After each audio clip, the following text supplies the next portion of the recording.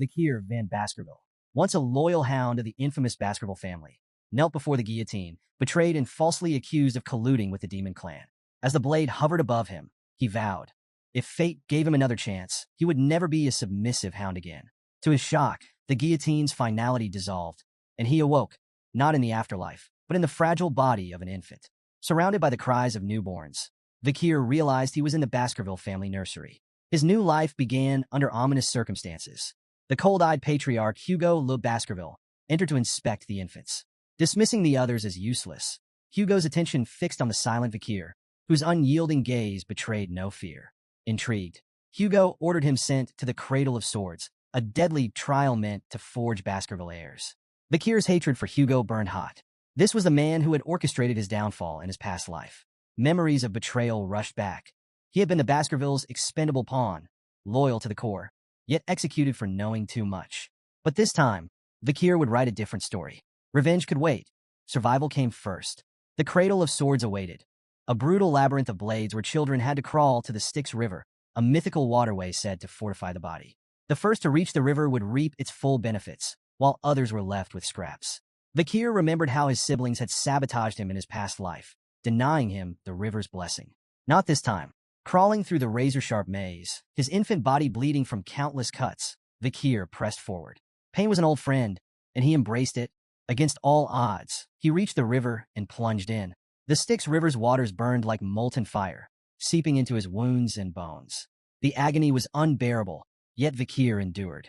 Compared to the torment of his past life, this was a whisper. Every second submerged strengthened his resolve and body. Outside, attendants panicked as they watched the infant endure far longer than any child before him.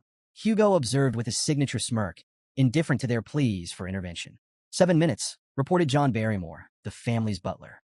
Hugo chuckled, his amusement tinged with grim expectation.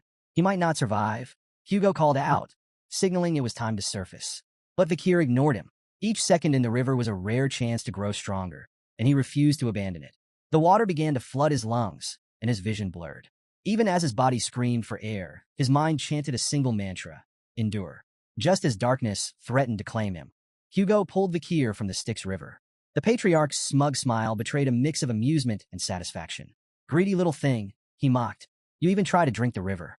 As Hugo examined him, something unusual caught his attention. Vikir already had teeth, an extraordinary trait for a newborn. Intrigued, Hugo turned to the head butler and asked the child's name. Upon hearing it, his smirk deepened. A very greedy son has been born, he mused, half amused, half impressed. Though weak and groggy, Vikir's mind remained razor-sharp. Silently, he vowed to grow stronger in secret and someday tear Hugo apart with his own hands. His hatred didn't stop with Hugo. It extended to the entire Baskerville family. They had tried to erase him once, but this time, he would make them disappear into history. As he lay in the nursery, the memories of his past life seared his thoughts. He was Hugo's illegitimate son, cursed with low status despite his extraordinary talents. By 20, he had proven himself a master of assassination, espionage, and conquest, earning renown despite the family's disdain. Yet to the Baskervilles, he had always been a tool, disposable and replaceable. At 30, when demonic gates unleashed hell upon the world, Vikir became a pillar of resistance, fighting for 5 grueling years. His efforts turned the tide, but instead of recognition, betrayal awaited him. Accused of treachery and silence for knowing too much, his life had ended on the guillotine. This time, however, Vikir vowed that no one, not Hugo, not the Baskervilles, would get the chance to betray him again.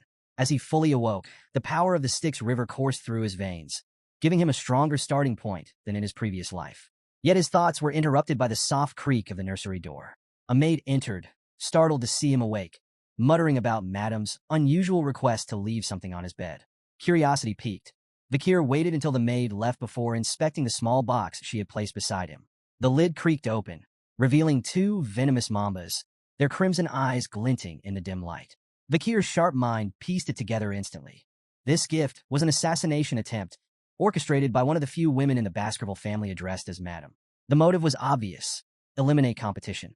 If Vikir died, the other infants in the nursery might also succumb to the Viper's fangs, removing all potential rivals. Hatred burned in his chest as the snakes lunged at him. With cold precision, Vikir caught the mid-strike, his tiny hands fueled by a lifetime's worth of rage and survival instinct. The venomous creatures writhed in his grip, but were no match for his iron will. By morning, the snakes lay lifeless beside him as Vakir peacefully dozed. The scene sent shockwaves through the Baskerville household. Chaos erupted as the nannies on duty faced brutal interrogations, their failure deemed an unforgivable crime. They were swiftly executed, but the Viper's origins remained a mystery to all, except Vakir. 8 years passed, and Vakir sat in a classroom, half listening as the teacher droned on about the hierarchy of swordsmanship. The students were captivated by the descriptions of the stages. Sword beginner, unable to imbue their blade with mana. Sword expert, capable of infusing a small amount of mana. Sword graduate, their blade shimmered with a liquid-like mana aura. Sword master, the pinnacle of mastery, able to form and shape solid mana freely. The class erupted in awe as the teacher mentioned that Sir Hugo, the family patriarch, was a sword master, the strongest in the Baskerville line. Vakir, however, paid no attention. His thoughts were consumed by his own goals, not Hugo's accolades. His coming-of-age ceremony was fast approaching, and each day brought him closer to the moment he would regain his full power. To him, the question wasn't if he could destroy Hugo, but when. The teacher glanced at Vakir, mistaking his quiet focus for disciplined dedication. Vakir's unmatched endurance in the Styx River and his remarkable physical development made him a standout. The teacher thought Hugo would be pleased. Vakir, however, cared little for Hugo's approval. He was busy calculating how many years he had left to exact his revenge. After class, trouble came in the form of 3 arrogant boys. Identical in every way, but their misplaced bravado, the triplets, Highborough, Middleborough, and Lowborough Le Baskerville cornered him. Known as Hugo's Trident, they sneered and jeered, calling him Garbage Van and mocking the stories about his legendary feats as a baby. Styx River? Strangling snakes? What a joke, Highborough taunted. The others laughed, feeding off each other's malice. Vakir's sharp memory identified them instantly. These were the same triplets who had betrayed him in his past life, stabbing him in the back when he was on the run from false accusations. At 9 years old, their cruelty was unchecked, but Vakir knew they would grow into dangerous obstacles. He debated whether to deal with them now or bide his time. Highborough, the self-proclaimed leader, pulled out a knife. They say your body's immune to blades, he smirked. Let's test that. Middleborough grabbed Vakir from behind, clamping a hand over his mouth. 3 minutes, he said with a sneer. If he can endure that, I'll eat my hand. The triplets began their experiment, slashing at Vakir with increasing frustration. 1 minute passed, then 3, then 10. No matter how hard they tried, the knife didn't leave a scratch. Annoyed and out of ideas, the triplets let Vakir go. Guess the legend's true, Middleborough muttered. As he released Vakir, he froze, noticing blood on his hand and the absence of a finger. Vakir spat the severed digit onto the ground, his expression calm, almost bored. What are you doing? Middleborough shrieked, his face pale. Vakir's dark smile deepened. You said you'd eat your own hand, he reminded him coldly. Panic gripped the remaining 2 triplets. We need a priest, they yelled, scrambling to find a way to reattach the finger. Vakir wasn't interested. His icy gaze silenced their panic, and he spoke with quiet authority. Leave. The enraged triplet lunged at Vakir with a knife, hurling insults and emphasizing their age advantage. Vakir remained calm, letting the blade strike him, but it failed to pierce his skin. Seizing the moment, he grabbed the boy's wrist and twisted it with merciless precision. The triplet screamed in pain as Vakir, his voice cold and steady, reminded them that in the Baskerville family, power and talent always trumped age. An evil glint flashed in Vakir's eyes as he taunted them. Shall we continue your little game? Let's see who lasts. He wrenched the boy's arm further, eliciting louder cries. The remaining 2 triplets, frozen in fear, soon snapped into action. One charged at Vakir in a blind fury, only to meet a devastating punch that sent him sprawling across the floor. The third followed suit, lunging in desperation, but Vakir countered effortlessly with a kick to the face, leaving him crumpled beside his brothers. The room fell into an eerie silence, broken only by the groans of the defeated triplets. Vakir stood over them, his gaze icy and unforgiving. With chilling detachment, he told them that while their wounds could be treated, they would have to endure their pain for now. Then, with a mockingly generous tone, he offered them a way out. One of you can leave the room, Vakir said. Relief flickered across the triplets' battered faces, and they quickly asked which one of them would be spared. In response, Vakir picked up the knife and tossed it onto the ground between them. Decide for yourselves, he said, his voice dripping with cruel amusement. As he turned to leave, he added one last taunt. Don't take too long. At least one of you should live, right? The triplets stared at the knife, then at each other. The realization hit them like a thunderclap. Survival would come at a cost. Desperation overtook reason, and they began to fight, clawing and struggling to claim the blade. From outside the room, Vikir paused to listen, satisfaction curling his lips as the sounds of their infighting, grunts, shouts, and cries echoed through the hallway. The once united trident of Baskerville had been shattered, their bond irreparably fractured.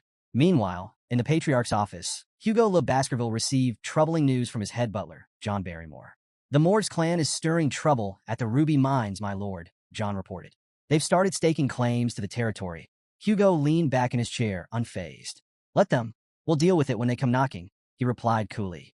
John nodded and shifted topics. "The juvenile evaluations at the Baskerville Fortress have concluded the written exams. Master Vikir scored the highest." He hesitated briefly before adding, "The practical exams are in 5 days.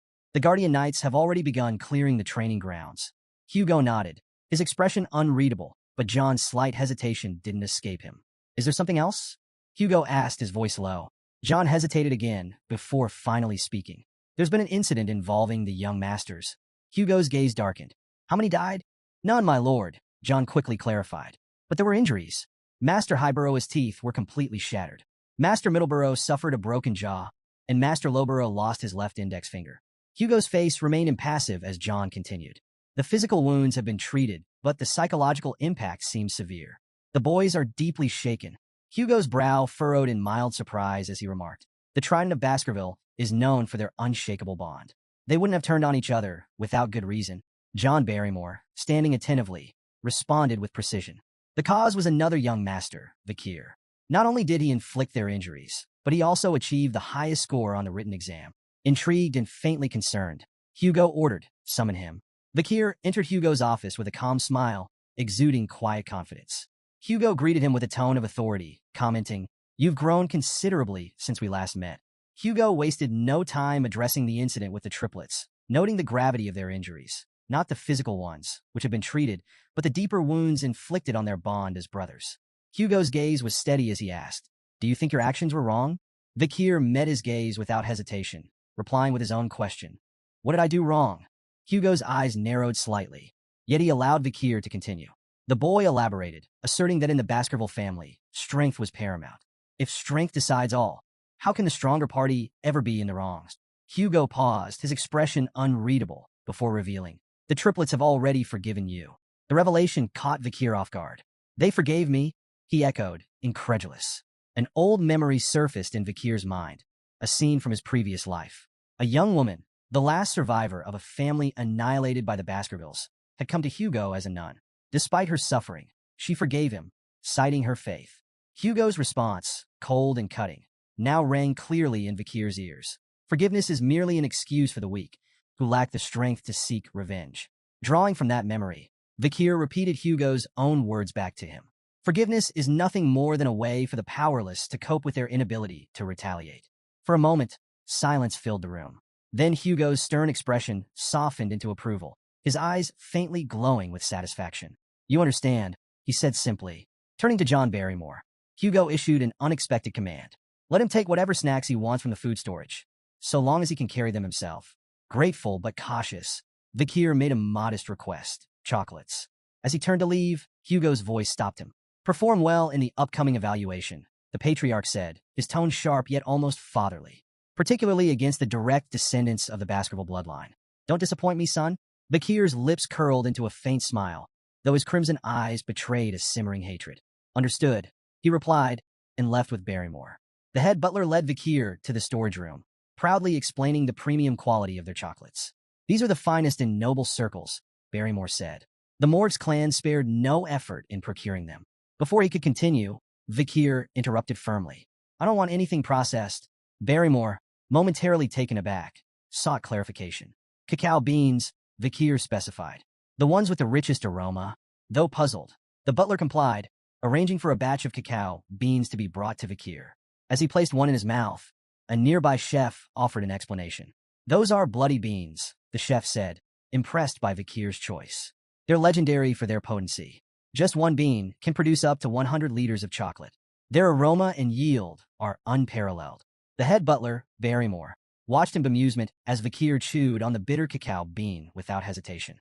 Assuming Vikir had an unusual love for chocolate, Barrymore thought the boy's unorthodox request might be a clever ploy to secure more in the future. When the chef offered to process the beans into chocolate and deliver it to his room, Vakir declined, insisting on taking the raw beans with him. The peculiar request left the staff scratching their heads. What none of them realized was that Vakir had no intention of eating chocolate. These cacao beans were tools for a far more devious plan, one that would unfold during the practical exam in 5 days.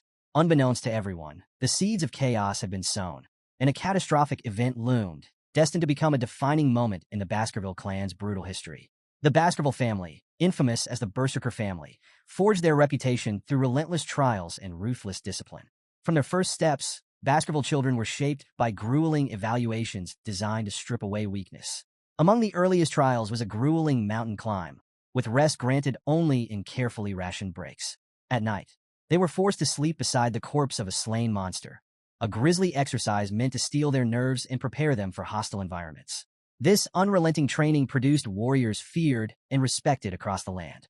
However, it was at the age of 8 that the true test began, the deadly evaluation, a rite of passage that would cement their place in the Baskerville hierarchy.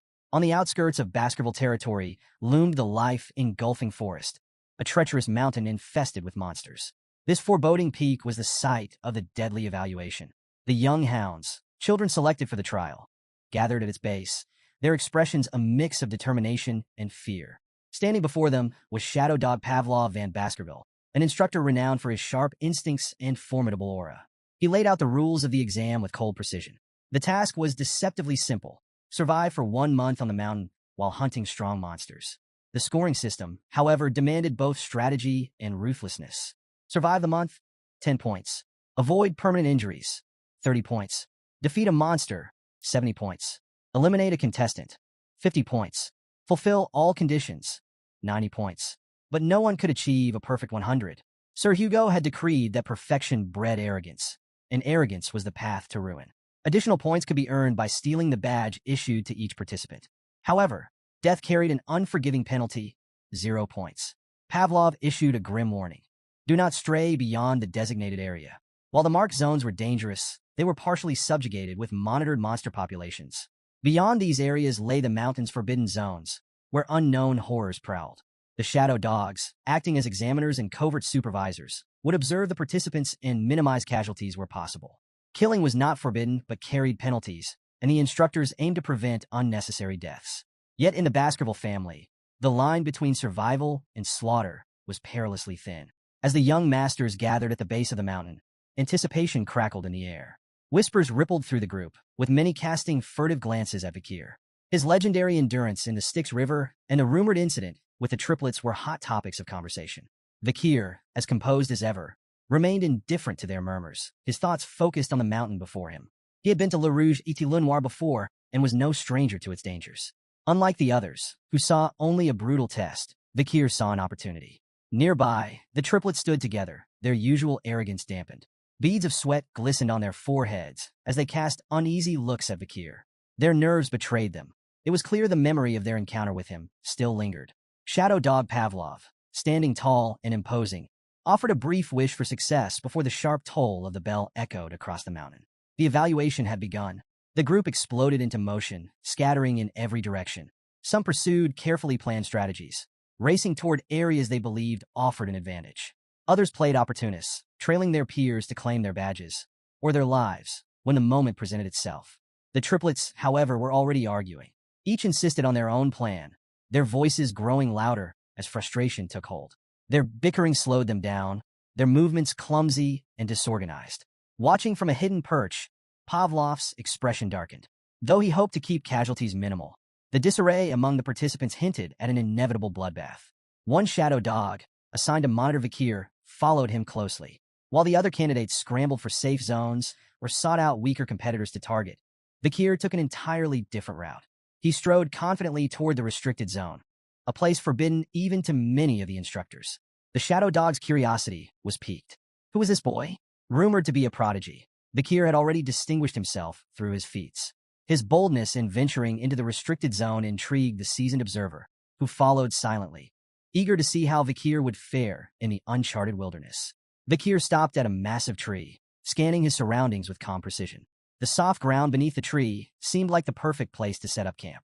To the Shadow Dog's surprise, Vikir began preparing to rest. While the other candidates battled monsters or plotted to steal badges, Vikir busied himself with mundane tasks, gathering wood, digging small holes, and practicing with a wooden stick. When night fell, he slept peacefully under the tree, completely unbothered by the chaos erupting elsewhere on the mountain. The Shadow Dog grew impatient. Was this boy truly a genius, or just a fraud avoiding the real competition? His so-called strategy seemed like nothing more than camping and cooking. Frustrated by the lack of action, the Shadow Dog eventually decided to abandon his watch, muttering to himself as he left to observe more interesting candidates. As soon as the Shadow Dog was gone, a sly smile crept across Vikir's face. He had been waiting for this moment. Without the observer breathing down his neck, he could finally focus on his real plan. Tossing a handful of bloodied beans into the fire, Vikir leaned back against the tree, reminiscing about the old days when camping like this was second nature. A quiet chuckle escaped him as he muttered to himself, "Finally, that nosy dog is gone." The flames crackled, releasing the potent aroma of the beans into the air. Vikir's preparations were complete. The peaceful facade melted away, replaced by a glint of predatory intent in his crimson eyes. "The real hunt starts now," he whispered, his voice barely audible over the flicker of the fire. A few days into the evaluation, Vikir ventured into the restricted zone, a treacherous area he knew all too well from his past life. His sharp eyes scanned the charred terrain, his senses alert. The acrid scent of burning hung in the air, a clear indicator he was getting close. Scorched roots and smoldering stool confirmed his suspicion. His target was near. Towering before him, wreathed in sulfuric heat, stood a hellhound, a 3-meter-tall monstrosity with flames spewing from its mouth and eyes. The beast radiated terror, its very presence capable of incinerating anything in its path. Known for its relentless brutality, the hellhound burned its victims until nothing but ash remained. With a risk rating of B+, it was a living disaster, a nightmare brought to life. For a brief moment, doubt flickered through Vikir's mind. In his past life, he had barely survived an encounter with one of these creatures at 18. Now, as an 8-year-old, facing it directly would be suicide. But Vikir hadn't come to fight the hellhound head-on. He had a plan.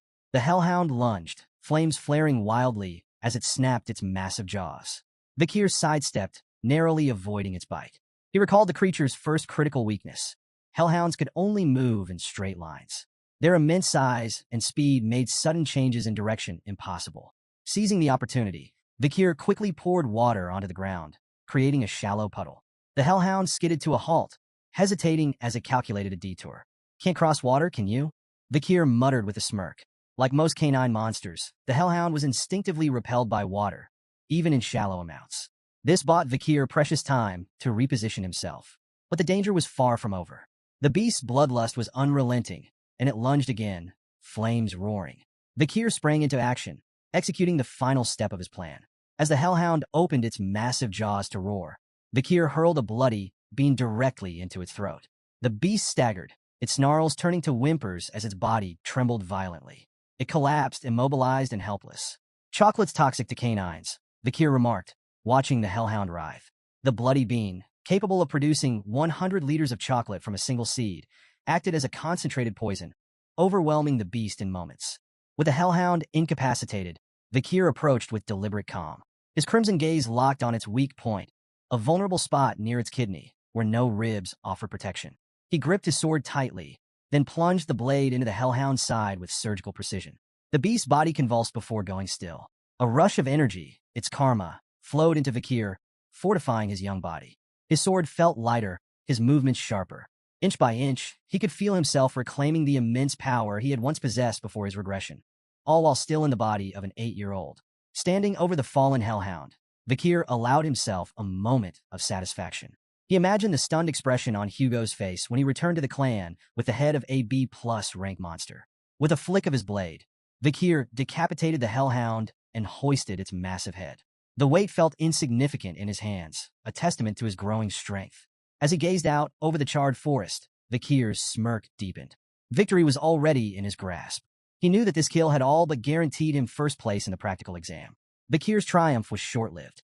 A low, menacing growl shattered the silence, and he turned to see a group of hellhounds emerging from the shadows. Their flaming eyes locked onto him, filled with vengeful fury. It was clear they had come for their fallen comrade. Despite the odds, Vikir remained calm. He gripped his sword tightly, mentally calculating his resources. He had enough bloody beings to exploit their weakness, and he knew their patterns and limitations. Victory wasn't impossible, but before the hellhounds could attack, something unexpected happened. The pack began to whimper, their flaming eyes darting nervously as they shrank back. This sudden display of fear immediately caught Vikir's attention. Hellhounds never back down, even when facing certain death. What could terrify them? Vikir murmured, his heart pounding as he turned to face the source of their fear. His eyes widened in shock. Towering above him was a Cerberus, the legendary three-headed guardian of the underworld. The beast was colossal, 7 meters tall and radiating an aura of unmatched menace. Its 3 heads snarled and snapped, each mouth spewing fiery embers. With a risk rating of A+, Cerberus was leagues beyond the hellhounds in strength and ferocity. Vikir's mind raced. What is a Cerberus doing here? The monstrous creature was supposed to reside on the 7th ridge of life engulfing forest, far beyond the exam's designated area. Then he noticed something critical. Cerberus was injured. The creature's massive body bore several deep wounds, and arrows jutted out from its flesh. Blood trickled down its dark fur, and its movements were slower than usual. It was clear someone or something had been hunting it, driving it to this lower ridge. Realizing the opportunity before him, Vikir quickly assessed his options. An injured Cerberus was still a massive threat, but it was far more vulnerable than usual. This was a once-in-a-lifetime chance. With steely resolve, Vikir charged forward, his body moving with precision honed from years of battle in his past life. His blade flashed in the dim light as he landed several strikes on the massive beast. Each blow was calculated, targeting weak points exposed by its injuries. The Cerberus roared in pain, its fiery breath scorching the ground as it lashed out in retaliation. Vikir dodged with agility, his movements sharper than ever thanks to the strength he had gained from the Styx River. An injured Cerberus. This is doable, Vikir thought, his determination burning as brightly as the flames around him. But his confidence was short-lived. In a moment of carelessness, the Cerberus struck with lightning speed. Its first swipe shattered Vikir's sword, the blade exploding into fragments that scattered across the forest floor. The second blow hit him with tremendous force, sending him flying through the air like a ragdoll. Vikir's flight ended abruptly as his body slammed into a tree trunk with a sickening crack. The impact left him crumpled on the ground, motionless and battered. Blood spilled from his mouth, pooling beneath him as silence descended. For a moment, nothing moved. Then, Vikir's eyes fluttered open. Pain shot through his body, sharp and overwhelming. Panic flared as he noticed the unnatural angle of his left arm. His first thought was that the Cerberus had torn it clean off, but to his relief, it was still attached, though badly mangled. He grimaced, forcing himself to sit up. The Styx River's blessing saved me, he realized, though the protection came with limits. He wouldn't survive another direct hit. The Cerberus advanced, its 3 heads snarling in unison, fire and fury emanating from its massive frame. Vikir's instincts screamed at him. Brute force was no longer an option. Survival demanded a different strategy. Sometimes the wisest move was to retreat and live to fight another day. Swallowing his pride, Vikir turned and ran. His mind raced as he scanned the terrain for an escape. The beast's roars thundered behind him, its footsteps shaking the ground with each stride. Then he saw its salvation. A weathered iron fence loomed just a few yards ahead, marking the edge of the restricted zone. If he could cross it, he'd be closer to the safe haven he had prepared before the battle. Summoning every ounce of strength, Vikir sprinted toward the fence.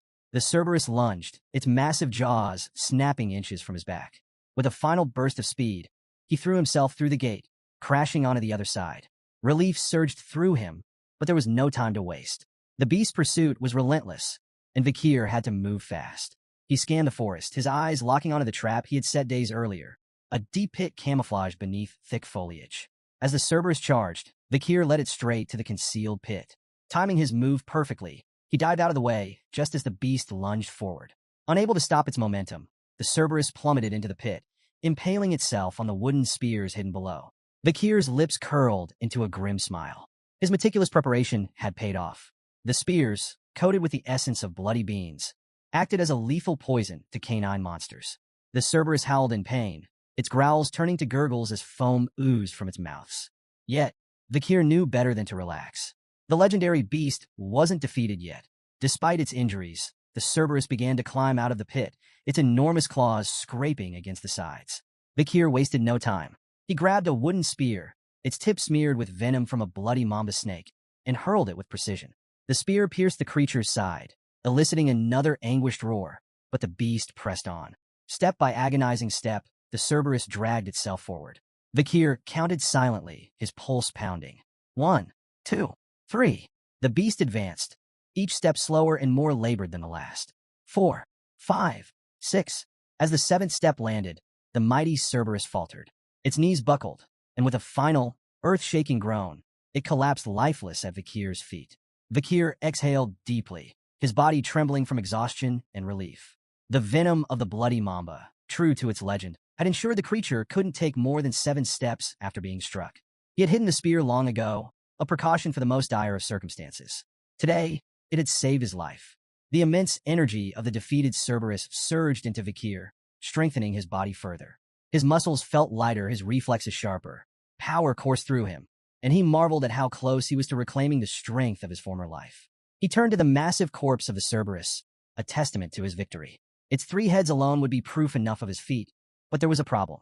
The poisoned spears and venomous effects would be obvious upon examination. Rumors could spread, undermining his achievement.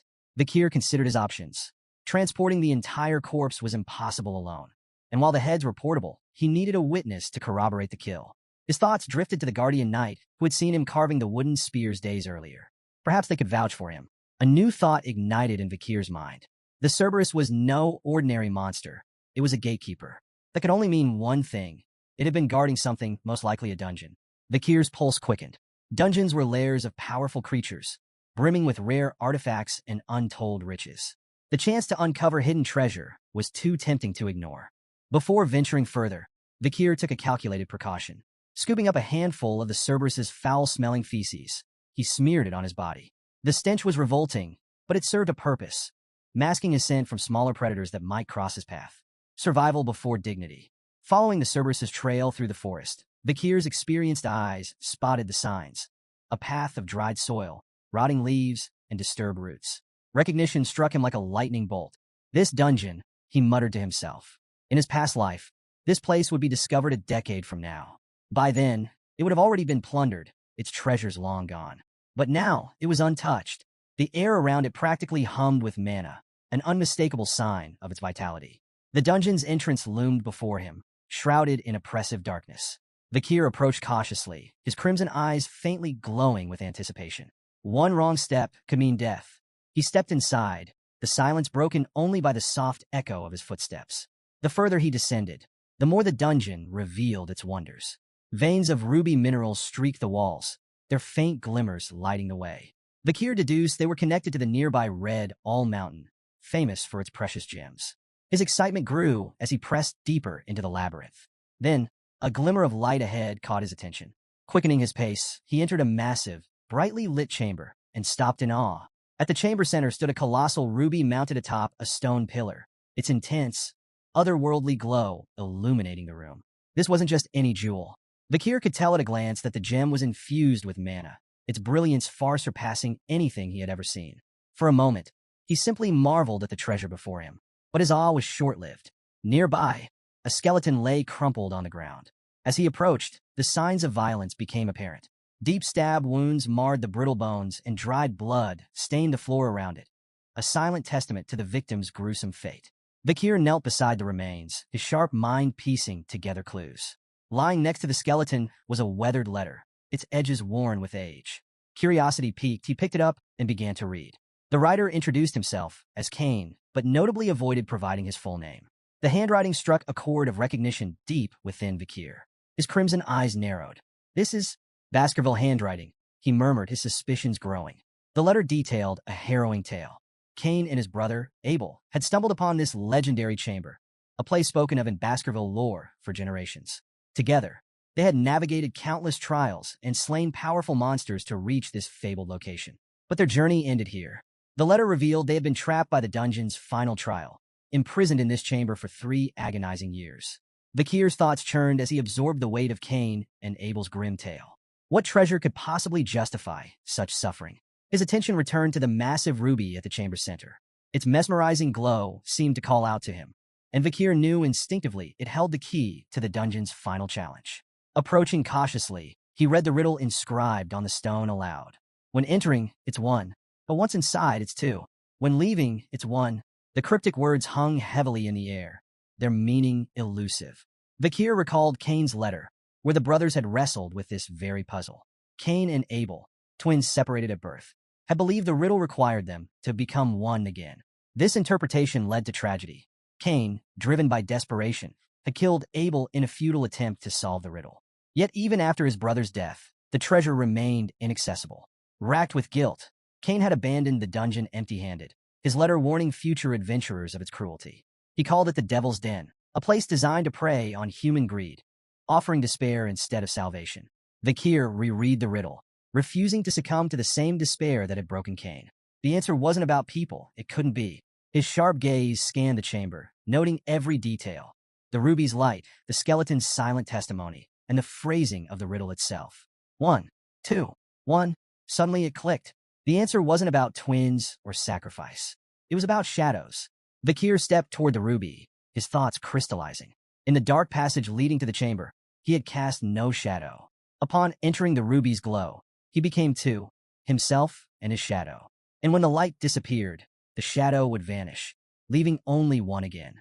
It was simple, too simple for Cain and Abel, blinded by their assumptions. Vakir gripped his weapon and struck the ruby with a precise blow. The gem shattered into fragments, its brilliant light extinguished in an instant. The chamber lit up with a final, blinding flash as the ruby crumbled. Then, as silence returned, the treasure the dungeon had guarded was revealed. Vakir's breath caught. At the center of the newly exposed chamber stood a sword embedded in a stone. Its sinister aura filled the air, heavy with malice and power. The blade exuded a dark, otherworldly energy that sent shivers down Vakir's spine. Approaching cautiously, he read the inscription etched into the stone. "Only those with Baskerville's blood may claim me." His eyes widened. This wasn't just any weapon. It was the fabled Beelzebub. The name stirred memories buried deep within him.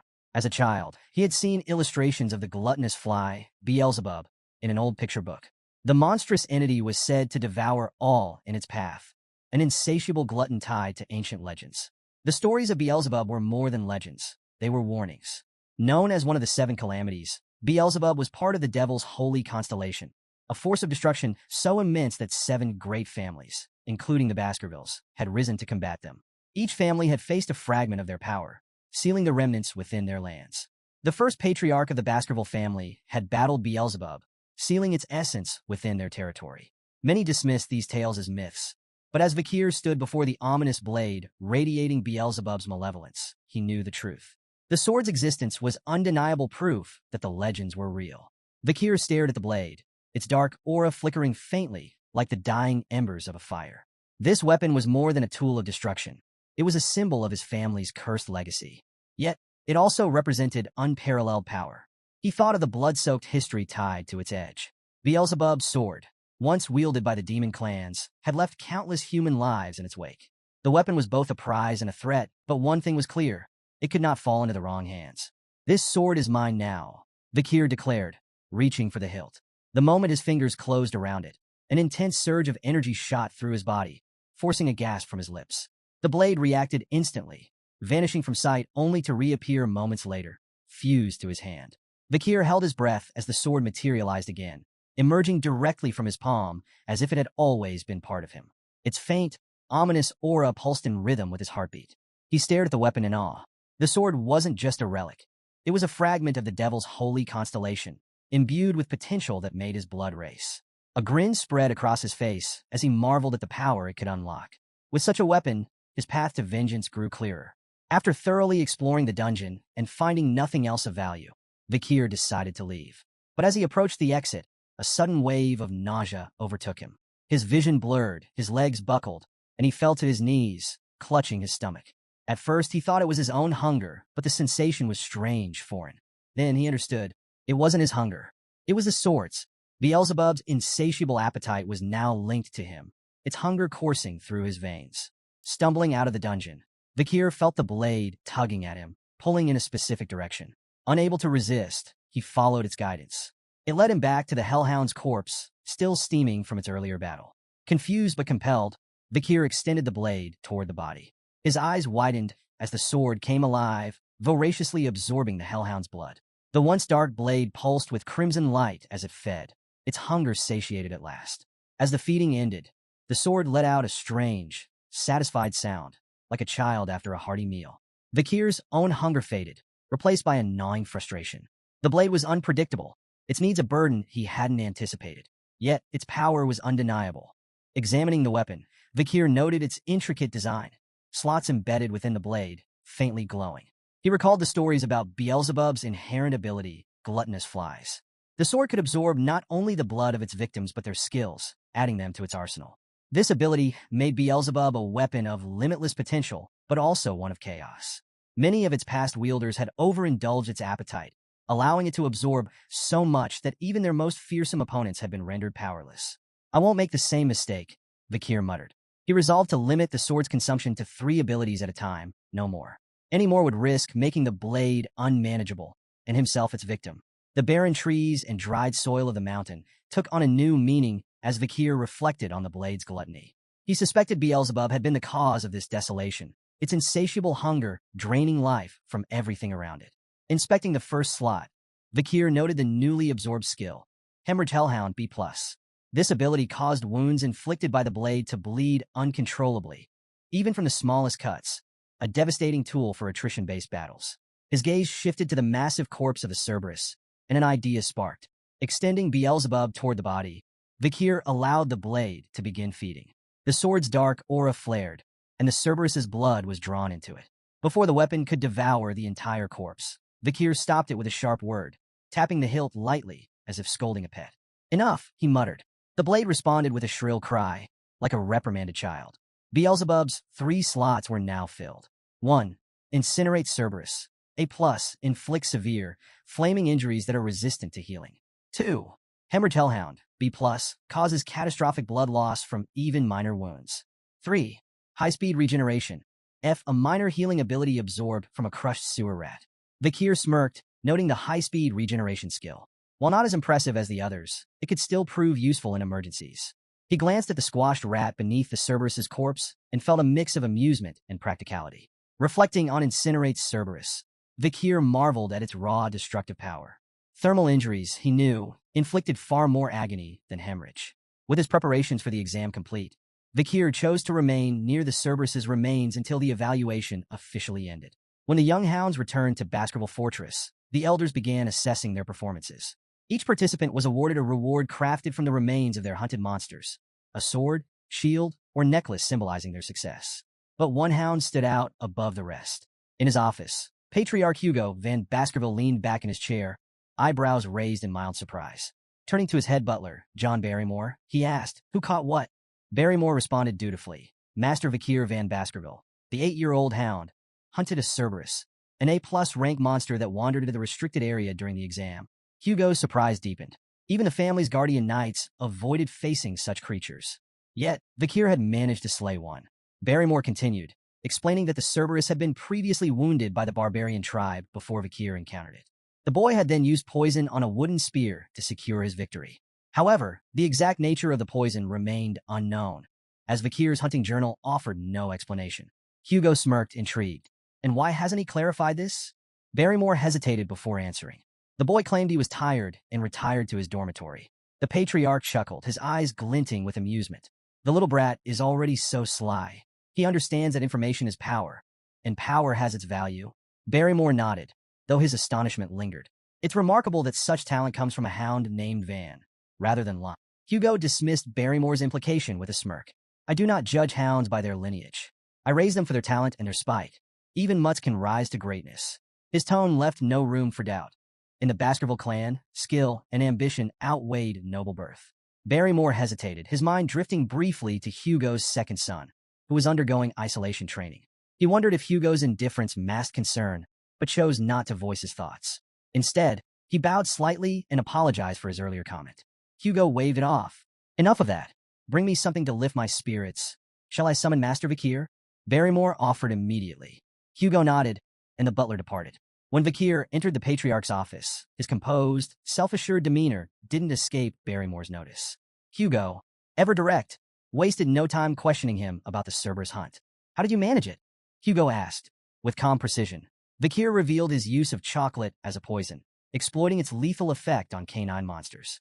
Hugo's eyes briefly widened in surprise, quickly piecing together the implications. The boy's earlier request for chocolate hadn't been a whim. It had been a carefully laid strategy.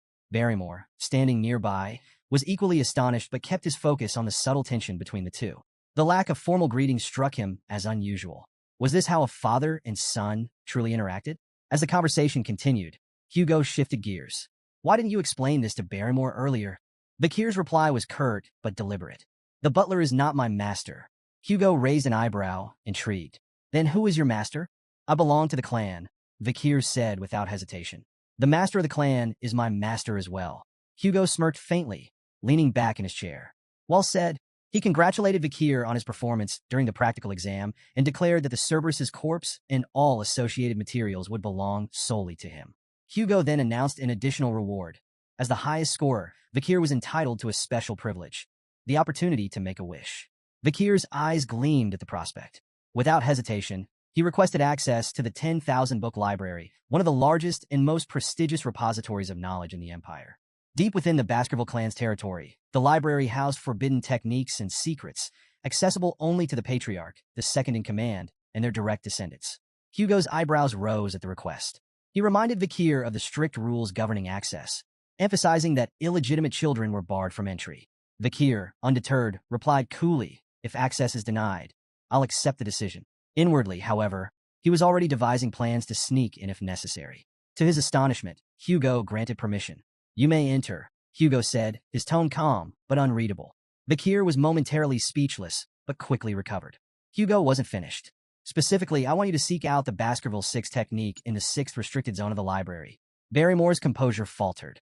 The 6th restricted zone was an area even the legitimate children of the family rarely ventured. No illegitimate child had ever been granted access this far, much less given a directive to retrieve such an advanced technique. The weight of the moment wasn't lost on Vakir. While he maintained his composure, his mind raced. Why is he giving me this opportunity? Even so, he reminded himself that the 6th technique, while formidable, was still far below Hugo's level of mastery. Before his regression, Hugo had achieved mastery over the Baskerville 7th technique, wielding the legendary power to bear 9 fangs. It was a feat that made him unparalleled within the clan, solidifying his place at its apex. But Vakir's ambitions extended far beyond the 6th or even the 7th technique. His sights were set on the ultimate prize, the textbook of swordsmanship, the foundational manual created by the first Baskerville Patriarch, who had subdued the 7 great disasters. It contained the teachings that had shaped the clan's unmatched legacy, and Vakir believed it held the key to his success. As Hugo offered a faint smile and wished him good luck, Vakir bowed, expressing his gratitude. Inside, however, he marveled at how Hugo had unknowingly handed him an opportunity of incalculable value. He doesn't realize what he's given me, Vakir thought. But it didn't matter. What mattered was what he would do with it. Arriving at the 10,000-book library for the first time, Vakir stood in awe. Towering shelves filled with ancient tomes stretched endlessly before him, each spine bearing a title that sparked his imagination. He read a few aloud, letting the evocative names linger in the quiet air. Severing incisors, grinding molars, piercing canines, snaggled tooth that embeds twice, wisdom teeth that lay down. These were the forbidden secrets of Baskerville swordsmanship he had long coveted but had been barred from learning in his past life. Yet he understood the logic behind the restrictions. The Baskerville clan had deliberately designed their techniques to cap the progress of their hounds at the 4th technique. It was a safeguard, a leash, ensuring no hound could turn their sharpened fangs against their master. Pressing onward, Vakir's steps were purposeful as he navigated the labyrinth of knowledge. Eventually, he arrived at a section guarded by heavy chains. Behind the iron bindings rested a massive tome, its lock glinting in the dim light. Vakir's crimson eyes narrowed. This is it, the Baskerville 6 technique. For a moment, he couldn't believe it. Hugo had truly granted him access to something he could only dream of in his past life. Unlocking the chains, Vakir smirked. He knew why Hugo had allowed him here, because the Patriarch likely believed number 8-year-old could possibly memorize the book's contents in a single day. But Hugo underestimated him. Before his regression, Vakir had already studied the theories behind the 1st through 4th techniques exhaustively. His obsession had even bred frustration. He had grown sick of those early stages, dissecting them endlessly in his quest to deduce the 5th technique. It was then he realized his past mistake. After drawing the 4th tooth, he hadn't stopped the flow of mana. That single oversight had kept the 5th technique out of his reach. The Baskerville swordsmanship followed a unique progression system. Each technique corresponded to a specific number of fangs. The 1st technique bore 1 fang, the 2nd 2, and so on. With each stage, a distinct red sword energy manifested, a visual representation of the user's mastery. The sixth technique, with its immense power, was a treasure Hugo likely thought Vikir could glimpse but never truly grasp. But Vikir's focus wasn't on the sixth technique itself. He wasn't here for what Hugo expected. His goal was far more audacious: to find a way to transcend his current limitations entirely. Leaving the swordsmanship section, Vikir caught the guards off guard. They stared at him in disbelief. "You're already finished reading?" one asked, incredulous. Another guard, clearly impressed, offered to retrieve more advanced texts from the deeper sections of the library. "You should check out the techniques stored in the restricted zones. That's where the real treasures are." But Vikir declined with a polite nod. "I've completed my task." The guards exchanged amazed glances as Vikir walked away. "Does he even realize how valuable those techniques are?" one whispered. "If it were me, I'd spend every second memorizing them," the other added. Vikir smirked to himself, letting them think what they wished. He knew exactly what he was doing. Amid the dusty shelves of miscellaneous books, Vikir searched for the real treasure he sought. His crimson eyes scanned row after row until they landed on an unassuming, tattered book tucked away in a neglected corner. Its title read, "Lurking Embedded Teeth." The book's worn cover and damaged pages made it appear worthless, a relic forgotten by time. Vikir held it in his hands, his expression calm, but inside his heart raced. He vividly recalled the time before his regression when he had served in the Hound Squad. During a mission, his team had stumbled upon a torn page from a Baskerville swordsmanship textbook. The page bore the unmistakable handwriting of a Baskerville ancestor and contained cryptic hints about a forgotten technique. When the page was brought to Hugo, it sent the patriarch into an obsessive frenzy. Determined to find the original text, Hugo scoured the library for years before finally locating it, within the lurking embedded teeth. The book, hidden among useless texts, contained the writings of a Baskerville ancestor and revealed the existence of the legendary 10th Fong technique. Vikir remembered the carnage that followed. Hugo, captivated by the promise of the 10th Fong, declared war on anyone holding the missing pages. He dispatched Baskerville hounds to the 7 great families to recover the remaining 6 pages. The mission came at an unimaginable cost. Hounds died by the dozens, their bodies piling high, drenched in blood. When the pages were finally recovered, Hugo's only acknowledgement was a cold, dismissive phrase: "Good job." Vikir's hands clenched as the memory burned in his mind. The senseless waste of life enraged him. He vowed that history would not repeat itself. He would surpass Hugo, not by mimicking his methods, but by learning from his mistakes. Flipping through lurking embedded teeth, Vikir noted its disjointed techniques and incomplete passages. Without the missing pages, the book was little more than a fragmented puzzle. But Vikir had an advantage no one else did. Before his regression, he had memorized every detail of those lost pages. The reason he couldn't progress beyond the 4th technique in his previous life wasn't his lack of skill or mana. It was the absence of this original text. The missing pages were the key to understanding the techniques in their entirety. As Vikir closed lurking embedded teeth, he muttered to himself, "To most, this book would seem like meaningless, disjointed nonsense. But with the missing pages, the misleading information transforms into an absolute masterpiece." He marveled at the text's brilliance, understanding that its true genius emerged only when the blanks were filled. Before his regression, Vikir had reached the pinnacle of graduate aura and mastered the highest level of the 4th Fong technique. Now, armed with this knowledge, he was confident he could surpass it. This time, however, he vowed to avoid the mistakes of his past. Before he turned 15, he would reclaim all the power he had lost, and more. Engrossed in the book, Vikir lost track of time. By the time he finished, dawn had broken. The realization of how much he had achieved filled him with pride. He had memorized every word, every nuance of the text. Glancing around the library, he noticed the absence of the Guardian Knights. The silence emboldened him. Though his young body wasn't yet capable of drawing all 10 fangs, he was certain the elusive 5th Fong technique, which had eluded him in his past life, was finally within reach. Approaching a nearby statue, Vikir steeled himself, his mind focused and his heart resolute. He began executing the Baskerville sword techniques, unleashing every ounce of power he could summon. First Fong technique, a sharp, decisive strike, its precision cutting cleanly through the air. Second Fong technique, building momentum. Each movement grew more deliberate and deadly. Third Fong technique, forceful and unrelenting. His strikes hammered the statue's surface. Fourth Fong technique, a whirlwind of honed precision, each blow infused with years of dedication. As his sword collided with the statue, Vikir's memories surged. He recalled the brutal struggle to reach graduate aura in his past life, only to have his illegitimate status bar him from progressing further. The direct bloodline of the Baskervilles had ensured he never advanced beyond the 4th technique, crushing his potential with their hostility. But this time was different. With each strike, Vikir channeled his anger, frustration, and defiance into his blade. In his mind, the statue became a vivid image of Hugo's face, taunting him. With a ferocious swing, he unleashed his full force, slicing through the statue in a series of precise, calculated blows. As the dust settled, Vikir stepped back, his breath ragged and his body trembling. For a moment, he stood still, hands gripping his weapon tightly, anticipation coursing through him. Then it came, a hot surge of energy flowing from his heart to his neck. He knew instantly. A triumphant smile spread across his face. He had done it, overwhelmed with emotion. Vikir nearly felt tears welling in his eyes. His success was monumental, but it was the tangible proof that left him awestruck. His canine teeth had begun to grow. In the Baskerville clan, this development symbolized the hound's readiness to draw their fangs against their master. Such a transformation had never occurred at such a young age in the clan's history. His body trembled with excitement as his mana surged within him, evolving into something far greater. The solid state of his energy had transformed into a liquid form, denser and more versatile. This was graduate aura at its true peak, a level of mastery that had taken him 30 arduous years in his previous life. Now, at just 8 years old, he had reached the same milestone. Vikir gazed at the flowing aura surrounding him, its liquid form a testament to his newfound status. To reach graduate aura was to ascend leagues above sword experts, and the realization filled him with both awe and quiet confidence. Yet this was only the beginning. His gaze shifted back to lurking embedded teeth, the book that had unlocked this monumental progress.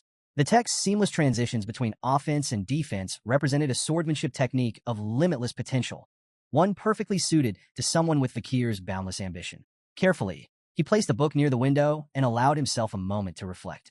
Since his regression, his growth in strength and skill had been exponential. With his current abilities, Vikir was confident he could hold his own against a mid-class graduate aura swordsman and emerge victorious. Still, he knew better than to reveal the full extent of his power. Not yet. For now, he needed to keep Hugo's eyes on him, buying time to secure everything he needed for the future. A sly grin spread across Vikir's face as he pulled out a magnifying lens. Positioning it over the book, he allowed the sun's rays to converge, igniting the pages in a small, controlled fire. As the flames consumed lurking embedded teeth, he remarked to himself that destroying the book would make it nearly impossible for Hugo and the hounds to piece together the 10th Fang technique. For him, however, it was no loss. He had memorized every critical detail. The acrid smell of burning paper quickly drew the attention of the library guards, who burst into the room. Startled to find Vikir there, they demanded an explanation. Vikir's expression shifted instantly to one of sheepish contrition. Bowing his head, he apologized profusely, claiming the fire had started when he had carelessly left the magnifying glass too close to the book.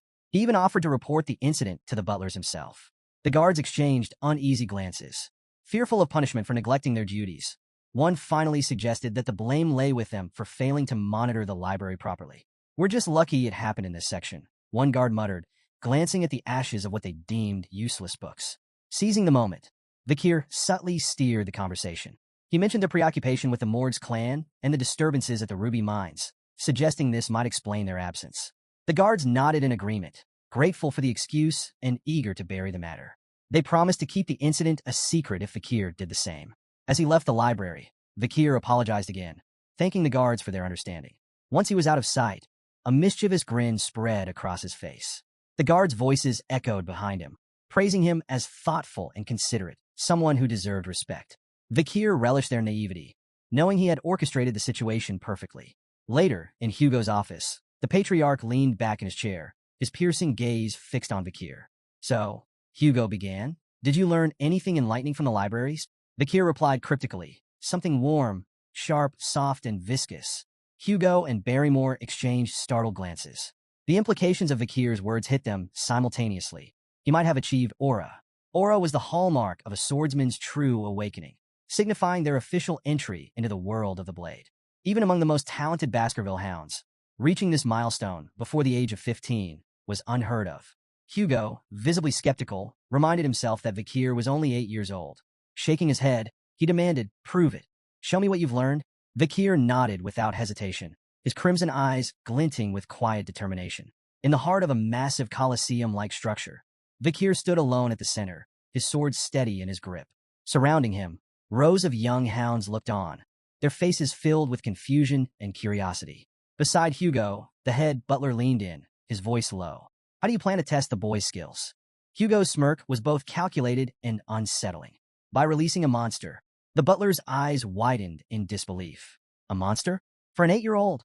Hugo confirmed with a nod, his smirk deepening. Hungry and feisty too, the gates before Vikir creaked open, and a chained orc was led into the arena by a guard. The massive, green-skinned creature snarled, its bulging muscles rippling with barely contained rage. Razor-sharp tusks jutted from its mouth, and its beady eyes darted around the Colosseum, assessing its surroundings with animalistic intelligence. A collective gasp rippled through the audience of young hounds. "That's overkill," one whispered. "Do they really need a monster like that to test him?" murmured another. Some muttered their concerns aloud. If things spiraled out of control, would the Guardian Knights have to intervene? But while the crowd buzzed with doubt, Vikir stood calm and composed. His sharp eyes fixed on the orc, he showed no sign of fear. His body was still, his blade poised, as Hugo gave the signal. The orc's chains fell away with a deafening clatter. With a feral roar, the beast charged, its massive bulk hurtling forward with terrifying speed. Vikir remained motionless, timing his move with surgical precision. As the orc lunged, he swung his sword in a blinding arc. The strike was fluid and flawless, severing the creature's arm in a single motion. The orc stumbled back, roaring in pain and confusion. Before it could recover, Vikir closed the distance with terrifying speed. Another precise strike followed, this time severing the orc's leg. The monster collapsed, growling in agony, its body writhing helplessly on the arena floor. The Colosseum was frozen in stunned silence. How? How did he do that? One young hound muttered. Did he even use mana? Another asked, incredulous. From his vantage point, Vikir noted the orc's confusion. Its bleeding wounds failed to regenerate, a hallmark of its species. Vikir smirked. He knew why. It wasn't just the severed limbs. Hemorrhage Hellhound, the ability imbued in his blade, was preventing the orc's famed regeneration from activating. A C-class monster like the orc was powerless against the lingering effects of a B-class Hellhound's curse. From the sidelines, Hugo watched intently, his face unreadable. But Vikir recognized the look. His father wasn't just evaluating the fight. He was deciphering what Vikir had learned in the library. Vikir decided it was time to give him an answer. Hugo's eyes began to glow faintly, a sign of heightened interest. Beside him, the head butler gasped, his voice trembling. That's an aura blade. In the arena, Vikir's sword began to radiate a brilliant red light. The energy was sharp and visceral, a manifestation of his mastery over aura. The orc, still struggling, roared weakly. But it was too late. Vikir charged forward, his blade slicing cleanly through the air. With a single, devastating strike, he decapitated the orc. The monster's massive head tumbled to the ground, its body crumpling lifelessly as the red glow of Vikir's blade faded into the silence of the Colosseum. The Colosseum erupted in astonishment. The young hounds could barely process what they had just witnessed. Murmurs rippled through the crowd, growing louder as disbelief turned to admiration. Beside Hugo, the head butler turned, his voice trembling with excitement. It's the aura of a low-class sword expert. We've just witnessed the birth of a genius. There will never be another like him across all the families in the Empire. But despite the head butler's praise, Hugo's sharp gaze remained fixed on the pool of blood spreading beneath the orc's lifeless body. The creature's famed regeneration had been utterly nullified. He only won because the orc was weak, Hugo said flatly, though his tone carried an undercurrent of intrigue. Before Hugo could say more, Vikir's calm voice cut through the murmurs. Is there anything stronger than this orc? The Colosseum fell silent. An 8-year-old, asking for a stronger opponent after defeating an orc? Even the doubters in the audience were struck speechless. Vikir's reasons were clear. He wanted to demonstrate his progress, not just to Hugo but to the entire clan. A performance like this might earn him recognition. Perhaps they'd send him to a prestigious academy, or even dispatch him to a remote area, away from Hugo's direct control. Hugo leaned back in his seat, his curiosity piqued. A faint chuckle escaped him. It seems the orcs I brought from afar are not enough to satisfy my son's hunger. Turning to the head butler, he asked, do we have anything stronger?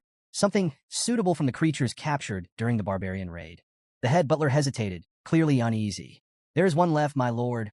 Hugo's smirk widened. Bring it in. The massive gate creaked open again, its echoes amplifying the tension in the Colosseum. All eyes were glued to the entrance as the ground began to tremble with heavy footsteps. A collective gasp spread through the audience as a troll emerged, bound in heavy chains. Vikir stood calmly in the arena, his crimson eyes fixed on the towering creature before him.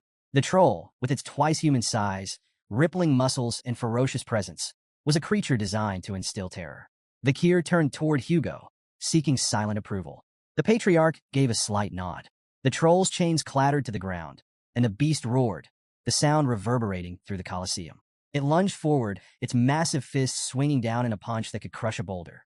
But Vikir was faster. With almost inhuman agility, he sidestepped the attack, the troll's fist smashing into the ground with a thunderous impact. Dust and debris flew into the air as the crowd gasped at the sheer force of the blow. Moving with calculated precision, Vikir slipped behind the troll, exploiting its momentary confusion. From the audience, a young hound shouted, "That's the perfect moment to attack. Why didn't he take it?" Hugo's calm, instructive voice cut through the murmurs. Trolls have extraordinary regenerative abilities. Only fatal attacks are worth it. Anything less is a waste of effort. A proper plan is essential to hunt a troll. The troll charged again, its massive frame lumbering forward with raw power but sluggish movements.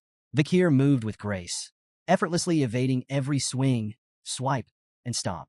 Each step was calculated, each dodge precise.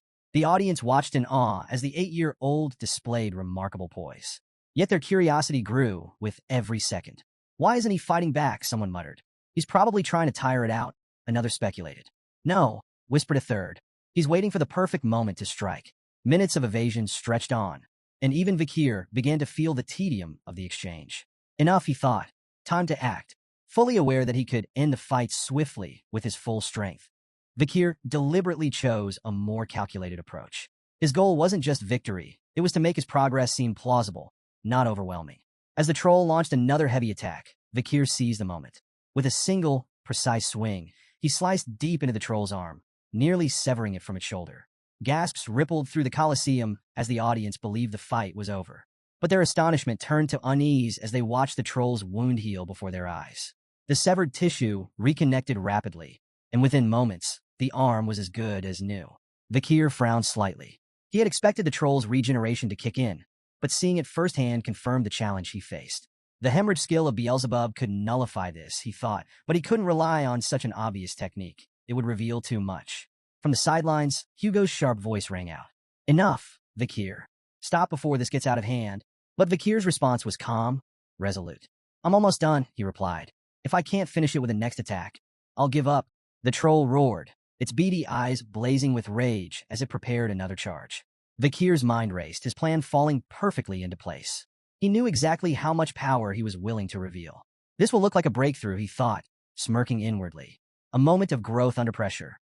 The move would impress Hugo and the audience while concealing the true extent of his strength.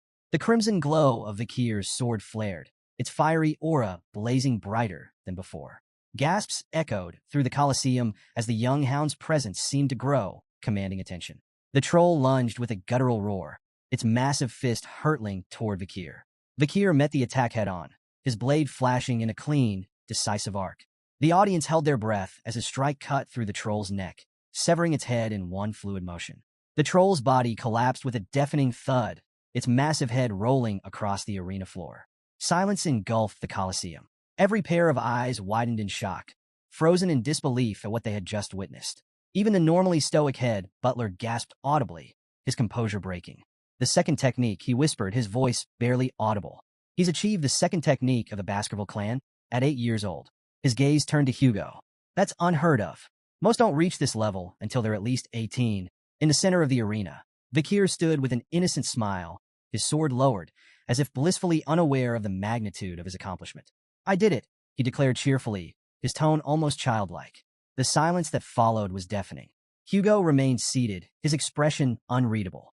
Yet inside, he was reeling. What he had just witnessed defied everything he knew about swordsmanship and training. An 8-year-old performing the second technique? The implications were staggering. A week later, Vikir sat in the Baskerville dining hall, staring down at a bowl of unappetizing meat porridge. Around him, the air was heavy with tension. None of the other young hounds dared approach him. Their gazes flickered toward him briefly, before they quickly looked away. Vikir wasn't surprised. In the Baskerville family, power was everything. His recent display had placed him far beyond the reach of his peers, and they all knew it. As he ate, Vikir reflected on his progress with satisfaction. Even Hugo seemed unsettled by his performance. So far, he had revealed only what he wanted them to see, his mastery of the second technique and his rank as a medium-ranked sword expert. Yet the truth remained hidden. He was, in fact, a low-ranked sword graduate capable of weakly performing the fifth Fong technique. Vikir's thoughts turned to the ability he had gained from the troll. Super speed regeneration, C+. now occupying Beelzebub's third slot. The skill bolstered his strength to the level of an average graduate or a swordsman. Yet he noticed an unexpected side effect. His appetite had increased dramatically since acquiring the ability. Shoveling another spoonful of porridge into his mouth, he paused as he sensed a sudden presence behind him. The triplets had appeared, surprised and wary. Vikir turned to face them cautiously. He had no desire to deal with them again, so he returned his focus to his food, hoping they would leave. But instead of provoking him, the triplets quickly blurted out their reason for approaching. "You were so cool during your fights with the Cerberus and the Troll." The statement hit Vikir like a thunderbolt. He was so shocked that he spat out his porridge. The triplets, alarmed, asked if he was okay, but Vikir remained suspicious. Could this be a two-faced technique? Or maybe a deceitful policy? He wondered. For a brief moment, he even considered beating them up preemptively, just in case. But after a moment's thought, he decided to observe them further. Before Vikir could act, Barrymore appeared behind him, his presence commanding the room. "Master Vikir," the head butler said, his tone polite but firm. Vikir turned, startled. It wasn't often that the butler sought him out in the dining hall. "The Patriarch has summoned you to his office immediately," Barrymore informed him. Intrigued, Vikir quickly finished his meal and stood. The triplets shuffled aside, their sudden admiration for him still puzzling. With a nod to Barrymore, Vikir made his way to Hugo's chambers, his mind racing with curiosity about what awaited him. In the Baskerville Patriarch's office, Hugo sat in his chair, exuding his usual air of authority. Across from him stood Adolphe Morgs, the Morgs clan's proxy patriarch. The Morgs clan, a prestigious mage family, had a long, intense history with the Baskervilles, an iron-blooded sword clan. While their philosophies clashed, the Emperor's decree bound them to conduct annual joint training sessions for children between the ages of 8 and 15. "It's been a while," Hugo said curtly. Adolphe nodded politely. "Indeed.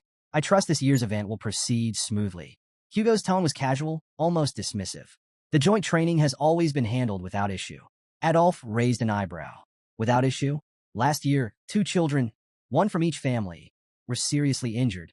Hugo waved off the remark with a faint smirk. "A scratch. Nothing more. It seems the Morgs children are dramatic." Adolphe's lips twitched in irritation. "The Morgs children are noble and dignified, unlike some." His words carried a subtle but unmistakable sting. Once, the Baskervilles and Morgs had enjoyed a strong alliance. The past emperor had even declared that magic and swords complemented each other, fostering cooperation between the two clans. But everything changed with the discovery of a ruby mine along their shared border. The bloodshed that followed shattered their relationship. Now, the joint training sessions continued solely because of imperial command. Adolphe had arrived on behalf of his brother to ensure this year's event proceeded without complications. Turning to Hugo, he remarked, "I've heard there's a supernova in the Baskerville family. A rare genius, born once in a century. A blessing to the Empire, no doubt." Though secretly pleased, Hugo downplayed the compliment. "It's nothing extraordinary," Adolphe smirked, detecting the subtle pride in Hugo's tone. "We, too, have a genius in our family," he said, gesturing toward the door. "Mort's clan head Raspine's daughter, Camus." The door opened, revealing a red-haired girl with a fiery demeanor. She strode into the room with confidence, her sharp eyes immediately locking onto Hugo. Adolphe began a formal introduction, but Camus interrupted, pointing an accusatory finger at Hugo. "Are you the thief who stole our ruby mine? Give it back." The room fell into a tense silence. Hugo's face darkened, his calm demeanor giving way to a sharp glare directed at Adolphe. "Thief?" he asked coldly. "Is that what you're teaching your kin now?" Adolphe looked startled. "I never said such a thing." Camus, however, was unfazed. Fixing Adolphe with a determined glare, she declared, "You did. An hour and 42 minutes ago, right before we got off the carriage, you called him that annoying chin beard who stole the ruby mine." Hugo's glare deepened further as Adolphe stammered, his composure crumbling. "Camus, you must have misheard. I said no such thing." But Camus stood her ground, arms crossed. "You definitely said it." Hugo's patience was wearing thin. "It seems the Mords clan struggles with teaching children proper etiquette," he remarked, his voice laced with irritation. Adolphe, scrambling to salvage the situation, tried to defuse the tension. "It's simply a misunderstanding, Patriarch Baskerville. Camus is young and spirited." Hugo's sharp gaze remained fixed on him. "There's no need to explain the Mords clan's problems with education to me," he said icily. Camus, undeterred, persisted. Crossing her arms, she repeated her demand, her fiery tone cutting through the air. "Our research is impossible without those stolen rubies." Adolphe's voice turned warning. "Camus," but she ignored him, stepping closer to Hugo. Hugo's patience finally snapped. His voice was sharp, tinged with barely concealed anger. "It seems the Mords don't teach manners at all. Adolf bristled at the comment, his composure cracking. And what do you plan to do? He retorted, his words biting. Threaten an 8-year-old girl? The insult struck a nerve. Hugo's proud Baskerville dignity prevented him from stooping to such behavior, leaving him momentarily speechless. Before the tension could escalate further, a calm but cutting voice sliced through the heated exchange. It seems the morgues don't teach their children not to envy what belongs to others.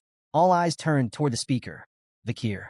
He stood in the doorway alongside the head butler, his composed demeanor stark against the tension in the room. The butler formally announced his arrival as Hugo turned to see his son, standing steady and unruffled. Adolf, startled by Vakir's sudden appearance, quickly connected the dots. This boy had to be the rumored Baskerville supernova. His thoughts were interrupted when he noticed something odd. Camus, who had been sitting beside him moments earlier, was no longer there. Camus had moved swiftly, now standing directly in front of Vakir. Her fiery demeanor was on full display as she demanded, "What did you just say?" Adolf called her name sharply, trying to stop her from causing a scene, but Camus ignored him entirely. Vakir, meanwhile, remained unruffled, studying her intently. As Vakir observed her, memories of Camus' future self surfaced in his mind. In time, she would rise as the Morgues clan's legendary iron-blooded empress, a figure revered and feared across the empire. Renowned as a genius of geniuses, Camus would create an era of unprecedented power for the Morgues clan. She was infamous for her ferocity, having eradicated the monsters and barbarians from life-engulfing forest to form the infamous border of blood and ashes. Her political acumen would even allow her to manipulate the imperial family, earning her the title Fire Goddess of Authority. But for now, Camus was just a child. A fiery, talented child, yes, but still far from the towering legend she would one day become. His musings were interrupted by Camus snapping. "Why does the ruby mine belong to you?" Remaining calm, Vakir countered, "Because it does. Your tantrum won't change that. Don't you think your behavior is childish?" Camus bristled at the remark, her irritation palpable. Without a word, she began casting a spell. Vakir instinctively prepared for an attack, but to his surprise, Camus conjured an intricate ice sculpture instead. She pointed at the sculpture, her tone defiant as she began explaining. "This is the joint security area," she said, using the sculpture as a visual aid. She pointed to a small cave carved into the icy representation. The mine entrance lies within Morgue's territory, but the vein itself runs beneath Baskerville land. This prevents you from claiming it entirely, but it also makes it impossible for us to mine freely without crossing into Baskerville territory. Her finger traced the icy veins with precision, her voice steady but laced with frustration. "We've offered, repeatedly, to pay rent for the use of the land, but your family rejects every proposal. You treat us like trespassers, interfering with our work." She turned to Vakir, her fiery eyes locking with his. "The ruby vein belongs to the Morgues clan," Camus declared firmly, "but your people keep claiming it's yours." Adolf nodded approvingly at Camus' explanation, his pride evident. Meanwhile, Hugo's expression darkened, annoyance brewing beneath his stoic exterior. Vakir, still calm and composed, interjected, "Rubies are common magic ingredients. The Baskervilles don't need them." Camus turned to him, her frustration evident. "Then why not rent your land if you don't need the rubies?" Vakir met her fiery gaze, his tone even. "The Baskervilles are fiercely protective of their land. We're uninterested in letting others profit from it. Entering Baskerville territory will bring losses, not gains, for your clan." Camus refused to accept his reasoning. With a determined glare, she placed her hand over the portion of her ice sculpture representing Baskerville land. "Then whose arm is this?" she asked defiantly. Vakir moved swiftly, catching her wrist in his grip. His confident smile returned. "It's my arm," he said coolly, "because it's in my land." Camus' face flushed crimson, caught off guard by his unexpected reply. She stammered, "What are you talking about? How could I belong to you?" Clearly amused, Vakir tilted his head, his grin turning mischievous. "Who said you're mine?" he teased, his tone ambiguous. Before Camus could respond, Vakir reached behind him and produced a knife. The sudden motion startled everyone in the room, Camus, Adolf, and even the head butler. Vakir's grin darkened, and his voice dropped. "What I'm saying," he said ominously, "is that your arm is mine." Camus froze, her fiery confidence shaken. "What?" she stammered, her voice trembling. Hugo, observing from his seat, broke into a cold sweat. The room grew thick with tension, the only sound Camus' faint, nervous hiccup. As Vakir moved the knife closer to her hand, Camus screamed, "Uncle, help!" Adolf appeared behind Vakir in an instant, his expression fierce. "Step away from my niece," he commanded, his voice full of protective fury. Camus seized the distraction to wrench her arm free, retreating quickly to Adolf's side. Shaken but defiant, She clung to her uncle's arm, glaring at Vikir. Adolphe turned his anger toward Hugo, his voice rising. What is going on here? Hugo, still sweating, turned his stern gaze to Vikir. You've gone too far with your joke, he said in a reprimanding tone. Vikir chuckled, raising the knife to reveal its harmless edge.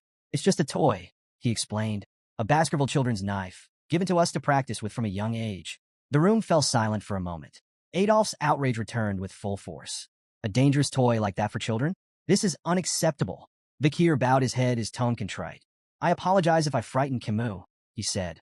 That wasn't my intention. Camus, however, was far from convinced, her fiery glare fixed on Vikir. Adolphe's frustration simmered.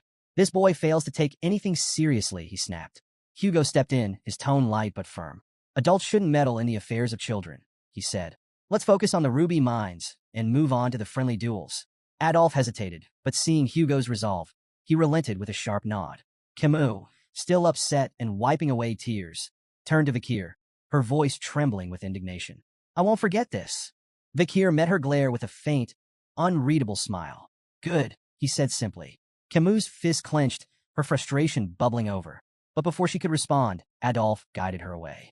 Vikir remained in place, his calm demeanor unwavering, his crimson eyes gleaming faintly in the dim light of the office. The day of the friendly duels had arrived. Children from both the Baskerville and Morgs clans, aged 8 to 15, gathered in the grand arena to showcase their skills. The younger participants displayed theoretical techniques and mana sensitivity, while the older children engaged in live combat. Yet, this year, all eyes were on one match. Camus Morgs versus Vikir van Baskerville. Camus stood confidently in the arena, her fiery red hair catching the sunlight. She turned to Vikir, her expression sharp and determined. Get ready, she said firmly. I won't hold back. Without hesitation, Camus began casting a spell. Her intricate hand movements and the shimmering glow of mana captivated the audience. Spectators murmured in awe as her magical energy grew more intense. A voice in the crowd broke through the noise. Is she casting quadruspells? The exclamations turned to gasps of astonishment. Quadruspell casting, the ability to cast 4 spells simultaneously, was a feat that eluded even many adult mages. Seeing an 8-year-old achieve it left the audience awestruck. She really is the Morgs clan's genius mage, one spectator remarked. Exactly what we'd expect from someone like her. Camus unleashed a flurry of attacks, casting 4 powerful spells simultaneously. Fire, ice, wind, and earth magic surged toward Vikir with precision and force. But Vikir dodged effortlessly. His movements were fluid, almost casual. Shaking his head slightly, he spoke with a faint tone of criticism. Instead of showing off with flashy spells, maybe focus on mastering just one. Camus sneered. Her pride stung. Why do you even care? You're just an idiot who doesn't understand magic. With a swift incantation, she conjured a sand wall, a thick barrier of swirling grains, to separate them. But Vikir, unimpressed, broke through it with a single kick. The wall crumbled like paper, scattering in the wind.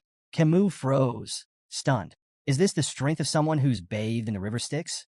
Her mind raced, recalling the tales of the infamous Baskerville trial. But before she could regroup, Vikir moved in with lightning speed.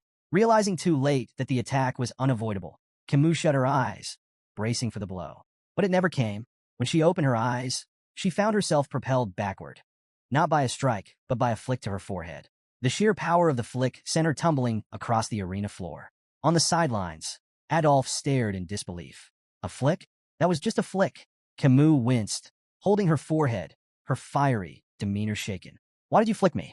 Are you going easy on me? Vikir smiled faintly, tapping his own forehead. Maybe it's time to end this before things get out of hand. Camus' eyes watered with frustration, but she refused to yield. With a defiant shout, she cast another spell. This time, she conjured 2 sand walls, layered for extra protection. Try getting through this, she declared confidently. Vikir stood unbothered, considering walking around the walls entirely. But with a faint smirk, he decided to humor her. Drawing back his fist, he punched straight through both barriers. The sand wall shattered, leaving a clean hole in his wake. Camus froze, astonished, as Vikir stepped through the debris. As he approached her, Vikir mimicked a flicking motion with his hand. Whose arm crossed the wall? He asked, his tone calm and deliberate. Camus opened her mouth to respond, but before she could, Vikir answered for her with another flick to her forehead. The stronger one, he said simply. The force of the flick sent Camus sprawling to the ground again. Growling in frustration, she pushed herself up, her fiery glare fixed on Vikir. Still ready to fight, she snarled, I'm not done yet. Vikir sighed inwardly. Dealing with children is harder than I thought. I could end this in zero point 0.1 seconds if I wanted to, but that would just cause more problems. Dodging Camus' relentless spells with ease, Vikir's sharp gaze wandered to another part of the arena. Two contestants, a sword apprentice and a mage, were locked in a duel. The swordsman's precise, powerful strikes tore through the mage's spells. An idea sparked in Vikir's mind. They might be useful for this. Meanwhile, Camus' frustration boiled over. "Stop running away and fight me," she shouted, her voice trembling with anger. Vikir seized the opportunity, his tone calm but firm. "You might want to have a defensive spell ready." Camus blinked, momentarily confused by his sudden comment. Before she could process his warning, she noticed the mage behind Vikir preparing a large-scale attack.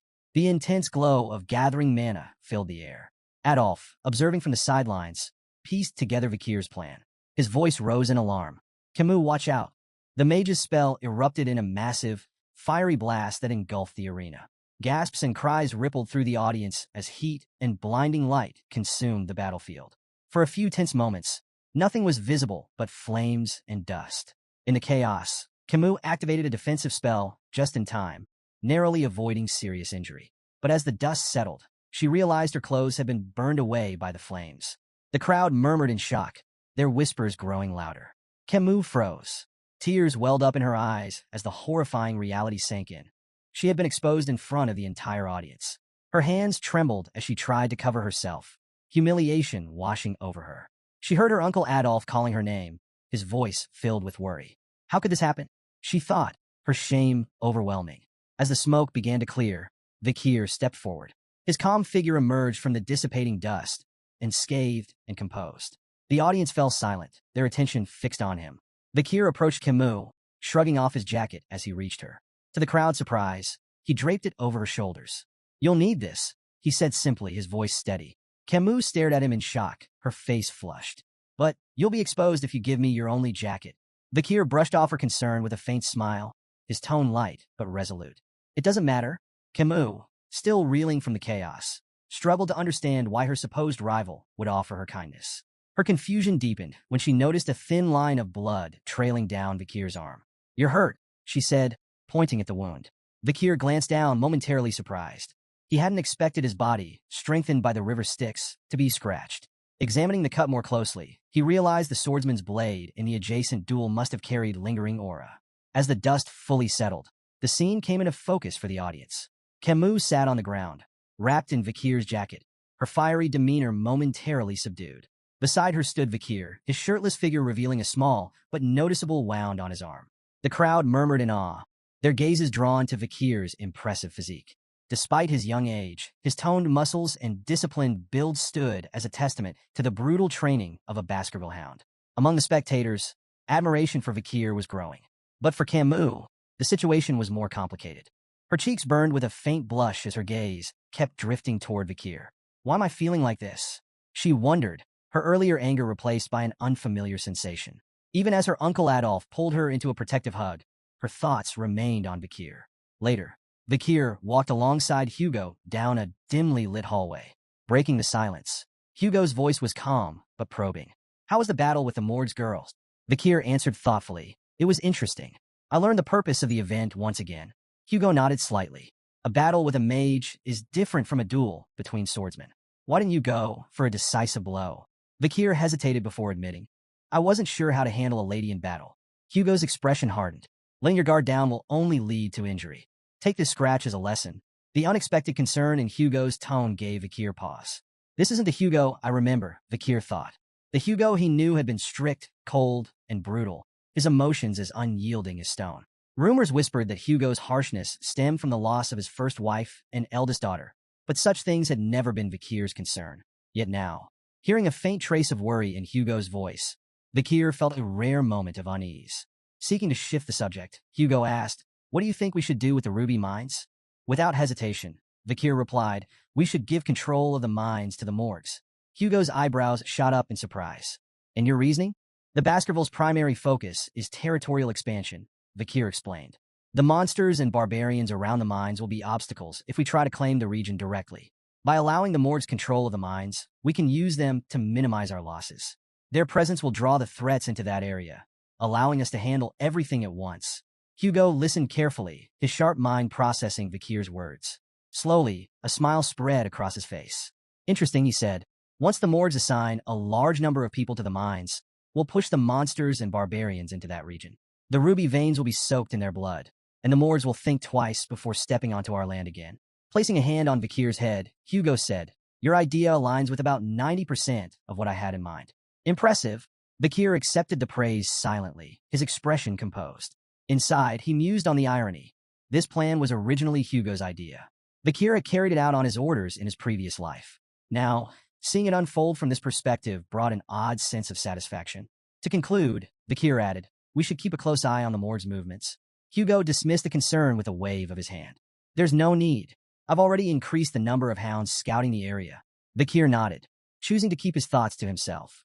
As they continued walking, a familiar voice rang out behind them, stopping them in their tracks. "Hugo, I have something to discuss before I leave." Turning toward the source, they saw Adolf approaching, his expression serious. Hugo nodded, gesturing toward a nearby room. "Let's talk." Once seated, Hugo leaned back in his chair. "What is it you want to discuss?" Adolf wasted no time. "I think it's time to resolve the issues surrounding the ruby mines peacefully," he began. Hugo raised an eyebrow. "Peacefully?" Adolf continued. "We could implement usage fees, but I have another suggestion, an engagement between the Morgs and Baskerville children." As the two patriarchs discussed the potential union, Camus sat nearby. Her gaze occasionally drifted toward Vikir, her cheeks faintly flushed. Hugo noticed this, leaning forward with subtle interest. "Which children do you have in mind?" he asked. Adolf smiled confidently. "The eldest son of the Baskerville clan and the eldest daughter of the Morgs, my niece Camus. She's exceptional, beautiful, intelligent, talented. She lacks nothing and would make an ideal match." Hugo raised an eyebrow. "My eldest son is 25. That's a 17-year age gap." Adolf waved the concern away. "What's a mere 17 years? In the grand scheme of things, it's nothing." Before Hugo could respond, Camus interjected firmly, "I will not marry anyone weaker than my mother. And I don't want a significant age gap in my partner." Adolf's face twisted in frustration as he turned to his niece. "Camus, if you insist on marrying someone stronger than your mother, you'll be alone for the rest of your life. That's not a realistic demand." Hugo, clearly displeased, added dryly, "Engagements aren't a buffet where you can pick and choose. Consider the bigger picture." But Camus, confident and unwavering, crossed her arms. "I have no intention of playing around." Suddenly, Camus' face flushed a deep red, and she looked away, drawing the attention of both Hugo and Adolf. Adolf followed her gaze, his eyes narrowing as realization dawned. She was looking at Vikir. Adolf's mind reeled. "No, this can't be happening. Not him." Leaning toward her, Adolf hissed in a harsh whisper, "Don't even think about it. Vikir is of the Van surname, not from the Lil lineage. He's a small fish in a big pond. This is absurd." Hugo, sensing the rising tension, sighed and decided to intervene. "The most important thing in an engagement," he said, "is the opinion of those involved. Let's hear what Vikir has to say." All eyes turned to Vikir. Camus looked at him expectantly, her blush deepening as the room fell silent. Meeting her gaze, Vikir's calm voice broke through the tension. "I accept." The room erupted into chaos. Adolf's face turned beet red. He opened his mouth to object, but before he could say a word, Vikir added, "To do as I'm told." Adolf's outrage doubled, his voice rising. "What kind of attitude is that toward the Morgs clan's daughter?" Camus, on the other hand, was completely flustered. Her face turned crimson as she tried to decipher Vikir's cryptic response. Is he shy? Does this mean he's secretly okay with the engagement? Her mind raced with possibilities, each more baffling than the last. Hugo, clearly amused by the situation, interjected with a composed tone. "In the Baskerville household, names and titles hold little meaning. Greatness comes from ability, not bloodline. Even those of Van descent can rise to prominence." Adolf's expression remained skeptical, his eyes narrowing as he turned to scrutinize Vikir. The young Baskerville stood tall, calm and unyielding under Adolf's piercing gaze. Internally, however, Vikir was assessing Adolf just as carefully. As a six-circle mage and one of the Mords clan's strongest supporters, Adolf was undeniably formidable. Breaking the silence, Adolf said coldly, "I don't think it's wise to rush this. We can't have just anyone become Camus' husband." Vikir reflected on the peculiar customs of the clans, where engagements often felt more like polite suggestions than binding agreements. Still, he couldn't help but wonder if Adolf, with his lofty standards, was dissatisfied even with the renowned genius of the Baskerville clan. Adolf's skepticism grew as he stepped closer, placing a firm hand on Vikir's shoulder. He applied pressure, clearly testing the boy. But to Adolf's surprise, Vikir didn't budge. His sturdy frame defied expectations, as though the weight of a six-circle mage was nothing to him. Intrigued, Adolf asked sharply, "Why aren't you responding? Are you even paying attention?" Vikir's blunt reply was like a thunderclap in the room. "I stopped listening after you said it was unwise to say certain things to me." Camus gasped audibly, her eyes wide. Her uncle, one of the most powerful mages in the clan, had been dismissed by a child. Meanwhile, Hugo struggled to stifle his laughter, turning away to hide the smirk threatening to break across his face. Adolf, instead of anger, erupted in a dark, booming laugh. Turning to Hugo, he declared, "I think I need to have a more in-depth conversation with this boy." Hugo raised an eyebrow, suspicious. "What are you planning, Adolf? You're not going to scold an 8-year-old, are you?" Adolf laughed again, the sound echoing ominously. "Not as a deputy patriarch of the Mord's clan. I'm speaking as her uncle. After all, Vikir might one day marry my niece." Camus' face turned crimson. "Uncle, stop it," she pleaded, but Adolf ignored her protests. "These moments are inevitable, Camus," he said, waving her off. Hugo, sensing where this was heading, gave Adolf a skeptical look. "You're serious about this, aren't you?" Adolf nodded, his expression grimly amused. "Completely." Hugo sighed, hesitant but ultimately relenting. "Fine," he said, "but don't take it too far. The last thing we need is a political incident over a conversation." Camus groaned in frustration. "This isn't a conversation," she muttered, crossing her arms. It quickly became clear to everyone in the room. This wasn't going to be a talk. It was a duel. After some time, Vikir and Adolf stood face to face in the center of the arena, tension crackling in the air. Hugo and Camus watched from the sidelines, each with their own thoughts. Adolf smirked and declared, "Show me everything you've got, boy. Don't hold back." Vikir's confidence barely wavered. "If I actually go all out, you might end up face first on the floor," he mused, suppressing a grin. To kick things off, Adolf performed an intricate spell, seamlessly combining fire, earth, and water magic to create a clay pot. He filled it with water and balanced it on his head with a flourish. "Your challenge," he announced, "is to make even a single drop spill. If you succeed, you win." Vikir raised an eyebrow. "A pot-on-head challenge? This guy's either crazy confident or crazy." Camus leaned toward Hugo. "This is classic Adolf," she explained. "His control is basically unmatched." Vikir analyzed the setup. Charging straight at Adolf might not work, but it'd give him valuable intel.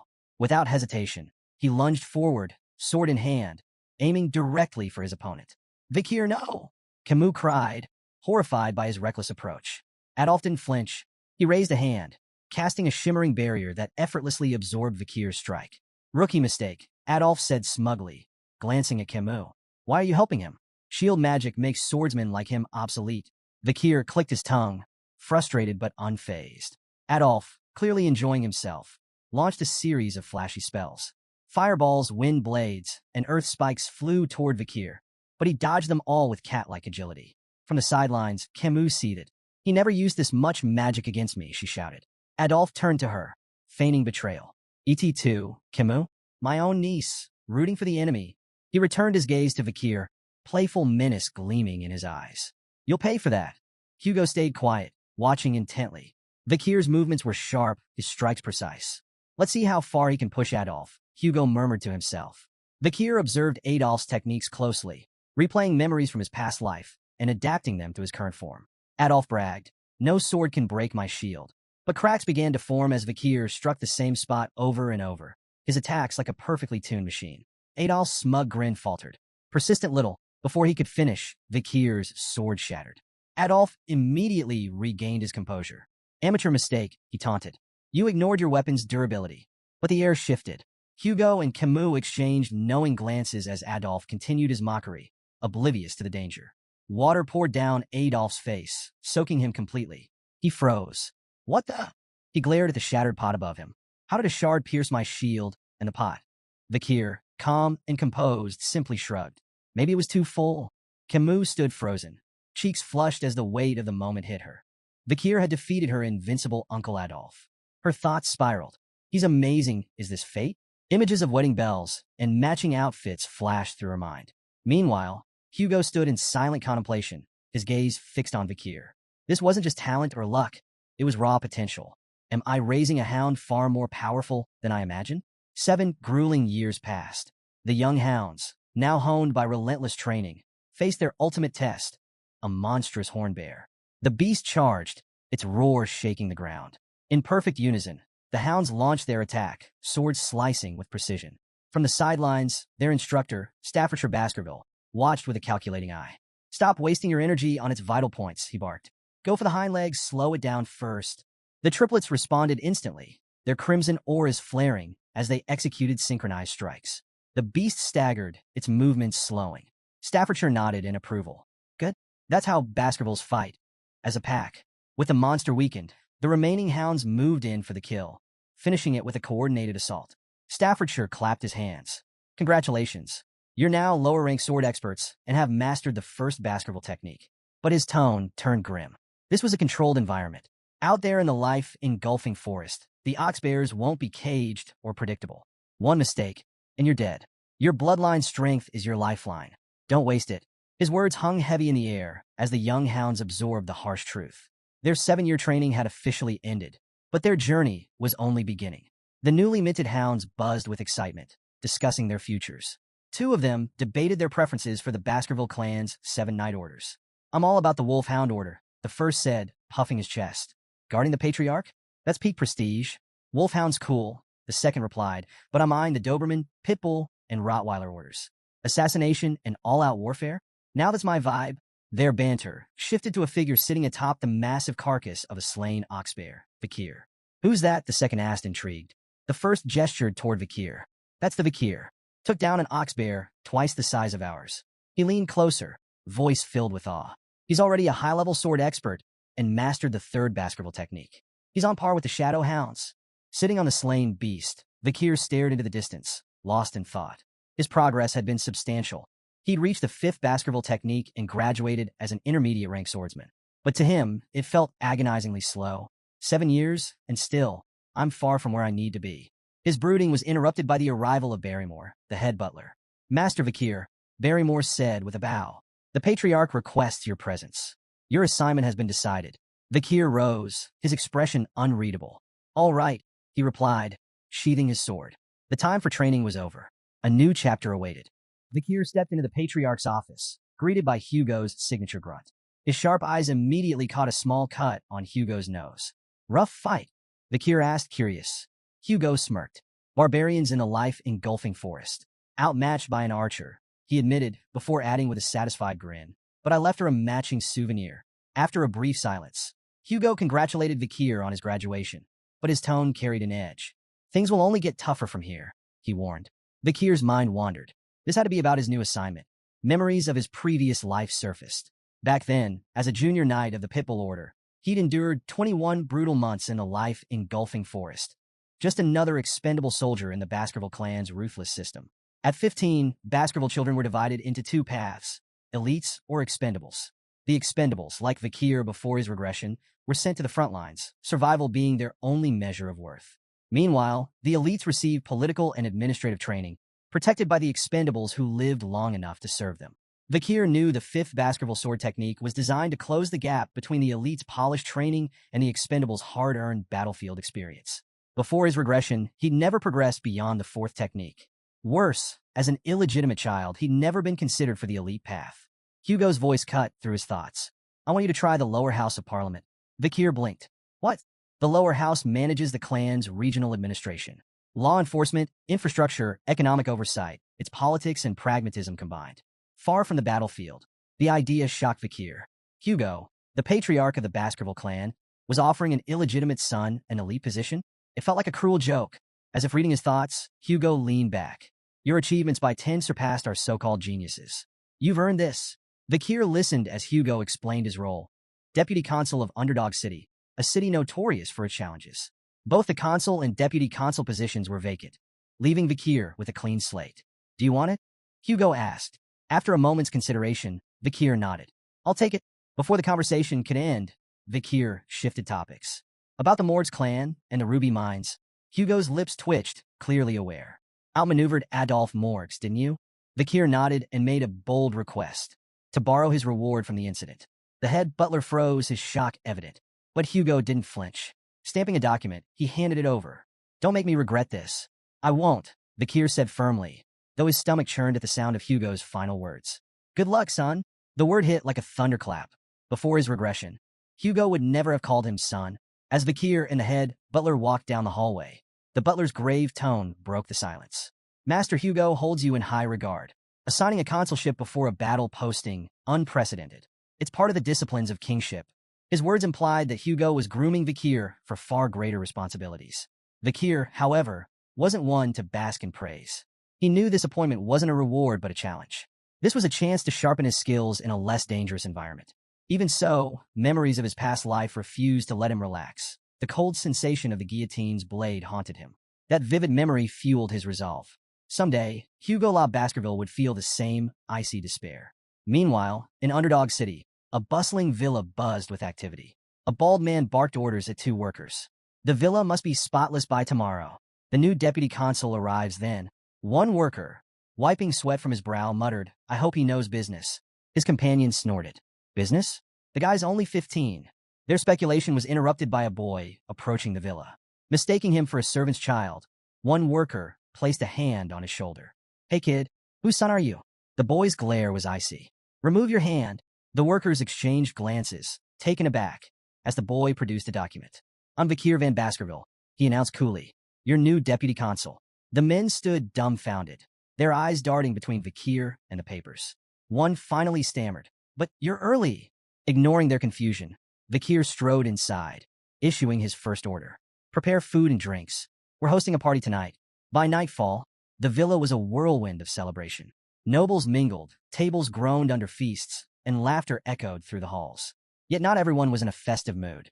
Chihuahua Baskerville, the general secretary of Underdog City, was pacing in his office. From his window, he could see the lavish party raging below. His fists clenched.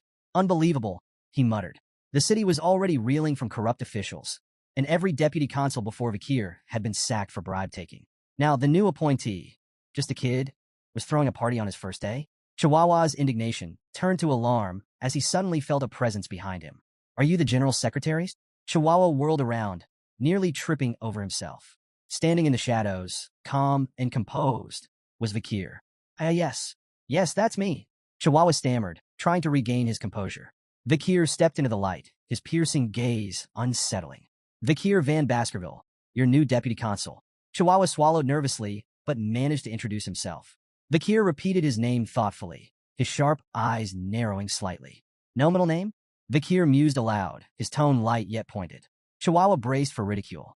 In Baskerville hierarchy, a missing middle name marked one as an outsider, an employee, not family.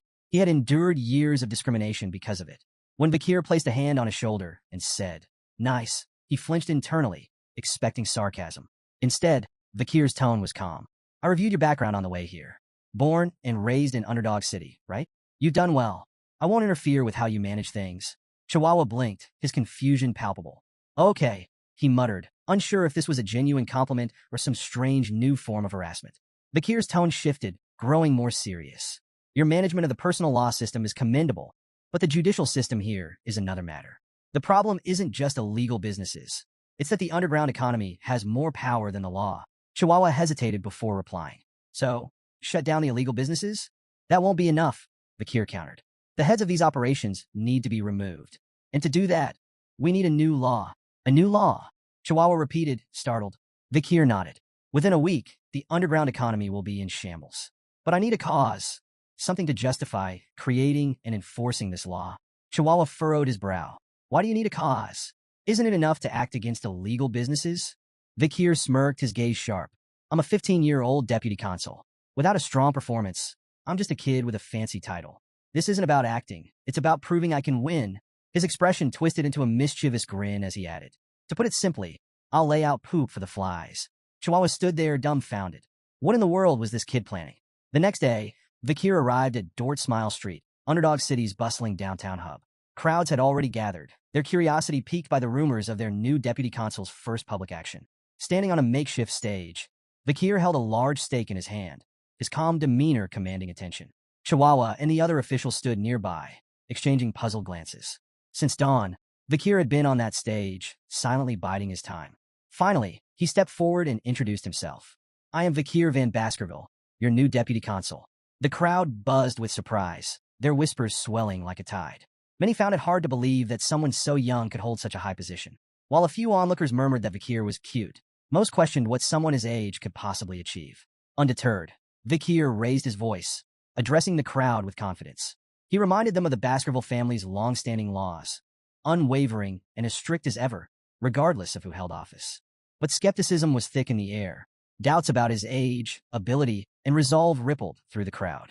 Some muttered bitterly about the corruption of past officials, assuming Vikir would inevitably fall into the same trap. Standing beside him, Chihuahua clenched his fists.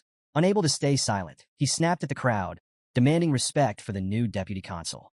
His sharp tone momentarily hushed the murmurs, though many still whispered that Chihuahua seemed better suited for the role than the boy standing on the stage. Then, Vikir acted. With a display of raw strength, he hoisted the large stake high above his head.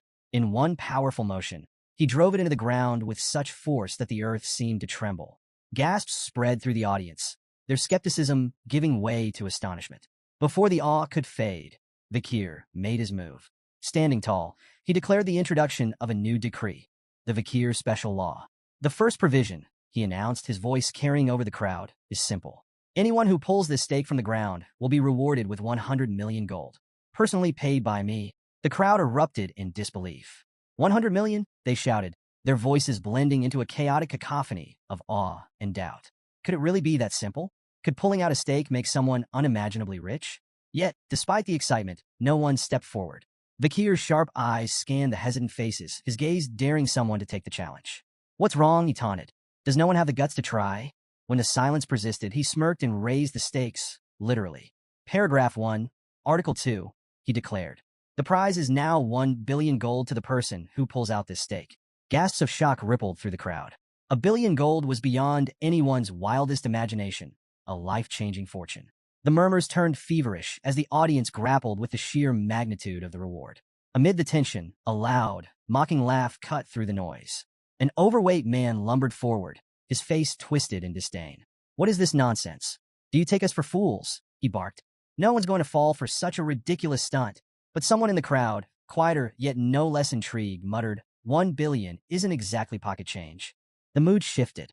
Whispers of curiosity and hesitation rippled through the audience. Behind Vikir, Chihuahua was more perplexed than ever. Why weren't they the ones embarrassed by this spectacle? Why was the crowd the one feeling the pressure? Unfazed by the noise, Vikir remained calm, his presence commanding. He stepped forward, his voice cutting through the whispers.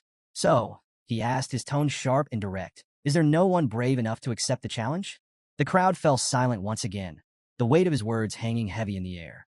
When no one stepped forward, Vikir raised the stakes once more. His calm voice carried over the hushed crowd. The reward is now 10 billion gold. The crowd collectively froze, their disbelief palpable. Whispers rippled through the gathering. This has to be a joke, someone murmured. Don't be stupid, another cautioned. Look at his sword. If you seem too greedy, he might cut you down. Despite the unimaginable prize, fear and hesitation kept everyone rooted in place. Beside Vikir, Chihuahua leaned in, whispering anxiously. Deputy Consul, there isn't enough money in the city to back that promise. Before Vikir could reply, a small hand shot up from the crowd. I'll try, said a timid voice. Gasps echoed through the audience. All eyes turned to the source, a frail young girl clutching a basket of flowers. Judy? The flower girl, an old man muttered, stepping forward as if to stop her. Child, don't. But Judy shook her head, determination flickering in her eyes. My mother is sick. I have no choice. The crowd whispered in astonishment as she approached the stage, her movements hesitant yet resolute. Standing before the massive stake, Judy glanced nervously at Vikir, who towered over her with an unreadable expression. Vikir spoke a single word, pull. His voice was calm, devoid of any hint of mockery or encouragement. Judy couldn't tell if he was serious or testing her.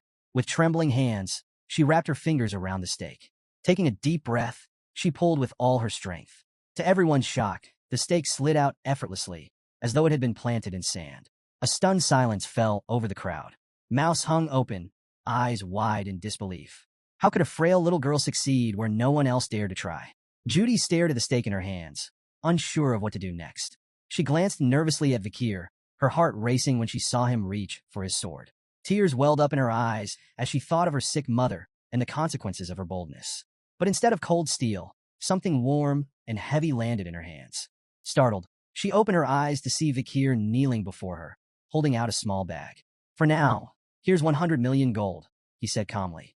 Judy froze, clutching the bag tightly as the weight of his words sank in. Was this real? Bakir rose to his feet, his tone businesslike. Where's your home? He asked. 10 billion gold is too heavy to carry. I'll have it delivered with a guard to protect it. Placing a hand gently on Judy's head, Bakir spoke with quiet authority. This is the law.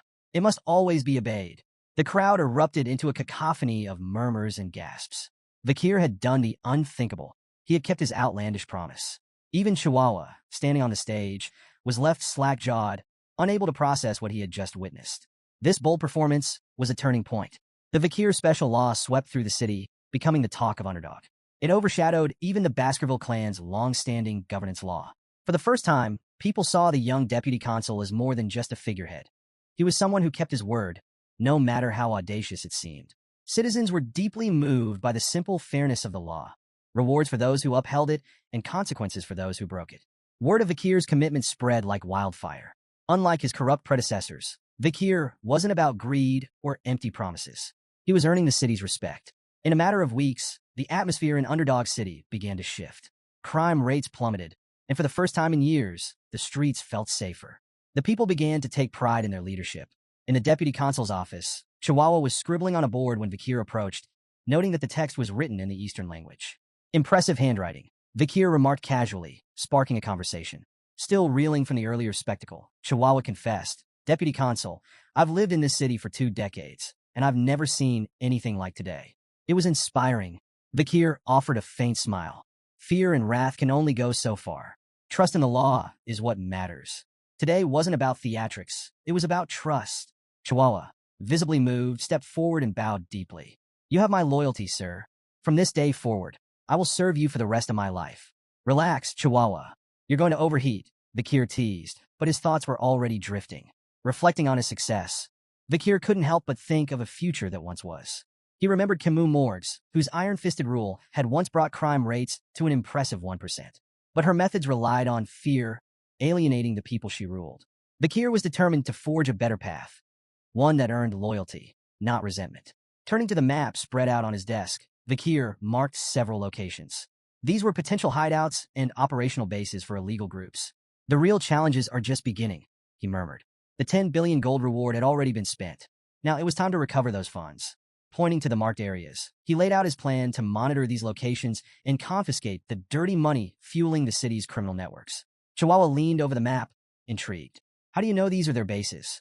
With a smirk, Bakir tapped his nose. I can smell them. The truth, of course, was far less mystical. Bakir's memories from before his regression had provided him with precise knowledge of these operations. While Chihuahua marveled at his investigative prowess, Bakir kept his advantage to himself, confident that his next steps would tighten his grip on the city's underground economy. Their conversation was interrupted by a staff member bursting into the room. Deputy Consul, he announced, the Village Hall's Youth Autonomy Association has requested a meeting. Chihuahua didn't seem surprised.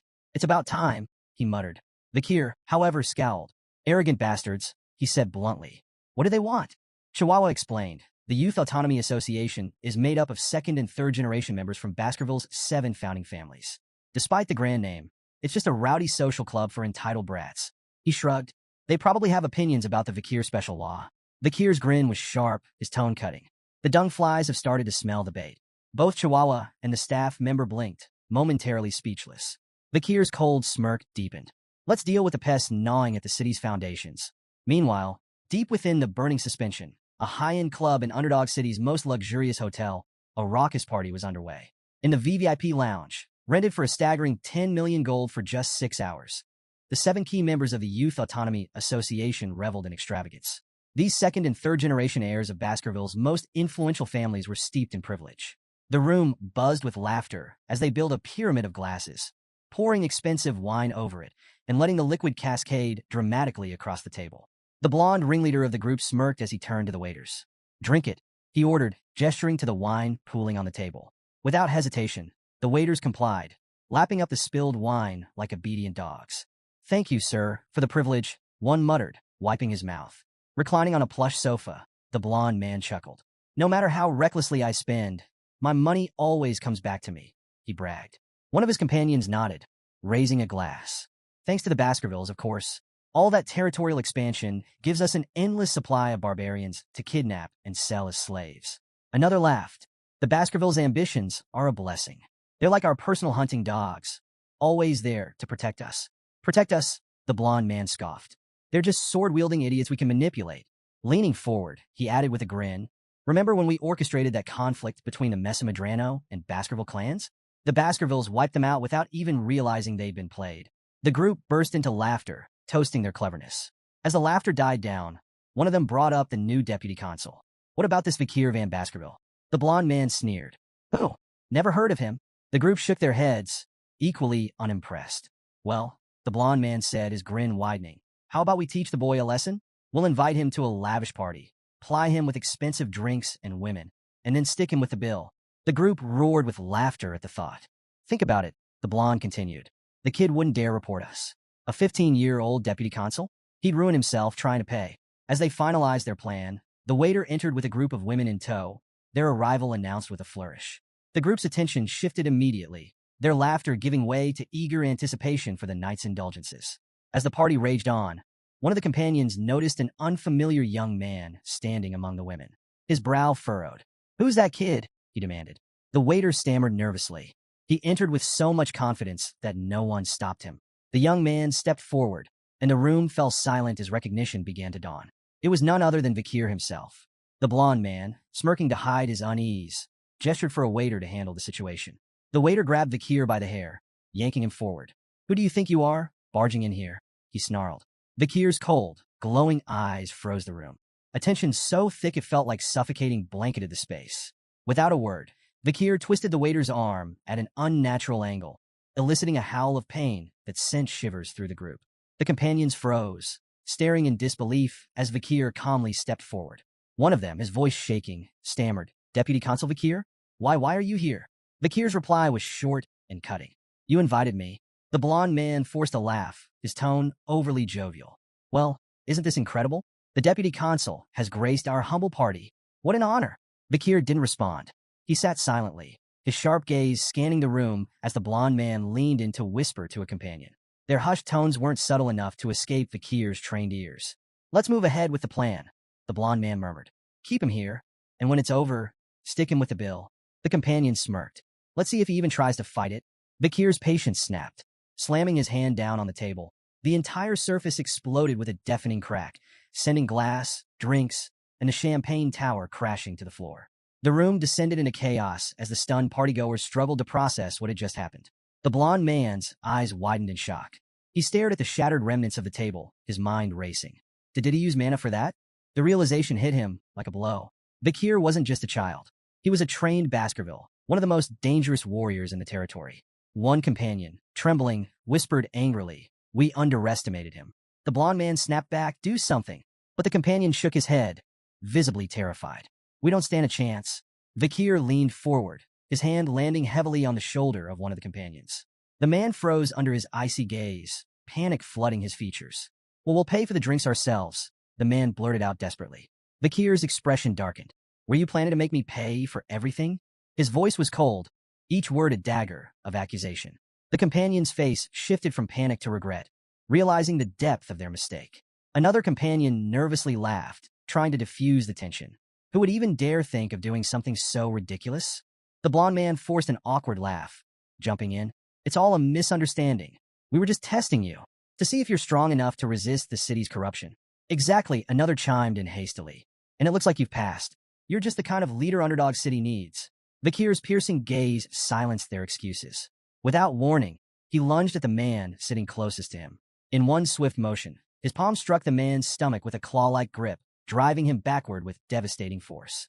The man gasped in pain as Vikir leaned in, his voice low but firm. "An owner can test their dog," he said coldly, "but a dog should never test its owner. Ever." The room plunged into an uneasy silence as Vikir's icy gaze swept across the group. His voice was calm, but razor-sharp. "Have you grown so complacent with your wealth and power that my actions don't move you?" His eyes narrowed. "You have no idea what real fear looks like." Without hesitation, he threw the man beneath his grip to the ground and stomped on his face. The sickening crunch reverberated through the room. Vikir straightened and looked back at the others. "Do you even know why I'm doing this? If not, perhaps you all need the same lesson." The blonde man's face turned deathly pale. Stammering, he insisted, We understand perfectly. There's no need for more." Vikir's expression darkened. If you really understood, you'd already know what's coming next. He delivered a sharp kick to the down man, eliciting a groan of pain. Tension boiled over. The blond man spat. "You bastard." Another sneered, his voice dripping with scorn. "Do you really think you can get away with this?" In an instant, Vikir closed the distance between them, standing mere inches from the second man. His voice was cold and unyielding. "You're guilty of abduction, kidnapping, illegal slave trafficking, and insulting Baskerville authority." The room froze. The companions' faces contorted in shock. How could Vikir possibly know the details of their crimes? Before they could react, Vikir's fist collided with the second man's face, sending him sprawling to the ground. "Animals don't learn until they're taught," Vikir said, his tone dripping with disdain. His lips curled into a sinister grin.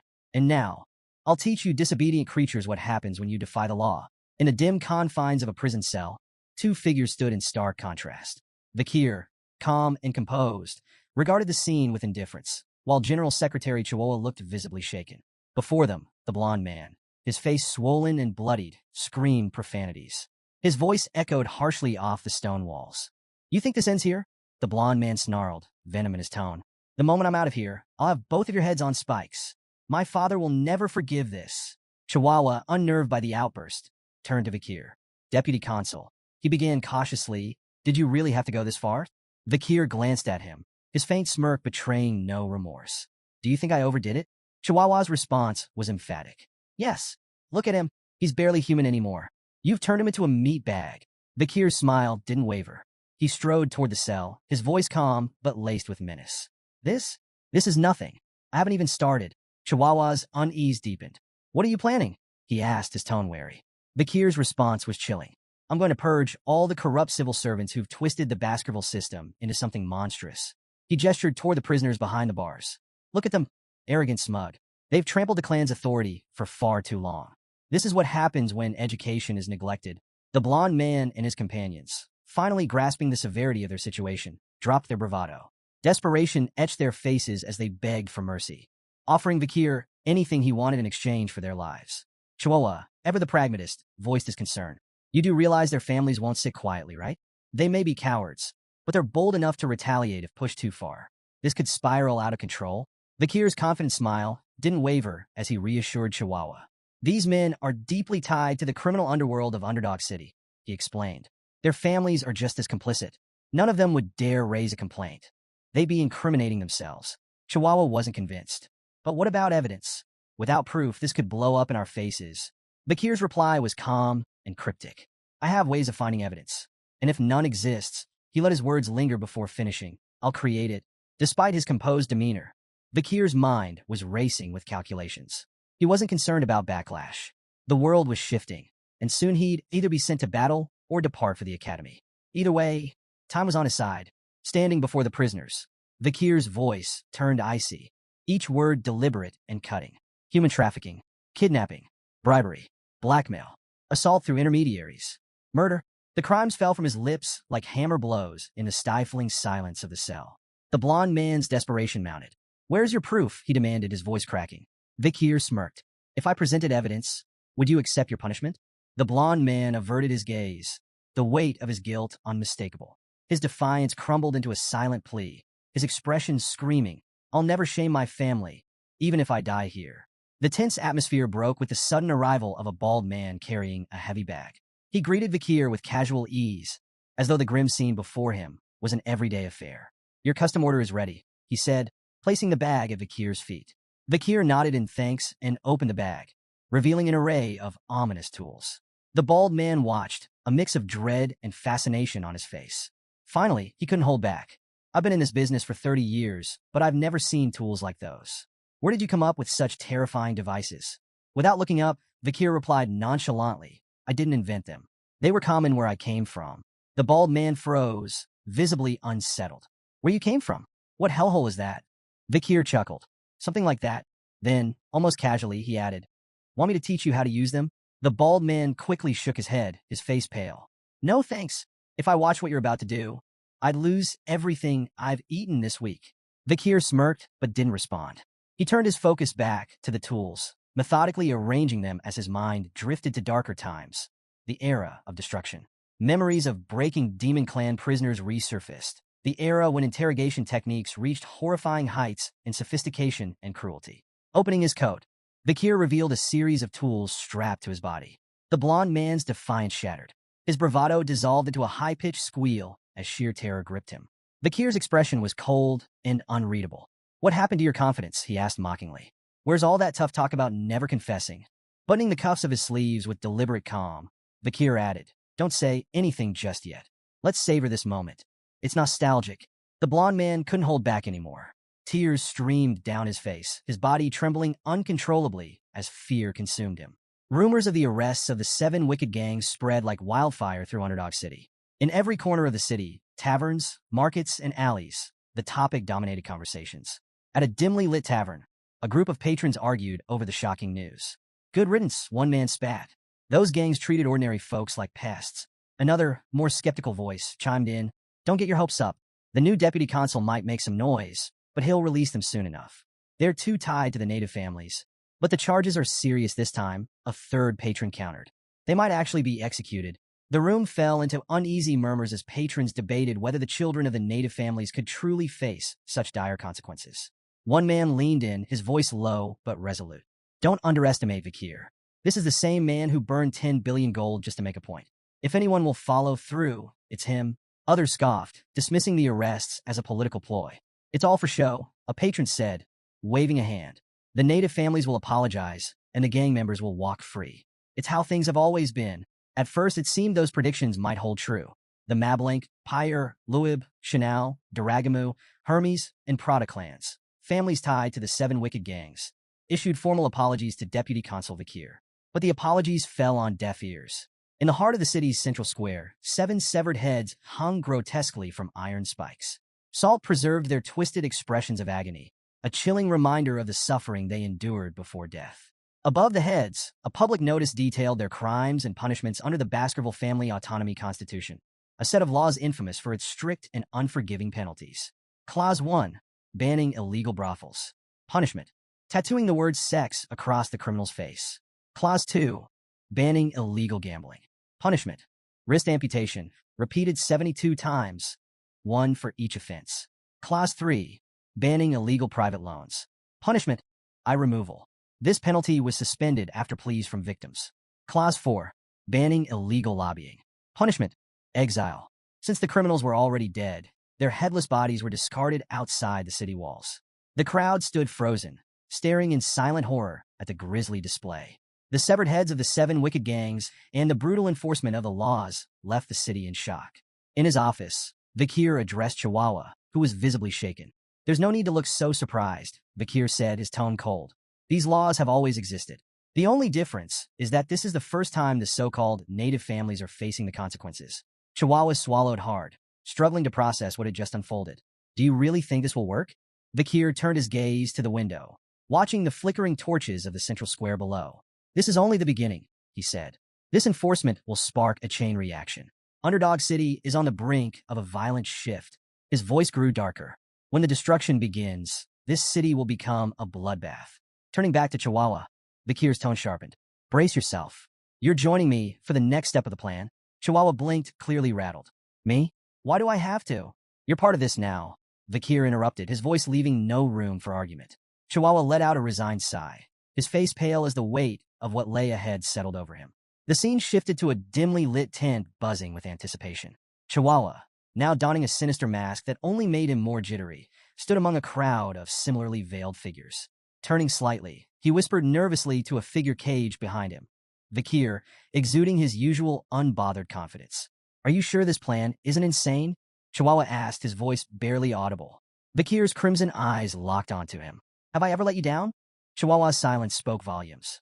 He adjusted his mask, feigning composure as more masked individuals filed into the area. This was no ordinary gathering. It was the infamous underground slave auction in Underdog City, a lawless pit nestled at the edge of Baskerville territory. Under the cover of night, a sprawling tent had risen from the barren wasteland, its garish lights luring in luxurious carriages like moths to a flame. Inside, a grim marketplace awaited, where lives were bartered like commodities. Kidnapped barbarians, disgraced nobles, and commoners alike. The Baskerville family, oblivious to this atrocity on their outskirts, remained conspicuously absent. At the entrance, The auctioneer greeted arrivals with exaggerated cheer. His tone shifted slightly upon noticing Chihuahua's group, recognizing the telltale insignias of the Mablin clan, one of the auction's most esteemed customers. "You're here as sellers this time," the auctioneer remarked, glancing at their credentials. "I trust you've brought something to impress. Last time, the clan wasn't exactly thrilled with our offerings." Chihuahua's lips curled into a nervous smirk beneath his mask. "No complaints here. Quality is never a problem." The auctioneer's gaze fell on Vakir, trapped in a cage among the other merchandise. His striking black hair and piercing crimson eyes drew the man's attention like a shark to blood. "Now that's a rare gem," he murmured, his greedy eyes glinting. "I'll make sure he fetches a premium." Feigning agreement, Chihuahua nodded and let the auctioneer handle the rest. The man bowed theatrically before disappearing, leaving Chihuahua to stew in the chaos of the tent. Inside, the atmosphere was electric. The crowd of criminals and elites buzzed with anticipation, swapping whispers about the night's offerings. From exotic slaves to tragic nobles, everyone had their preferences, though all shared the same ravenous hunger for novelty. The auctioneer took the stage, his flamboyant energy rivaling that of a carnival barker. "Ladies and gentlemen," he boomed, "our first item, a beast straight from the nightmares of hell itself." With a dramatic flourish, he unveiled an A-rank monster, the Mercy Lego. The crowd gasped as the towering creature, part cow, part devil, growled menacingly. Its 19 hearts made it nearly impossible to kill, a fact the auctioneer didn't fail to exploit. "Every part of this beast is valuable," he announced, listing its leather, meat, bones, and even intestines. "The bidding starts at 100 million gold." Excitement rippled through the audience as the bids climbed. 140 million, 200 million, 250 million. "Sold for 250 million gold," the auctioneer bellowed, slamming his gavel with a theatrical bang. The crowd erupted into applause, eager for the next spectacle. As the auction continued, a variety of bizarre and horrifying products paraded across the stage, each commanding the audience's morbid fascination. However, the crowd's murmurs hushed when a worker approached the auctioneer, whispering in his ear. A wicked grin spread across his face. "Ladies and gentlemen," he announced, his voice laced with excitement, "we have a special addition to tonight's lineup. From the savage tribes of the life-engulfing forests, a warrior of unparalleled ferocity." The girl was dragged onto the stage, her fierce glare defiant even as the chains bit into her wrists. The auctioneer wasted no time hyping her up as a wild beast begging to be tamed, urging the crowd to prove their dominance. "Bidding starts at 5 million gold," he declared, his voice booming. Silence. "All right, 3 million," he tried, his enthusiasm wavering. The crowd exchanged uninterested glances. "Fine, 1 million gold. She's a steal," he shouted, desperation creeping into his voice. Still nothing. Murmurs of boredom rippled through the tent. Frustrated, the auctioneer waved the guards over. "Take her away. Let's get to something worth their time." The guard stepped in, but the girl wasn't about to go quietly. She thrashed violently, almost breaking free, until one guard struck her in the stomach. She crumpled to the floor, unconscious, and was unceremoniously dragged backstage. The auctioneer cleared his throat, forcing a smile as he tried to salvage the moment. "Apologies for that little incident, but fear not. I present to you the crown jewel of tonight's auction." The crowd stirred as the spotlight swung to Vakir, seated calmly in his cage. He radiated a quiet, commanding presence that silenced even the most restless attendees. "Behold," the auctioneer proclaimed, "a pure blood with striking black hair and crimson eyes, beauty, strength, and obedience in one perfect package." Before the bidding officially began, a woman in the crowd, smitten by Vakir's striking appearance, raised her hand. 600 million gold. The auctioneer blinked, momentarily caught off guard. "We haven't even announced the starting price." 800 million. Another bidder cut in, a gruff man with an imposing presence. The woman whirled on him, her tone sharp. "Why would you need him?" The man smirked. "I'll make him a gladiator. He'll be worth twice the price by the time I'm done." The two traded barbs as the bids climbed rapidly. 900 million, 1 billion. The tent buzzed with energy until a new contender, masked and silent, raised their plate. Number 99. 6 billion gold. The masked bidder said coolly, silencing the room in an instant. Gasps rippled through the crowd. Someone whispered, "That's Baron Gambino. He's swimming in money after taking over the underground funds from the granary." While the audience admired the Baron's bold move, his attendant leaned in, her tone cautious. "That's a dangerous sum for a slave. You'll only profit if he stays unscathed." The Baron shot her a withering glare. "I saved you from the streets, and this is how you repay me? Keep your mouth shut." The auctioneer slammed his gavel. "Sold. To customer 99 for 6 billion gold." Guards hauled Vakir from the cage, presenting him to Baron Gambino. Up close, Vikir's presence was even more intimidating, his crimson eyes practically daring the Baron to test him. "You're mine now," Gambino said, a twisted grin spreading across his face. "But don't worry, I'm not a bad guy." Vikir's stoic expression didn't falter, though the Baron's lecherous tone was enough to make the air in the room feel heavy. "Relax," Gambino purred. "I'll find all sorts of ways to enjoy you." If looks could kill, Vikir's glare would have struck him down on the spot. Vikir raised his bound hands toward the Baron, a subtle smirk playing on his lips. The Baron blinked, misinterpreting the gesture. "Oh, do you want me to unlock those for you?" Before the Baron could finish his sentence, Vikir's wrists tensed, and the cuffs snapped apart with a metallic crack that echoed through the room. "What?" The Baron sputtered, eyes wide. Vikir wasted no time. He delivered a thunderous kick to the Baron's chest, sending him sprawling across the floor like a discarded rag doll. Gambino's attendant, Cindy, froze in shock as the Baron writhed on the ground, gasping for air. Striding over, Vikir grabbed the Baron by the back of his collar, lifting him like a sack of grain. "Let's play a game," Vikir said, his voice calm, yet icy. "It's called Spear and Shield. I'm the spear. You're the shield. Let's see how long you last." With that, he slammed the Baron into the floor with bone-crunching force. Gambino screamed, flailing and calling out, "Cindy, do something." But before Cindy could react, the Baron had already gone limp. Vikir released him, standing over his unconscious form. "Game over," Vikir announced, his tone devoid of emotion. The shield failed. The room erupted into murmurs as Vikir reached up and removed his mask. Gasps rippled through the crowd as his identity was revealed. "Vikir van Baskerville," someone exclaimed in disbelief. Cindy stumbled back, her face pale. "A Baskerville here?" Vikir ignored her and crouched near the Baron's crumpled body, inspecting him with cold detachment. "Is he dead?" he asked flatly, as if the answer barely mattered. The crowd broke into whispers. "If he's here, then who's the new deputy consul of Underdog City? Why would a Baskerville hound come to this auction?" Amid the chaos, Chihuahua stood in the shadows, his heart pounding. He stared at Vikir, trying to make sense of what he had just witnessed. This isn't just an incident anymore, he thought, his mind racing. It's a catastrophe. Vikir straightened, surveying the tent with a chilling smile. "A circus," he muttered, his crimson eyes gleaming with menace. "That's what this place is. But don't expect the clowns to survive the show." Tension gripped the room. Vikir stood unarmed at the center, surrounded by a sea of guards. The crowd held its collective breath, unsure if they were about to witness a miracle or a massacre. The auctioneer, his face twisted with fury, shattered the silence. "Kill him," he roared, spittle flying. "I don't care if he's a Baskerville. Take him down." The guards charged, weapons glinting in the harsh light. Vikir's hand flickered. In an instant, Beelzebub, his blade, appeared, shimmering with a deadly red glow. Before the first guard could blink, Vikir moved, a blur of precision and brutality. The first wave of attackers fell in moments, their weapons clattering uselessly to the floor as crimson streaks stained the ground. The crowd recoiled in horror. A guard wielding a massive chain, an iron ball swung it with all his might, the heavy weapon whistling through the air. Vikir sidestepped smoothly and, in one clean motion, severed both the chain and its wielder in a single stroke. The auctioneer's confidence crumbled. His lips trembled as realization dawned. This wasn't just any warrior. It was a graduate, one of the elite Baskerville hounds. "We don't stand a chance," the auctioneer thought, dread washing over him like a tide. From the shadows, Chihuahua muttered under his breath, his eyes wide as he watched Vikir carve through the guards like a force of nature. "I knew he was strong, but this is insane," he whispered, his awe laced with disbelief. Then, chaos shifted gears. A chilling laugh echoed through the room, halting the remaining murmurs. Vikir turned sharply to see the auctioneer holding Chihuahua hostage, a knife pressed tightly against his throat. "Drop your weapon and surrender," the auctioneer barked, his voice trembling with desperation, but full of venom. "Or I'll cut his throat right here and now." All eyes turned to Vikir, waiting for his next move. Vikir stood motionless, his gaze fixed on the auctioneer.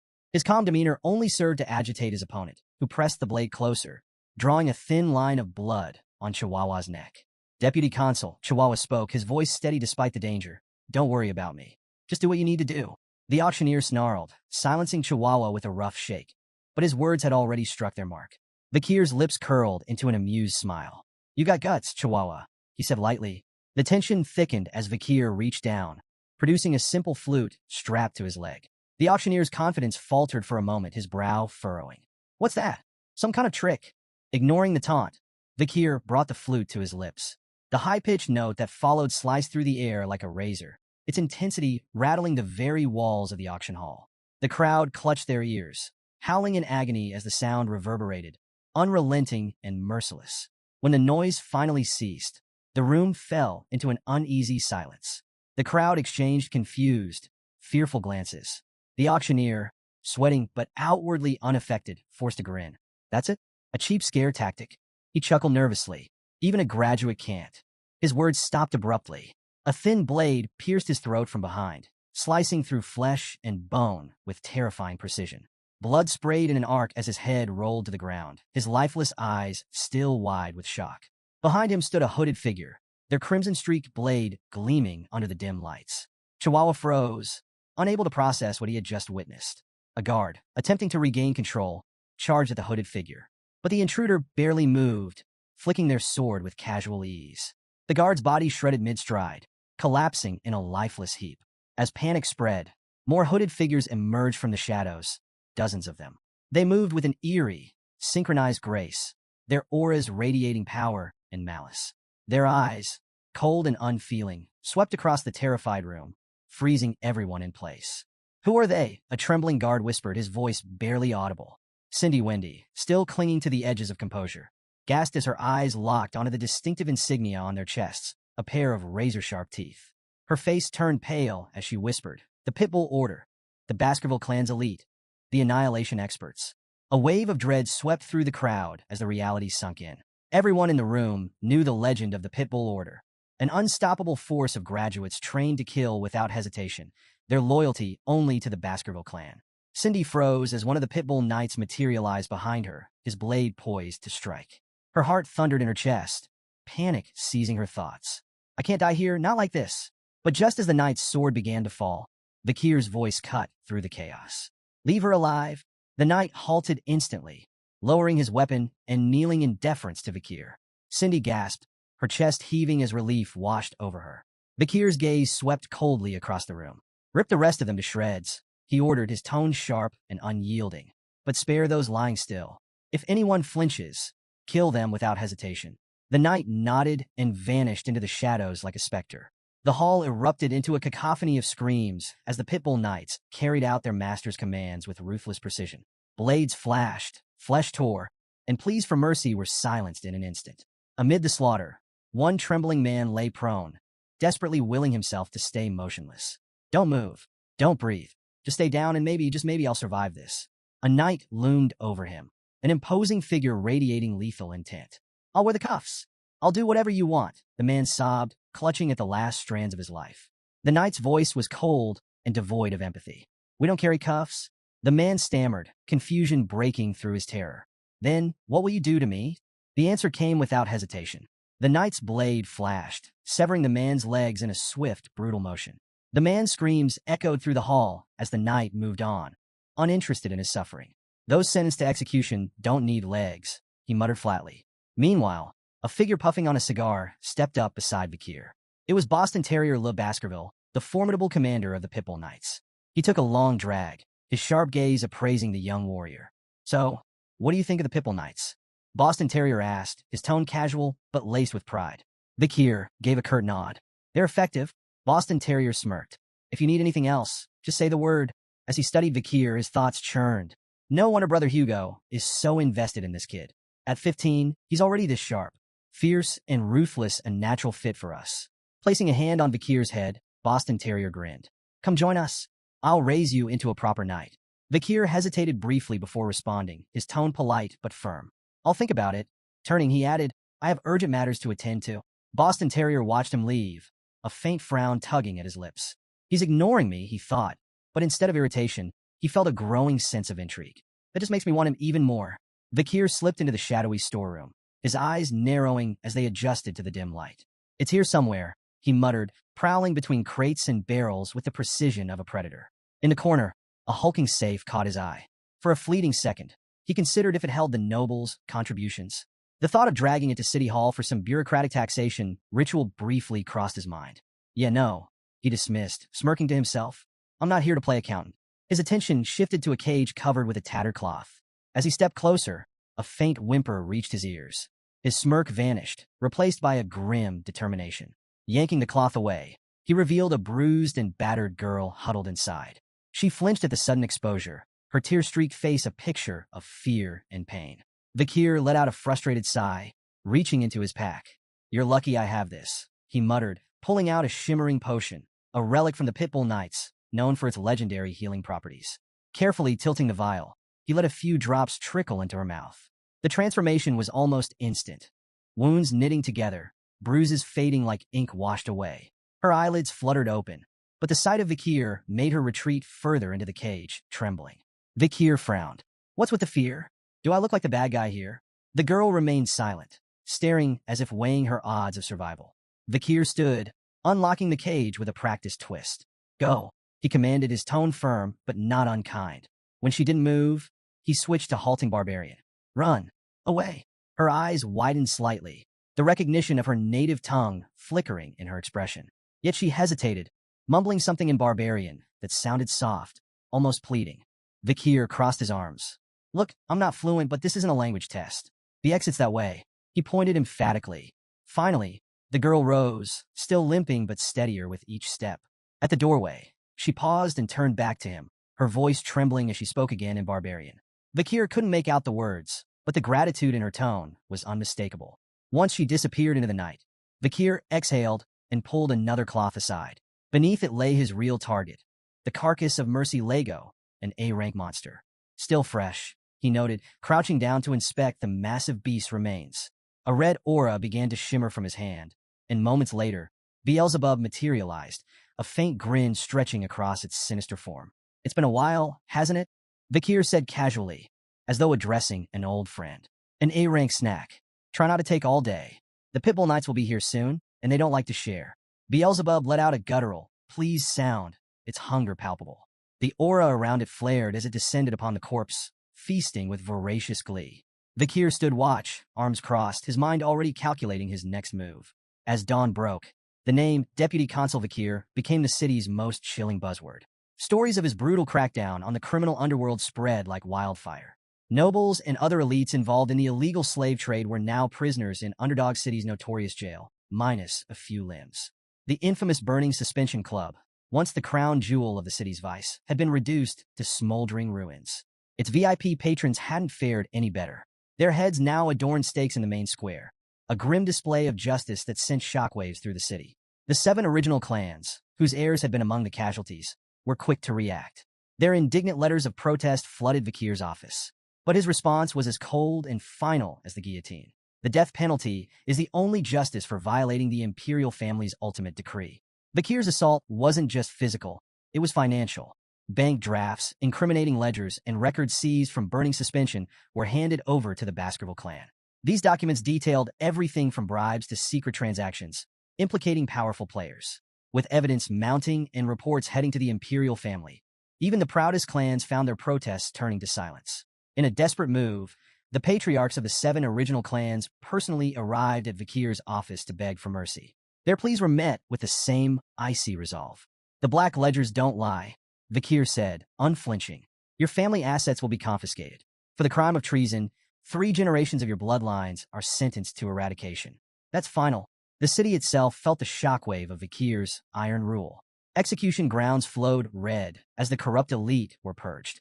Freed from criminal strangleholds, public offices and contractors began hiring again, slashing unemployment. The destruction of the underground auction house funneled newfound tax revenue into public welfare. Businesses flourished, and even the stock market felt the effects as optimism surged. Underdog City transformed almost overnight, its people celebrating a newfound hope. Meanwhile, Vikir's popularity skyrocketed, and the once embattled deputy consul became a beacon of progress. One morning, Chihuahua entered Vikir's administrative office, carrying a steaming mug. "Coffee delivery," he announced with a grin. Vikir looked up, raising an eyebrow. "You're the office manager, not my errand boy." Chihuahua waved off the remark. "Call it gratitude. You saved me at the auction, remember?" That clown's knife was way too close for comfort. A rare smirk tugged at Vikir's lips. "Coffee? That's a bit cheap for a life debt." Chihuahua laughed. "Hey, it's not just any coffee. 2 spoons of sugar, extra creamer, and barely any water. Top shelf stuff." Their banter filled the room with an unusual warmth before Chihuahua shifted gears. "How's the transcribing going? Still practicing your writing?"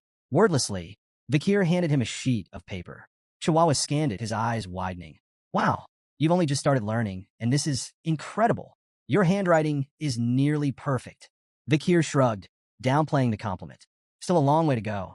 Besides, you're the one running this office like clockwork. Chihuahua chuckled, but couldn't help feeling awed. Beneath Vikir's stern demeanor lay a man capable of reshaping the city's foundations. He didn't just enforce laws. He understood their purpose, their weight. Watching Vikir at work, Chihuahua silently hoped he'd stay in Underdog City. With Vikir at the helm, it felt like the city was finally on the verge of something extraordinary. Under the pale glow of the moonlight slipping through iron bars, Vikir stood in the shadows of a prison cell. Opposite him, Cindy Wendy, Baron Gambino's former attendant, sat bound and blindfolded, her defiant posture stark against the cold walls. Breaking the silence, Vikir spoke, his tone apologetic yet distant. I should have come sooner, but duty kept me. Cindy Wendy, isn't it? She ignored the question, her voice cutting through the air like ice. Why did you spare me? Vikir stepped forward, removing the blindfold with deliberate calm. Their eyes met, his crimson gaze steady. Because I need answers. Her lips twisted into a bitter sneer. So that's it? You only kept me alive to interrogate me. Ignoring the jab, Vikir began pacing slowly, his words precise. Baron Gambino's meteoric rise wasn't natural. A nobody doesn't climb the ladder that fast without help. That help was you. Your talent for generating wealth made him untouchable. If you'd chosen a different path, you could have been a respected merchant, maybe even a banker. He stopped in front of her, dragging a chair noisily across the floor. Sitting down, he locked eyes with her. Let's keep this simple. Answer my questions honestly, and you'll walk free. Refuse, and his voice trailed off ominously, leaving the alternative to her imagination. Cindy's eyes narrowed as she bit her lip, wrestling with her anger before spitting out a reply. Fine, I'll answer. Vikir leaned back, his first question direct and unsettling in its simplicity. How would you rate my performance as a law enforcer? Her laugh was sharp and mocking. A shining beacon of justice in Underdog City, she quipped, sarcasm oozing from every word. Unmoved, Vikir leaned forward. Mockery's a dangerous game, Cindy. Play along, or the deal's off. With an exasperated sigh, she dropped the act. Fine, you're doing well. Happy. Vikir's demeanor shifted instantly, his grin sudden and wolfish. Rising, he closed the distance between them, gripping her chin. His voice dropped to a chilling tone. Why do you think I'm doing well? Cindy stiffened, sweat beading on her brow as his crimson eyes bored into her. Releasing her, Vikir returned to his chair, gesturing for her to speak. Grinding her teeth, Cindy finally relented. Because you enforce order with fear. People listen, but not because they respect you. They're terrified. You crush criminals and boost your authority, but you're planting seeds of hatred at the same time. That hatred will grow, and one day, it'll burn everything you've built. She paused, her gaze hardening. And the Baskerville clan? They won't tolerate your rise. They don't like threats to the throne, and you're becoming one. Vikir's face remained unreadable, absorbing her words like a stone soaking in rain. After a moment, he asked, What's your solution then? How would you navigate this? Cindy locked eyes with Vikir, her voice calm but firm. If you want to survive, return all your authority and accomplishments here to the Baskerville clan and its leader. Keeping the spotlight on yourself will only make you a target. She paused, then added, Find a place where your power won't draw attention. Somewhere like the life-engulfing forest or the Imperial Academy. Among your peers, you can blend in, hide your strength, and slip out of the Baskerville clan's crosshairs. Cindy's tone softened slightly. If you do this, the clan leader will eventually bear the consequences in your place. Vikir said nothing at first, his gaze distant. The silence grew heavy, and Cindy's breath hitched as an overwhelming wave of bloodlust radiated from him. The air turned suffocating, the weight of his unspoken menace pressing down like a predator, sizing up its prey. When he finally spoke, his voice was calm, but laced with steel. I understand your suggestion, he said. It's like asking a loyal hunting dog to turn its fangs on its own master. His crimson eyes locked onto hers, the mix of bloodlust and cold calculation behind them unyielding.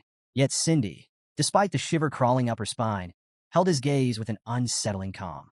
It's the only way to escape the Baskerville clan's hatred, she said evenly. A faint smile tugged at Vikir's lips. Not bad, he remarked. Your thoughts align suspiciously well with my own. To Cindy's surprise, Vikir stepped forward and unlocked her handcuffs, the metal clattering to the floor. She stared at him in disbelief. You're really letting me go? Vikir nodded, his expression unwavering. I keep my promises. Cindy hesitated as she walked past him, glancing back. I hope you never come to regret this. Before she could leave, his voice stopped her cold. Do you know the Messamid Inaro clan? Cindy turned, her expression puzzled. Bakir's tone was measured, deliberate. Among the founding families of Underdog City, everyone knows the 7 original clans. But there was an 8th, a prosperous merchant family, the Messamidinaro clan. They were as wealthy and influential as any of the 7. His voice darkened as he continued. Their rise ended in a single night. During a grand birthday celebration, the clan's youngest son showed off his newly learned sword technique. It stunned the onlookers because it was the secret Baskerville sword art, knowledge that only bloodline members of the Baskerville family are allowed to possess. Cindy's body tensed as she listened. Bakir's words carried the weight of history and bloodshed. The Baskerville clan leader deemed it a betrayal of the highest order. Their response was swift and merciless. The hunting dogs were unleashed, and the Messamidinaro clan was erased from existence. Cindy's unease grew, but she managed a forced smile. And what does this have to do with me? Bakir's eyes sharpened, his tone cutting. There's more to the story. That technique wasn't leaked by accident. It was stolen by the young masters of the 7 clans and taught to the boy as a cruel joke. The Messamidinaro clan was nothing more than a scapegoat, a victim of their malice. Cindy's forced smile faded entirely as Bakir stepped closer, his voice heavy with grim resolve. There was one survivor, a 1-year-old girl pulled from the ruins of her family's massacre. Beautiful, even as an infant, but beauty brought her no mercy. She endured unimaginable torment at the hands of those who took her. Cindy's fists clenched as anger flashed across her face. I don't want to hear any more of this, she snapped, turning away and striding toward the exit. But Bakir's voice cut through the silence, stopping her in her tracks. The story doesn't end there, he said, his tone measured but unrelenting. A new deputy consul uncovered the truth and brought justice. The 7 young masters who orchestrated the fall of the Messamidinaro clan were captured, interrogated, and forced to confess. His expression darkened, the weight of his words pressing into the room. Before they died, they showed remorse. Their final words were, "We're sorry for committing such a heinous crime." Cindy froze, tears streaming down her face as she turned to face him. Her voice trembled as she asked, "Who are they apologizing to?" Bakir met her gaze with calm resolve. "They were apologizing to the sole survivor of the Messamidinaro clan," he said. "To the girl who took the name Cindy Wendy." Cindy staggered, her tears falling faster. "How am I supposed to believe that?" she demanded, her voice raw with pain. "You tortured them. How can I trust that their apologies were genuine?" Without hesitation, Bakir grabbed a nearby torch. "There's only one way for you to believe me," he said evenly. "See it for yourself." He led Cindy through the dim halls to a desolate prison cell. Stopping before the door, he gestured toward the ground. "Look." Cindy's eyes widened as she took in the horrific sight. On the cold stone floor, written in dried blood, were the prisoner's final, desperate words. "We brought devastation upon the Messamidinaro clan. Forgive us for our crimes." The pitiful plea was raw and haunting, a message scrawled in their final moments of terror. Cindy's knees buckled as the weight of it all hit her. Overcome, she clutched her stomach and retched, tears streaming down her cheeks as she trembled. Bakir stood behind her, his voice steady but laced with an edge of cold purpose. Even though they suffered and died, the vengeance of the Messamidinaro clan isn't finished. There's still one more clan that must pay for what they've done. He knelt slightly to meet her gaze, his crimson eyes burning with intensity. "Hate the Baskervilles. You have every right to despise us. As a survivor of the Messamidinaro clan." Cindy wiped her mouth with the back of her hand, her tears refusing to stop. "Why are you doing this?" she asked, her voice hoarse. "Why are you helping me? You're a Baskerville yourself." Bakir's lips curled into a faint smirk. "You're asking the wrong question." Cindy pushed herself to her feet, brushing off the dust as she steadied her shaking frame. Without another word, she began to walk away, but at the door, she paused and turned back to him. Her expression was calm now, her voice steady. "I understand," she said quietly. "Bakir van Baskerville, I owe you a debt." Her tone grew firm, conviction lining every word. "No matter where life takes you, you'll never have to worry about money again. That's my promise." With that, she disappeared into the shadows of the hallway. Bakir stood in silence, watching her go until her footsteps faded into the distance. Then, almost to himself, he muttered with a faint smirk, "I'll hold you to that promise." The next morning, Chihuahua burst into Bakir's quarters, full of energy. "Deputy Consul, it's time to..." He started but froze mid-sentence. The scene before him was something out of a nightmare. Blood-soaked sheets and lifeless bodies scattered across the room. Bakir stirred, stretching lazily before rubbing his eyes. "Good morning," he greeted casually, as though nothing were amiss. Chihuahua's jaw nearly hit the floor. "Good morning. What about?" "All the corpses," he shouted, pointing wildly. Bakir glanced around at the carnage, his expression nonchalant. "Oh, those?" Looks like I killed them in my sleep, he replied with a shrug. Chihuahua stared, utterly horrified. Are you serious? Vikir chuckled lightly. Relax, I'm kidding. As they made their way down the hallway, Chihuahua shot him a wary look. Deputy Consul, I have to ask, what was your childhood like? Vikir smirked, amusement dancing in his crimson eyes. Didn't find my joke funny? That's not what I meant, Chihuahua muttered, exasperated. Vikir's tone turned thoughtful, almost distracted. Lately, I've had some inconveniences. Poison arrows, acid snipers, arson attacks, 2 near misses with runaway carts, the usual. Think I've caught someone's attention? Chihuahua stared at him in disbelief. You're insane. Ignoring the comment, Vikir's mind drifted to Beelzebub, the weapon fused to his arm. His latest skill, Hellish Buffalo's Tough Life, obtained from the illegal auction, had proven incredibly effective despite its risks. With Beelzebub's slots now filled by Burn Injury Cerberus, Hemorrhage Hellhound, and Tough Life Hellish Buffalo, Vikir's body was enhanced beyond recognition. Combined with the River Styx's modifications, his skin had become so resilient that even elite assassins had failed to harm him. But while the power was satisfying, the relentless attempts on his life were becoming more than just an irritation. I need to figure out who's behind these attacks and deal with them, Vikir muttered, his tone sharp. Chihuahua, still processing Vikir's casual recount of near-death experiences, nodded nervously. That sounds like a good idea. As they approached the courtyard, both noticed a carriage waiting nearby. The flag it bore was unmistakable, the Baskerville crest. They've sent someone from the main family, Vikir said, his tone growing serious. The carriage door opened, and a figure stepped out. Chihuahua immediately began sweating bullets, his posture stiff as he whispered to himself. No way. It's really him. Vikir, by contrast, remained calm, his crimson gaze steady. The figure descending from the carriage was none other than John Barrymore, the legendary head butler of the Baskerville household. John greeted Vikir with a warm smile. It's been quite a while, hasn't it? Vikir inclined his head politely. You look well, head butler, he replied. The butler chuckled as he approached. Do I? I've always believed you'd do well since leaving the main residence. Just luck, Vikir replied modestly, his expression betraying little. Nearby, Chihuahua was awestruck. John Barrymore wasn't just a servant. He was the servant, a man who had faithfully served the fearsome Baskerville family for 4 generations. Meeting him was like standing in the presence of a myth. Breaking the moment, Vikir addressed John directly. What brings you here, head butler? John's ever-present smile didn't falter as he delivered his message. The patriarch has been following your progress and is pleased. He's ordered you to return to the main residence. Vikir blinked, momentarily thrown. Hugo is pleased, he thought, struggling to picture such a concept. In his mind, he imagined his stern Uncle Hugo smiling, an image so absurd he almost laughed out loud. At the Baskerville estate, Hugo Le Baskerville, the clan patriarch, sat at his desk, his piercing gaze fixed on a newspaper article with a peculiar headline. The most beloved figure among underdog citizens, Vikir. The piece listed several awards Vikir had earned. Most trusted by merchants, most loved by farmers, most respected by children and scholars, most targeted by assassins. Hugo's sharp eyes scanned the page before looking up at Vikir, standing silently before him. The Baskervilles have always been known for their weapons, not their wits, Hugo remarked bluntly. But with your actions, perhaps we can change that reputation. He nodded, a faint trace of approval in his expression. You've done well, Vikir. Vikir bowed deeply, placing a hand over his chest. I only did what was expected of me. Yet inwardly, he couldn't help but wonder if Hugo's rare praise masked another layer of intent. Was that faint smirk truly pride, or something far colder? Hugo leaned back in his chair, his tone commanding. Reward and punishment must always suit the occasion. You've earned your reward. You will be attending the Colosseo Academy this year.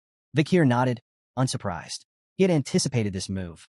The Colosseo Academy was the Empire's premier institution for the elite, accepting only the children of aristocracy and royalty. Its strict dormitory rules and unparalleled security made it the perfect training ground for the future rulers of the empire, and an ideal way for Vikir to grow stronger while keeping a safe distance from Hugo's scrutiny.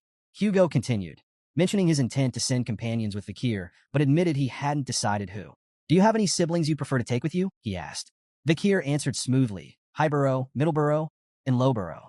We're closest. Internally, he thought of them less as companions and more as reliable punching bags. Hugo nodded, seemingly satisfied. Done. He then asked Vikir if he recalled a plan they had discussed when he was just 8 years old. Vikir's mind immediately went to their joint training with the Morgs. You're referring to the plan to lend the ruby mines to the Morgs and use them to wipe out the barbarians? A smirk spread across Hugo's face.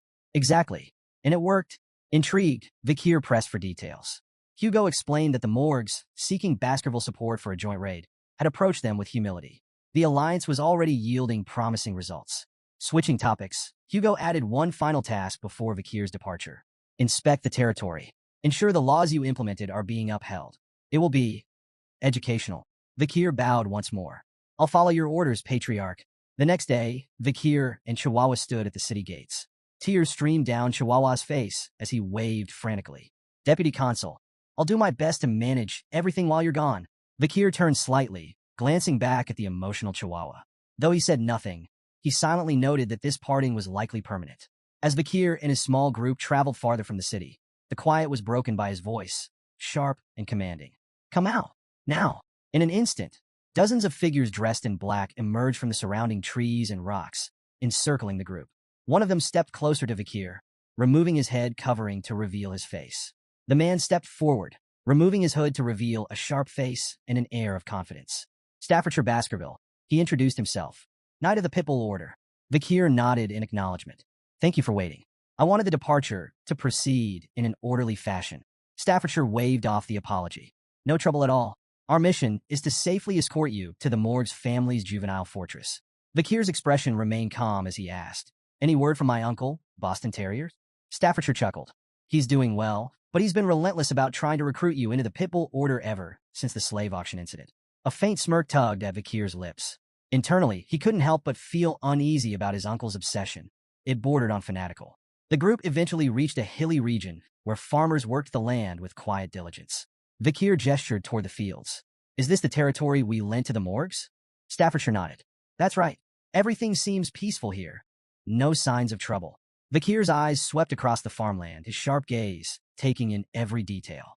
Though the stated purpose of their mission was a routine inspection, Vakir knew the real goal, to eliminate the barbarians. As they moved on, Staffordshire provided more information. The Morgue's family has assembled quite the force. 3 delegates, 30 members of the lower house parliament, and around 100 unaffiliated mages. Vakir noted the Morgue's efforts, contrasting it with the Baskervilles' modest contribution.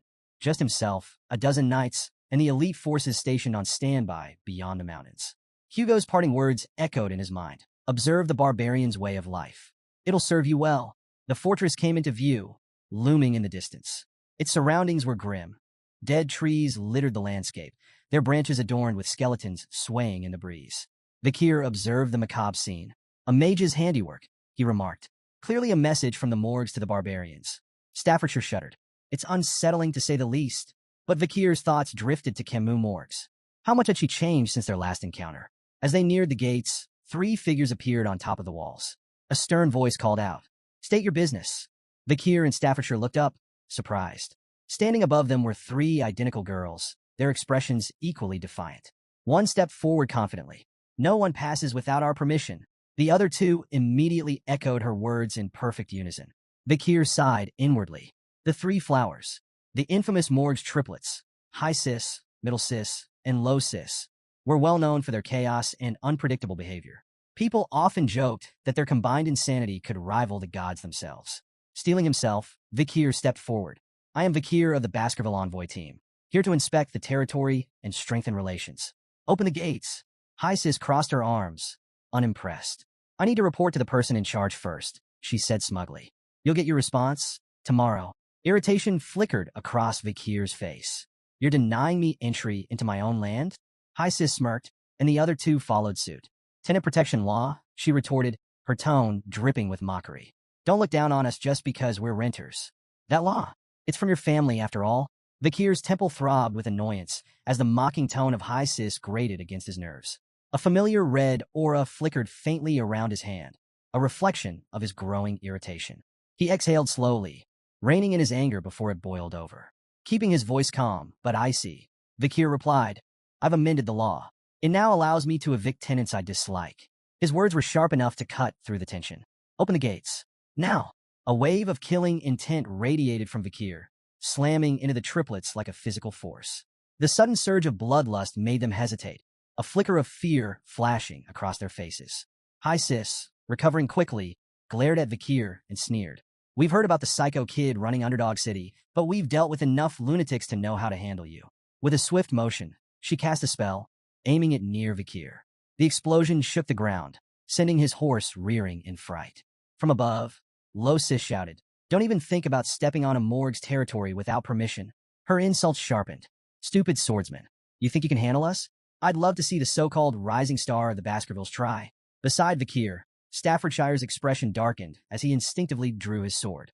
"This won't end with words," he muttered grimly. Vakir signaled his readiness, a cold resolve settling over him. But before they could act, voices erupted from their group. "These girls don't even know their place." One member spat angrily. Another chimed in, his voice dripping with disdain. "Their words are absurd." The familiarity of the voices caught Vakir's attention. He glanced toward the hooded figures in his group, his thoughts turning. "I've heard those voices before." The morgue's triplets exchanged amused glances, their confidence unshaken. High Sis scoffed. "Mere underlings." Middle Sis smirked. "You think you outrank us?" Low Sis sneered. "You don't even know your place." But the three hooded members of Vakir's group stepped forward, their movements deliberate.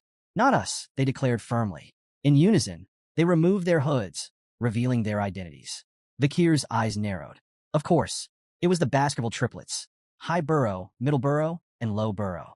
Standing tall and radiating confidence, the triplets pointed toward Vakir and declared in unison, "He is the symbol of Baskerville." Turning to Vakir with matching grins, they added, "Leave this to us." Vakir's expression twisted into one of exasperation. "Great," he muttered, pinching the bridge of his nose. "My annoyance has just doubled." Despite his irritation, the scene unfolded with the over-the-top theatrics only the Baskerville triplets could provide. Vakir, though thoroughly vexed, knew their motives well enough. High Burrow glanced back at Vakir, his tone brimming with gratitude. "Thanks for recommending us to the Academy. Don't worry, we've got this handled." Vakir's thoughts raced as he pieced together their intent.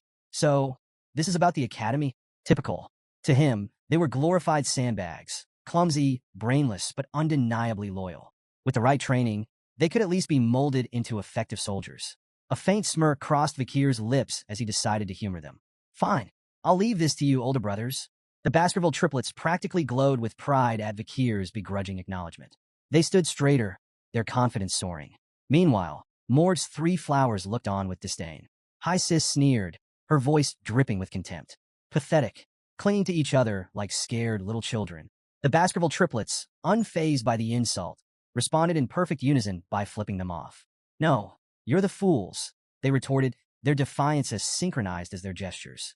High Sis's face twisted with anger, joined by Middle Sis and Low Sis, who bristled at the audacity.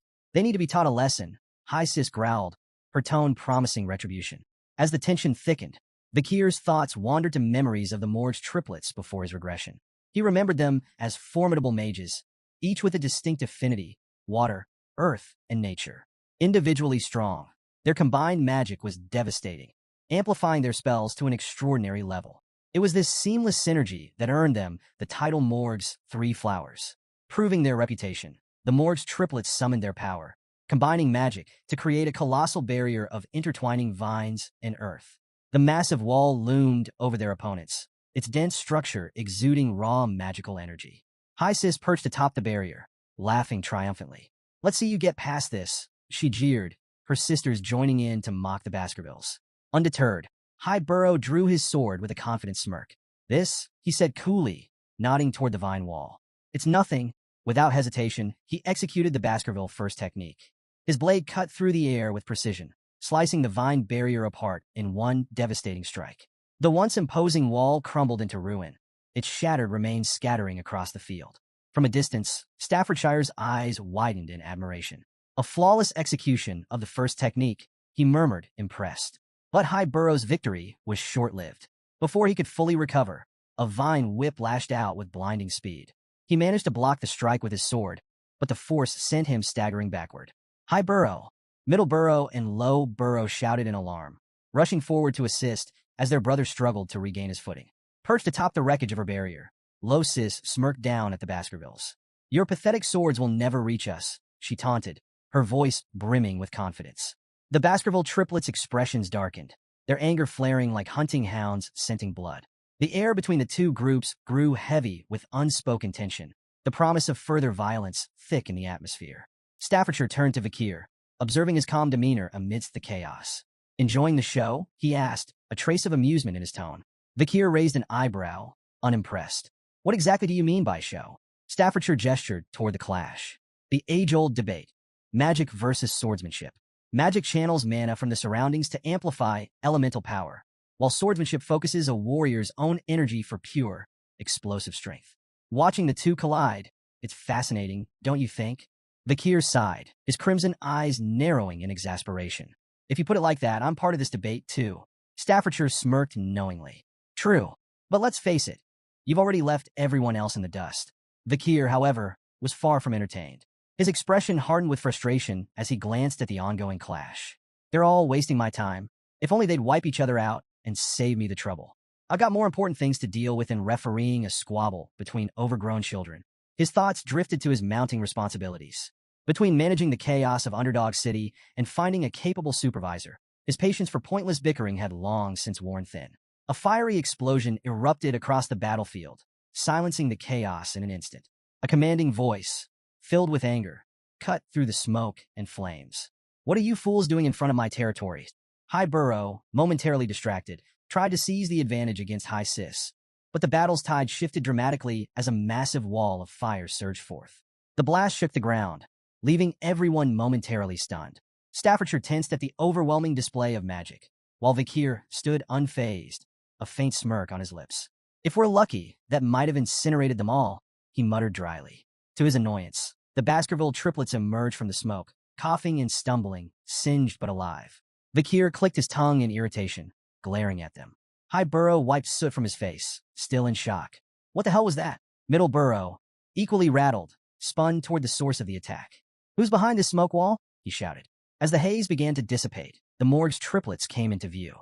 High Sis and Middle Sis, usually so smug, were visibly shaken, their confidence cracked. If I dodged a second later, I'd be dead, High Sis muttered, trembling. Low Sis clung to her sisters, her voice shaking. What kind of monster uses fire magic like that?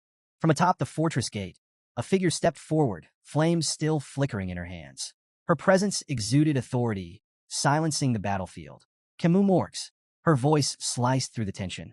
I can't forgive anyone who causes trouble in the territory I manage. She leapt down gracefully, landing in front of the Morgue's triplets. Her cold gaze pierced through them, and High Sis scrambled to explain. We were trying to stop the invaders, she stammered. Low Sis pointed accusingly. It was their fault. They started it. Camus didn't flinch, fixing them with a withering glare. First of all, address me properly. I'm the vice head of this fortress, not someone you can call Camus so casually. Her sharp tone sent Middle Sis into a panic. Hastily, she corrected herself and addressed Camus with the proper honorific. Camus' gaze shifted to the skeletons swaying ominously in the trees. If you don't want to end up like them, she said icily, I suggest you think more carefully next time. Middle Sis squeaked in fear, bowing repeatedly as she apologized on behalf of her sisters. Camus turned her attention to Vakir, her eyes narrowing before recognition dawned. Her expression softened slightly as she approached him, a faint smile tugging at her lips. It's been a long time, she said softly, her voice carrying a touch of warmth. 7 years, hasn't it? Vakir nodded, his expression relaxed. It has, he replied. As Camus studied him, Vakir's gaze briefly lingered on her. She looked more mature now, and he found himself noting her increased allure. He recalled how, in his previous life, Camus had captured the attention of countless men in high society. Rumors and scandals swirled around her, some involving even married men. But in this timeline, there were no whispers of such stories. Dismissing the thought, Vakir returned to the matter at hand. Open the gates, he said bluntly, his tone firm. Words won't work on the triplets. Camus blinked at Vakir's bluntness, her expression darkening. That's all you have to say to me after all this time, she snapped, her voice edged with frustration. Vakir tilted his head slightly, his crimson eyes studying her with a mix of curiosity and detachment. What else should I say? He replied, his tone calm and neutral. Camus' frustration boiled over. Staffordshire, observing from a safe distance, raised an eyebrow, wondering if this verbal sparring might escalate into a clash between the two stars of their respective clans. Pointing a trembling finger at Vakir, Camus glared at him, her eyes shimmering with unshed tears. 0 points. You get 0 points, she declared, her voice quivering with a mix of anger and embarrassment. Your attitude toward your future wife is appalling. The words hung in the air like a lightning strike. The entire group, Morg's 3 flowers, Baskerville's triplets, Staffordshire, and even Vakir, froze in stunned silence. Camus, realizing what she had just said, turned away sharply, her face reddening. She muttered a flustered humph while refusing to meet anyone's gaze. The collective thought running through everyone's mind was the same. Whose wife? Later, as the group rode toward the fortress, Vikir and Camus found themselves riding side by side. Their earlier tension softened into casual conversation. The Baskerville clan doesn't seem to know much about the barbarians, Camus remarked, her tone light but probing. Vikir raised an eyebrow. We know more than you think, he countered confidently. We've fought them countless times, probably more than the Morg's family ever has. Camus glanced at him sideways, her smirk returning. If that's true, why send those idiots? She asked, gesturing toward the Baskerville triplets in the distance, who were currently bickering over whose sword was shinier. Vikir shrugged. The arrangement was already made with the Morg's family, he replied. The main force is stationed on the other side of the mountain range. You know that. Camus leaned slightly closer, her voice teasing. You may think you know, but I wonder if you're as informed about the barbarians as you claim. Vikir met her gaze evenly. As the leader of this delegation, it's my duty to know everything. Of course I'm well informed. Camus' expression softened into a faint smile. For someone the clan may have wanted to discard, you seem surprisingly trusted now. The conversation shifted naturally. Which of the barbaric tribes do you find the most troublesome? Camus asked, her curiosity evident. Vikir considered for a moment before answering. The Balak warrior tribe and the Rococo sorcerer tribe, he said. The Balak are unmatched archers. Their skill surpasses even the Empire's best. And no, that's not common knowledge. Camus nodded, impressed. 8 points, she said, evaluating him in her own whimsical way. 8 points? Out of what? Vikir asked, frowning slightly. Camus grinned playfully. Out of 100, of course. You answered well, so you earned points. Vikir gave her a skeptical look, but let it go. Camus continued her peculiar scoring. I don't like overly intelligent men, she declared. They're boring. A little foolishness makes them more interesting. She shifted her gaze to his horse. Your choice of horse? Awful. That massive beast doesn't suit someone of your shorter stature. Her teasing tone carried a playful jab as she deducted 6 points. Then, she critiqued his attire. Your clothes? Bland and uninspired. For points for effort. Noticing that Vikir was entirely ignoring her commentary, she smirked. 1 point for your so-called manners. Finally, her eyes softened as she studied his face. Your face? 99 points, she said, her tone quieter and more sincere. But you lose 1 for that lack of expression control. Vikir let out a heavy sigh, his patience wearing thin. Enough with these pointless evaluations, he said, his tone firm. Camus' eyes narrowed, her tone sharp as she shot back. Pointless? I'm just being stern with my future husband. Vikir froze, confusion flashing across his face. Future husband? What are you even talking about? Camus folded her arms, huffing indignantly. You passed the test, remember? My uncle's test. That duel was to determine if you were worthy to be my husband. Vikir's eyes narrowed as realization set in. She was talking about the duel he had fought 7 years ago against her uncle, a test of his abilities as her potential partner. Camus, her frustration mounting, continued venting.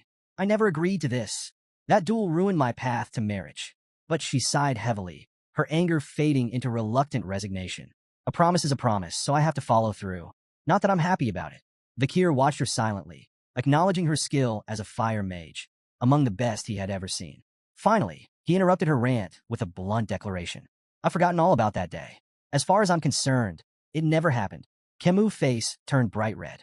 Without hesitation, she grabbed her jacket and threw it at him. You idiot, she shouted. You can't just pretend something like that didn't happen. Besides, I'm a genius. I never forget anything I see. Vikir caught the jacket and stared at it, recognizing it instantly. It was the same one he had given her after their duel, 7 years ago, when her clothes had been burned. Camus, still blushing furiously, turned away with a huff. Don't read too much into it, she muttered, and stop saying such nonsense. Vikir examined the jacket more closely, smirking faintly. She returned it unwashed. As they reached the outskirts of the fortress, Camus pointed toward a distant wall. The barbarians ambushed the ruby mine, she explained. They've been pillaging crops and capturing indigenous slaves to sell elsewhere. She gestured toward the massive wall, a towering structure of earth and iron. We had our mages construct that in just 1 month. Vikir studied the wall, his eyes narrowing in appraisal. Impressive. It would have taken several hundred workers over a year to build something like that. Camus nodded, pride evident in her expression. Naturally, but Vikir's gaze lingered on the wall's flaws. Several large holes gaped in the structure, their edges jagged and burned. His expression darkened. Those were they caused by Balak arrows? Camus' expression turned grim. Yes, their arrows are imbued with a strong aura. We've suffered heavy casualties, especially during night guard duty. Those arrows can pierce walls 2 to 3 meters thick. She hesitated before adding, even my uncle wasn't spared. One of their arrows broke through his magic shield and struck his chest. He survived, but his pride didn't. Vakir's brow furrowed as he recalled a similar incident with Hugo, the Baskerville patriarch. A Balak arrow had grazed Hugo's nose bridge, leaving him seething with fury. Do you know who's behind these attacks? Vakir asked, his voice serious. Camus hesitated, her tone uncertain. It's hard to say. Their faces are painted black, so identifying them is nearly impossible. But I think it's a woman. Their conversation was cut short as a mage hurried toward them, addressing Camus with urgency. Vicehead, we've captured a reconnaissance member of the barbarians. Please come quickly. Vakir and Camus exchanged a glance. Curiosity and concern mirrored in their expressions. Following the mage to a large tent, they found a disheveled barbarian restrained and surrounded by guards. Vakir's sharp gaze swept over the captive. After a brief moment, he spoke with certainty. This one's from the Rococo sorcerer tribe. Camus turned to the mage, her expression firm. Have you been able to extract any information from him? The mage shook his head, frustration evident. He's uncooperative. His sorcery makes him resistant to psychic magic. We haven't been able to read his mind. Camus' eyes hardened as she directed her attention to the captive. Tell me about the ambush on the Mords clan's fortress. How many people did you take? The barbarian remained silent, his expression unreadable. Camus' voice sharpened with anger. Among those taken was Rose, a daughter of the Morgs. She's my sixth cousin. Tell me, what have you done with her? A twisted grin spread across the barbarian's face, and he muttered something in his native tongue. Camus frowned, turning to the mage. What did he say? Is there anyone here who can translate? The mage shook his head again. We don't have anyone available who understands his language. Vakir's calm voice broke the tension. I know a little Rococo. Camus raised an eyebrow, surprised. Is there anything you don't know? I'm not fluent, Vakir replied, his tone measured. But I understand the basics. Camus nodded, her voice steady but strained. Then ask him. Ask him where my cousin is. She's 12 years old, with red hair, red eyes, and white skin. Vakir stepped forward, his voice firm as he questioned the barbarian in his native tongue. The barbarian's grin widened, and he replied curtly, his tone dripping with mockery. Vakir's expression turned grim.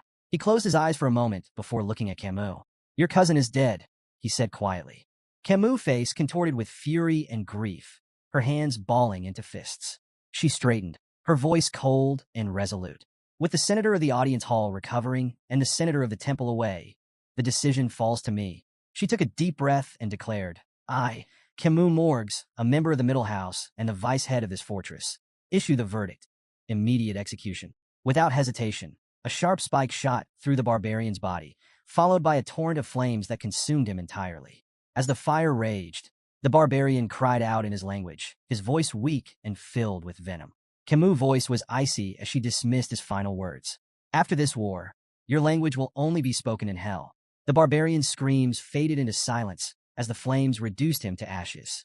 Nearby, another restrained barbarian watched in silent terror, his wide eyes reflecting the flames. Camus, her rage still smoldering, turned abruptly to Vakir. Follow me, she ordered, her tone leaving no room for argument. As Vakir exited the tent, he spotted Camus some distance away. Her shoulders trembled, and muffled sobs escaped her as she cried openly. Despite her formidable exterior, Vakir was reminded that she was still just a 15-year-old girl. He approached her slowly, his voice soft. Were you close with your cousin? Camus nodded, her tears falling freely. Very close. She was so pure, nothing like the rest of us. Unlike the cold-hearted Morgs, she didn't belong in a place like this. Vakir hesitated before offering comfort. I believe she left this world peacefully. Camus turned to him, her tear-streaked face clouded with doubt. Don't lie to me, she said, her voice trembling. I'm not stupid. I'm a genius. I understood a little of what he said. Her voice cracked as she pressed him. Tell me the truth. What did he really say? Vakir froze, unsure of how to respond. He had hoped she hadn't caught the barbarian's chilling words. We ate her. Camus' knees buckled, and she fell to the ground, her cries raw and full of anguish. I couldn't protect her, she whispered, guilt consuming her. I'm so sorry, Rose. Vakir stood silently, his expression unreadable as he watched her grief unfold. For a moment, he extended a hand toward her, but then he hesitated, pulling it back. Camus' heart-wrenching cries echoed through the air, and Vakir remained lost in thought, contemplating the weight of the moment. After a while, Camus managed to steady herself. Wiping her face, she stood and took a deep breath, her composure returning. This isn't a bad thing, she said, her voice steady despite the lingering tremor. If anyone had given me half-hearted sympathy, I'd have killed them on the spot. She turned to Vikir, her tear-streaked face now filled with resolve. This isn't the time to mourn. I need to focus. I need to prepare for revenge. Vikir studied her steely determination, a faint glimmer of admiration surfacing in his mind. Heroines really are built differently, he thought. He extended his hand toward her, nodding silently in agreement. Before Camus could take his hand, a loud, bell-like sound rang across the fortress, shattering the moment. Vikir frowned. What's that? Camus stood up abruptly, her expression serious. It's the signal for a barbarian attack. Vikir smirked faintly. Seems your time for revenge has come sooner than expected. Outside the fortress, a group of barbarian girls astride massive white wolves prepared for battle. Each was armed with a bow, their leader standing at the front. The leader, her face painted black, knocked an arrow. Drawing it back, she aimed toward the guards on the fortress walls and released. The arrow struck its mark with deadly precision, detonating in a fiery explosion that sent guards scattering in disarray. She raised her voice, commanding her companions. Attack! The barbarian girls launched into battle, their wolves charging with terrifying speed. The massive beasts tore into soldiers with relentless ferocity, while the barbarians themselves struck with brutal efficiency.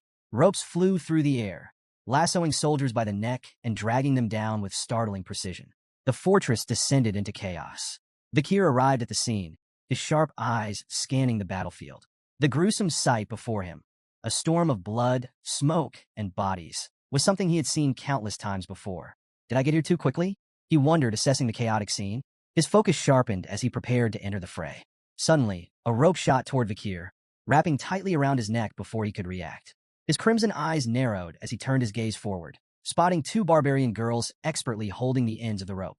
In their native tongue, one of them grinned and said, "We've caught a good one. This hunt for husbands is going well." Vikir immediately understood their intention. The barbarians were capturing men to breed stronger offspring for their tribe. Without missing a beat, Vikir grabbed the rope with one hand and yanked it forcefully, sending the two girls flying through the air. "Sorry," he said dryly, "but I'm not available.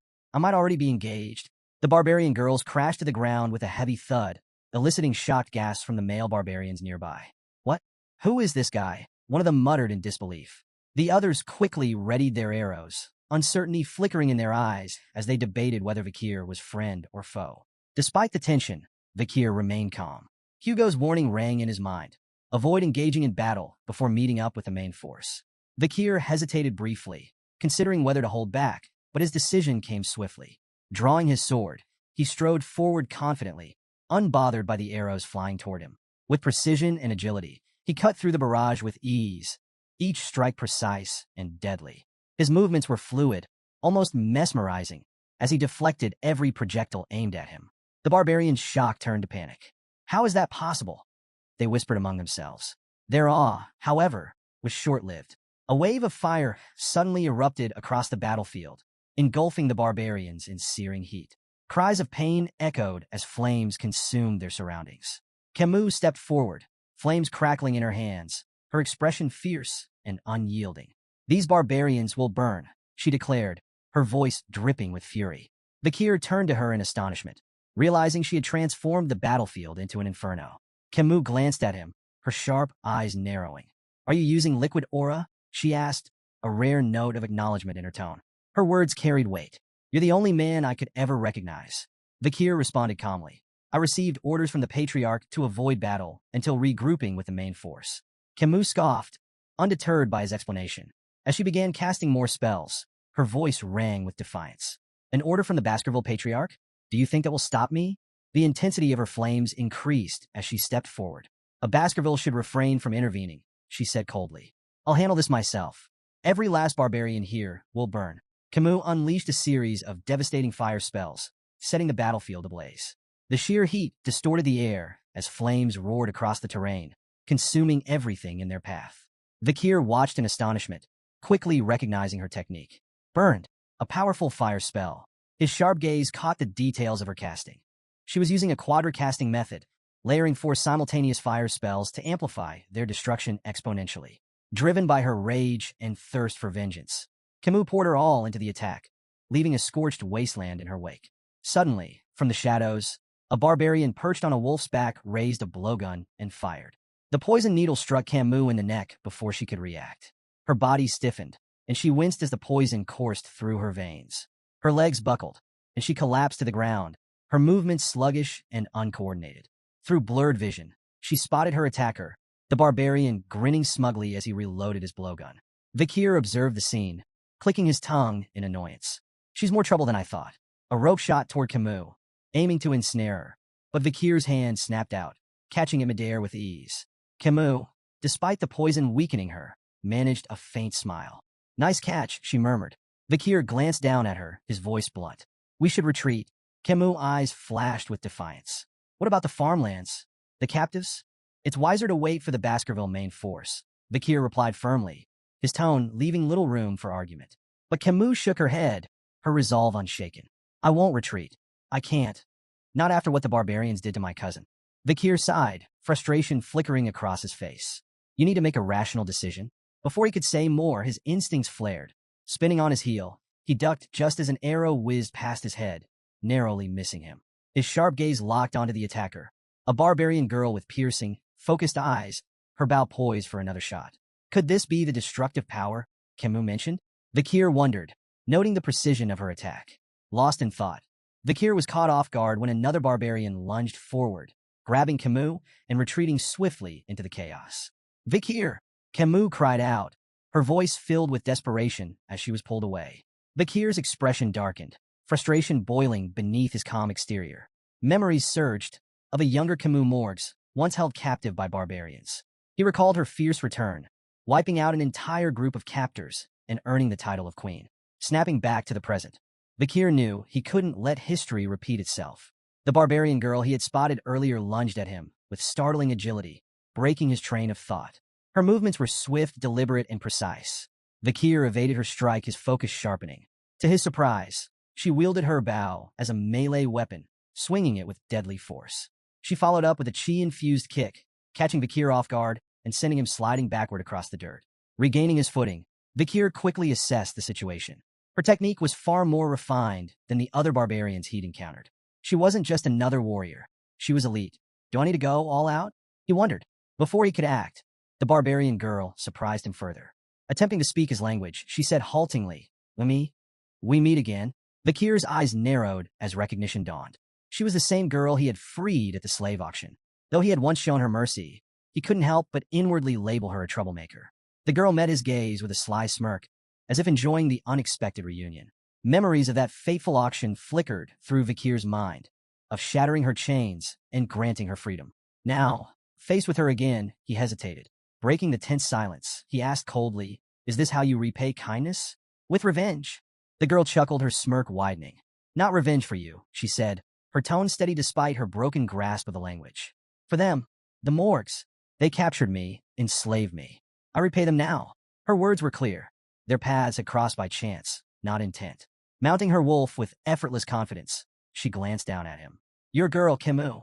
She's next leader of Morg's clan. She pointed into the distance where the chaos of battle raged. If you want her back, follow. With that, she urged her wolf forward, disappearing into the fray with an air of challenge.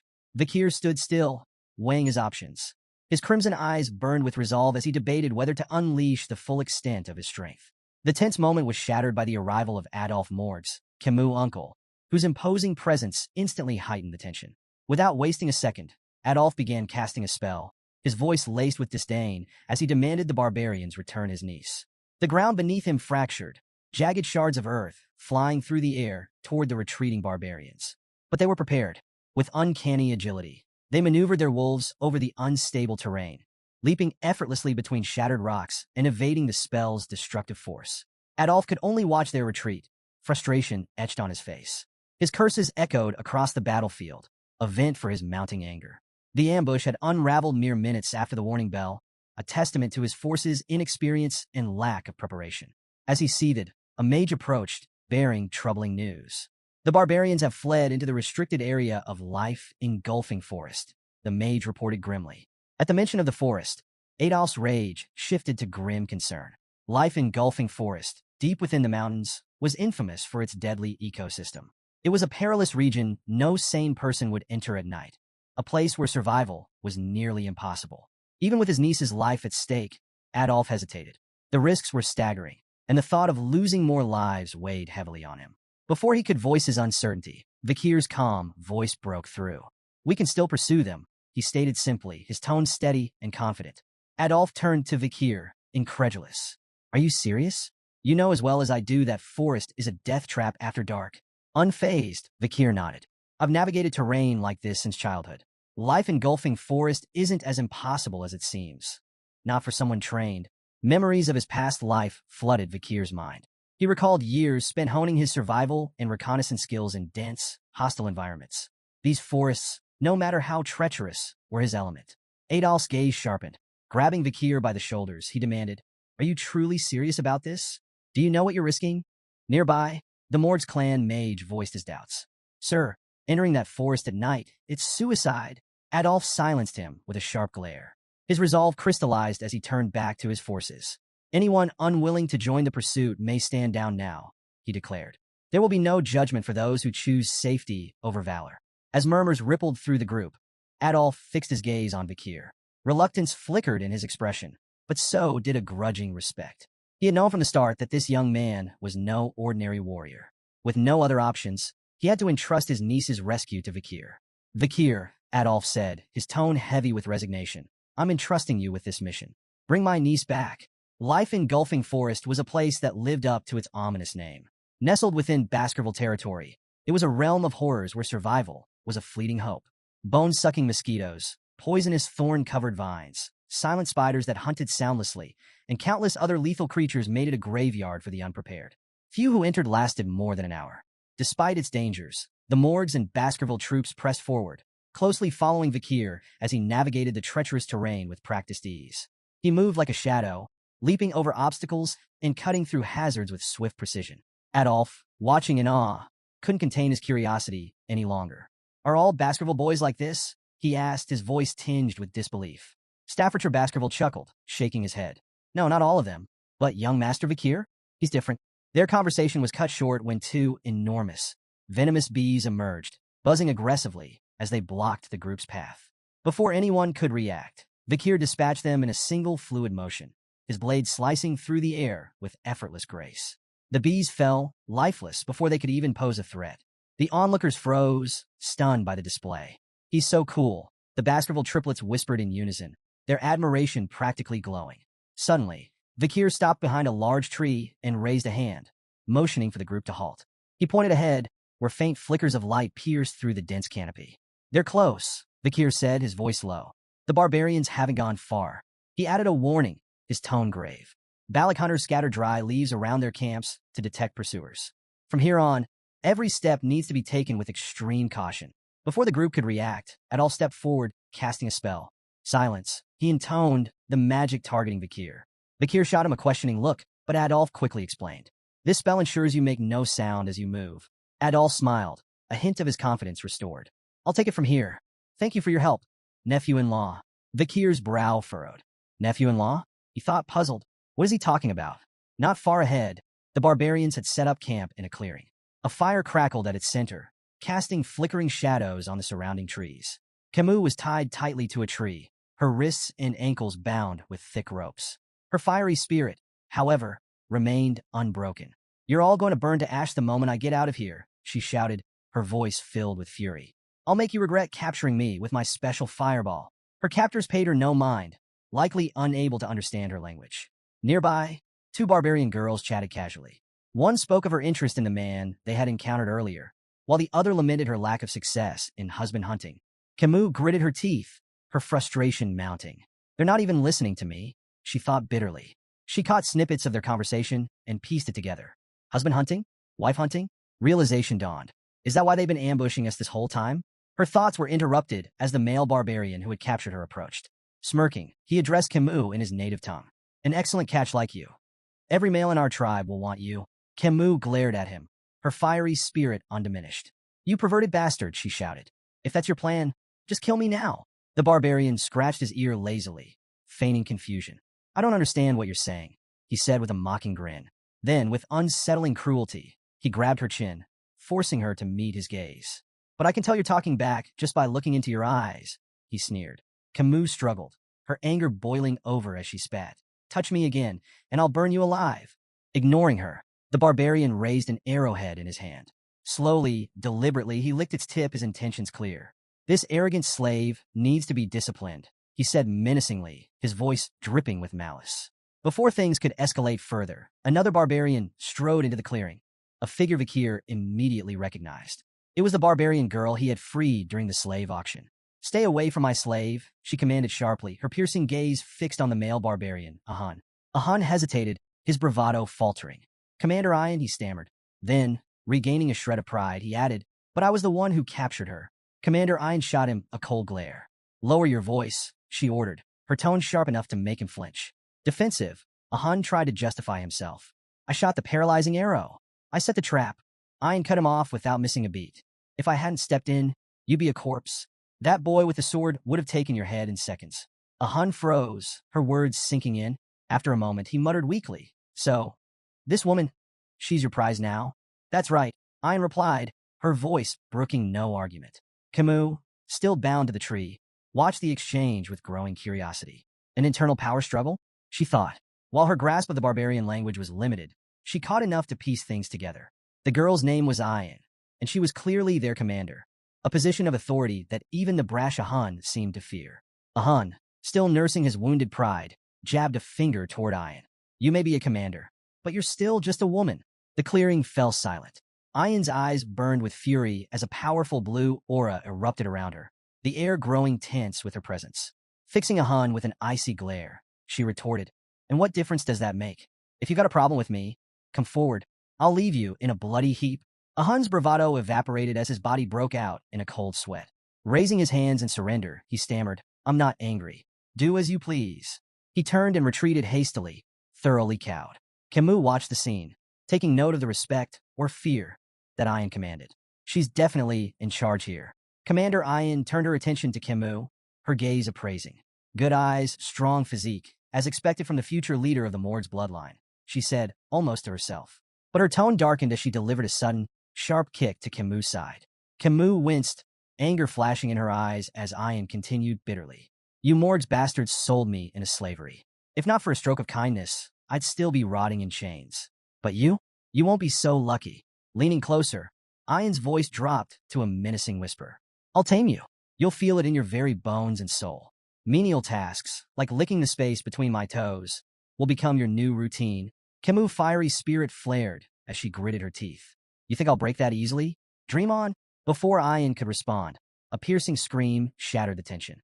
A barbarian behind her burst into flames, his agonized cries echoing through the clearing. "What is this? An explosion?" Ian snapped, spinning around to assess the situation.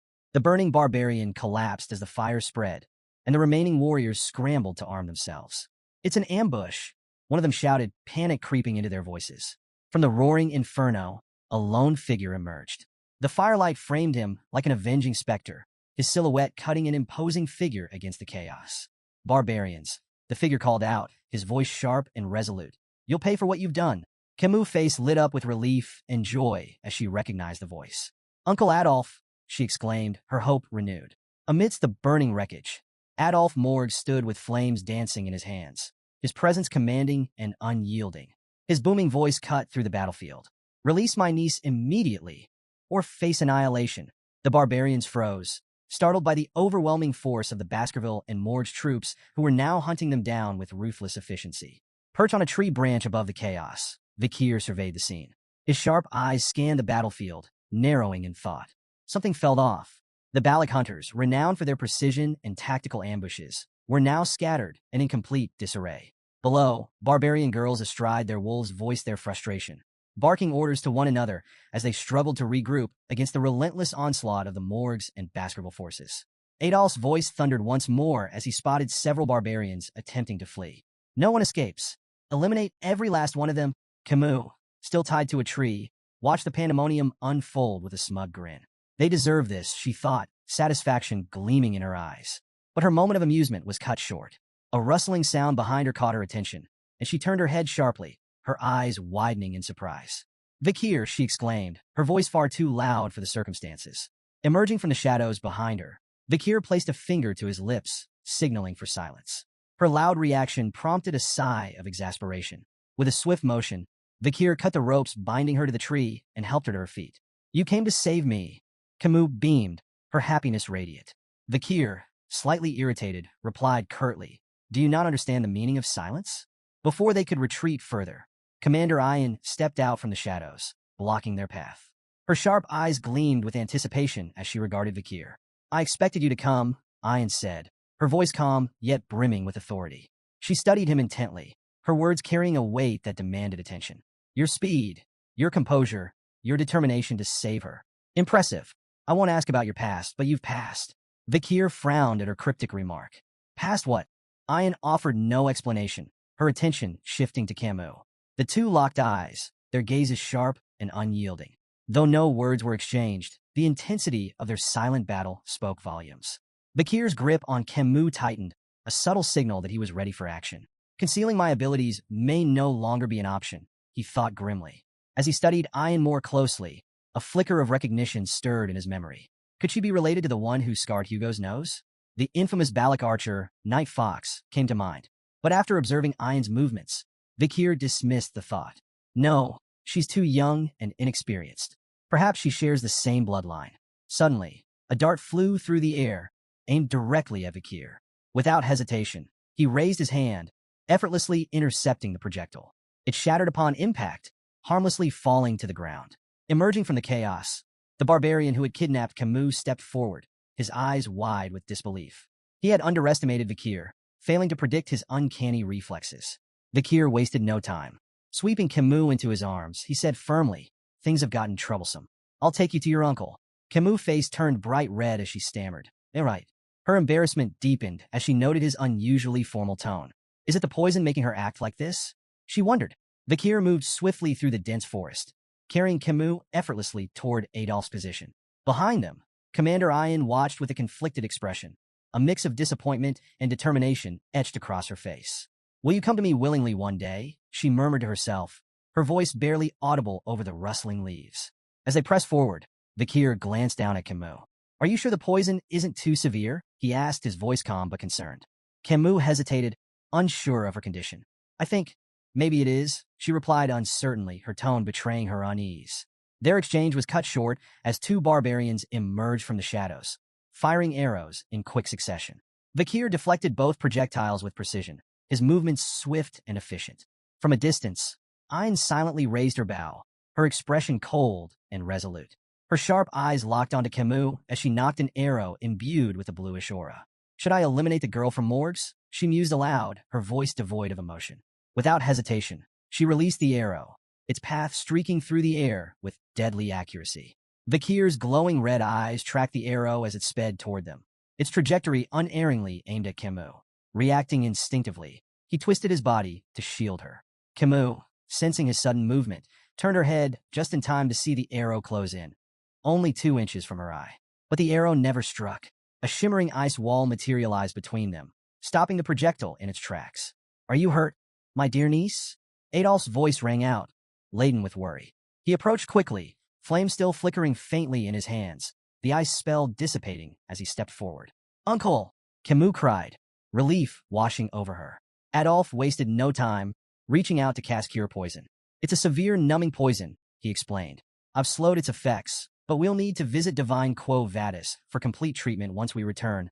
But before the spell could fully take effect, Camus pushed his hands away. Let go for a moment, she demanded, surprising Adolph. He stepped back, confused, only to watch in shock as Camus ran toward Vakir, throwing her arms around him in a tight embrace. Thank you for saving me again, she said, her voice earnest and filled with gratitude. Adolph stood frozen, his eyes wide in disbelief. Tears welled up as he shouted, Camus, I did my best too. Camus turned to him, her expression indignant. And yet, you show up now? She snapped. I'm telling Mother about this. Before Adolph could muster a response, a rope shot through the air, wrapping tightly around Vakir's neck. Commander Ian stepped forward, holding the rope firmly. Come with me willingly, she demanded, pulling with all her strength. It'll be easier for both of us. I don't have much time. Despite her efforts, Vakir remained unyielding, his feet firmly planted. Ian's frustration grew as she struggled to comprehend how he could resist so effortlessly. Camus gasped, her recognition immediate. It's you again, she exclaimed, her disbelief evident. Vakir remained calm, his focus unwavering. Gripping the rope with one hand, he broke it effortlessly, snapping it like a twig. Ayan flinched at his strength, but held her ground. Her words, however, lingered in Vikir's mind. No, Tom, what does she mean by that? He wondered, sensing a deeper urgency behind her actions. A sudden, overwhelming wave of killing intent swept through the forest, suffocating the air. Birds burst from the treetops in panicked flight, their cries fading as an oppressive sense of dread settled over the area. Ayan's face turned deathly pale as her eyes darted upward, horror etched across her features. Her trembling voice cut through the eerie silence. "It's noticed us," she whispered, each word quivering with fear. Vikir frowned, confused, until a sharp, buzzing sensation radiated from his hand. He glanced down to see the red lines etched into his skin, glowing ominously. Beelzebub, the hidden blade coursing through his arteries, was issuing an intense and unmistakable warning. "She's coming," Ayan murmured, her voice barely audible, yet heavy with dread. Vikir's expression hardened. "She? Who's she?" he asked, his instincts sharpening. Ayan's cold sweat betrayed her terror as she uttered a single name, her voice barely a whisper. "Madam Eight Legs." From the heart of the forest, a towering pillar-like structure emerged, its form cloaked in darkness and pulsating with an eerie purple aura. The barbarians froze in place, their expressions twisted with fear. "It's the madam! The madam is here!" they screamed, their voices trembling. Camus, still recovering from the earlier events, squinted at the strange structure. "Is that just a pillar?" she asked, her tone uncertain. Vikir's sharp gaze remained fixed on the ominous form. His voice was low and firm. "No, not a pillar." Before their eyes, the pillar began to split apart. 8 long, spindly appendages unfolded with unnatural grace, descending like enormous tree branches. The massive legs anchored themselves into the ground, creating an unholy silhouette that towered over the forest. Adolf, his usual composure shattered, muttered in disbelief. How could something so monstrous have been hidden here all this time? Vikir's face turned grim as the pieces clicked into place. This was Madam Eight Legs, a name that carried weight and terror. A creature ranked as an S-tier threat, capable of leveling entire cities in mere hours. The spider stood on its 8 grotesque legs, its massive frame casting a shadow over the trembling group. It let out a piercing scream, an ear-splitting wail that sent shivers down every spine and rooted the onlookers in place. Camus opened her mouth to speak, but Vikir was faster. Placing a hand firmly over her mouth, he leaned in and whispered urgently, "Stay quiet. Madam Eight Legs has poor sight, but heightened touch and hearing." Vikir's mind raced as fragments of an old native legend surfaced. He had once dismissed it as a terrifying campfire story, a tale of the Madam of Eight Legs, a monstrous entity that haunted the depths of forbidden forests. But now, standing face to face with the legend, it felt all too real. He recalled the Empire's monster dictionary, its several revisions still failing to fully account for this nightmare. Madam Eight Legs, a name that struck fear into even the bravest warriors. The creature screamed again, louder this time, before spewing a stream of greenish liquid from its gaping maw. The acidic substance rained down in a deadly cascade, hissing and crackling as it melted through trees and rocks alike. Vikir moved swiftly, dodging the falling poison with calculated precision. Beside him, Adolf reacted just as quickly, flames flickering at his fingertips. He conjured a shimmering barrier that shielded himself and Camus from the deadly rain. The forest floor sizzled as the acid ate away at everything it touched. Not far away, a Hun screamed in terror as drops of the green poison landed on his hair. Panicking, he grabbed a knife and hacked off the affected strands, collapsing to his knees as he panted in fear. Ayn shot him a cold glare, her voice sharp and cutting. "Stop screaming in front of Madam Eight Legs." Her eyes flicked briefly toward the monstrous spider, her tone growing darker. "If you weren't the shaman's grandchild, I'd kill you myself." Turning back to the other barbarians, Ayn barked her orders with steely resolve. "Retreat, all of you." On the other side of the chaos, Adolf, cradling Camus in his arms, echoed the sentiment in a quieter tone. "Make a run for it," he instructed, his voice brooking no argument. The oppressive presence of Madam Eight Legs seemed to pulse through the forest, suffocating any thoughts of resistance. There was no choice but to flee. Madam Eight Legs emitted strange, mocking noises, as if reveling in the chaos. As the various groups scattered, the Balik barbarians splintered into smaller clusters, while the Baskerville and Morg's forces retreated in a more organized formation. The creature's twitching appendages seemed to consider its options before abruptly charging after the Baskerville and Morg's forces. Adolf scowled in frustration, muttering under his breath. "Why is it chasing us?" One of the Morg's mages, brimming with misplaced confidence, stepped forward. "Leave it to me," he declared boldly. Fire attacks are a bug's greatest weakness. The mage began chanting, summoning a massive fire spell. Flames erupted in a brilliant explosion, engulfing Madame Eight Legs in a sea of fire. For a fleeting moment, the mage turned to Adolf with a triumphant grin, ready to boast of his success. But his victory was short-lived. Without warning, one of Madame's massive legs shot through the air, impaling the mage beside him. Blood splattered across the confident mage's face as his expression froze in sheer terror. The fire spell hadn't even scratched the monstrous creature. Madame Eight Legs let out another deafening screech, her massive legs slicing through the terrain as she pressed forward. Adolf, Camus, and Vakir continued their retreat, the forest a nightmare of crashing trees and searing acid. Camus, her voice trembling, stammered, "How is something like that even real?" Meanwhile, Vakir's sharp mind raced. He stopped suddenly, his eyes narrowing as a realization struck him. Without warning, he turned to face Madame Eight Legs, his unexpected movement causing the group to halt in alarm. "Vakir, what are you doing?" Staffordshire shouted, his voice filled with panic. Vakir's tone was firm and unyielding. "If no one acts, we'll all be annihilated." His eyes locked on the monstrous spider. "Someone has to tie down her legs to buy time." Staffordshire immediately volunteered, but Vakir cut him off with a blunt question. "Do you really think you have what it takes to restrain those legs?" Turning to Adolf, Vakir's voice carried urgency. "We can't let Madame Eight Legs follow us back to the territory. If she does, everyone there is as good as dead. I'm the best person for this job." He tightened his grip on his sword, his crimson eyes burning with resolve. Facing Adolf, he added, "There's no time left. Make the call." Camus' voice cracked as she called out to Vakir. "You can't do this." Ignoring her plea, Vakir urged the group to flee. "Run," he said firmly. "Leave this to me." Adolf hesitated, clearly torn. Finally, his expression hardened. "We run," he ordered, signaling the retreat. Camus struggled against him, tears streaming down her face. "Vakir, you promised. You have to come back." Adolf held her back, his voice resolute. He made his choice. Don't waste his sacrifice. As the group retreated, Vakir remained rooted in place, the weight of his decision pressing heavily on his shoulders. His grip on his sword tightened, but he paused, letting out a slow, resigned sigh. He didn't have a personal stake in the survival of Baskerville territory, nor did he believe the Allied forces were capable of stopping Madame Eight Legs' growing power. Yet, amidst the chaos, he saw an opportunity. "If I can feign my death here," Vakir thought, "I'll finally slip out from under Hugo's watchful eye." This deception could buy him the time he needed, time to master the elusive 10th technique. The unrefined skill lingered in his mind like an itch he couldn't scratch, a secret weapon waiting to be perfected. With mastery of the 10th technique, Vakir could refine his control over his power, burying it so deeply that even Hugo would fail to sense it. Then, when the moment was right, he would return to the clan, not as a hound, but as something far more dangerous.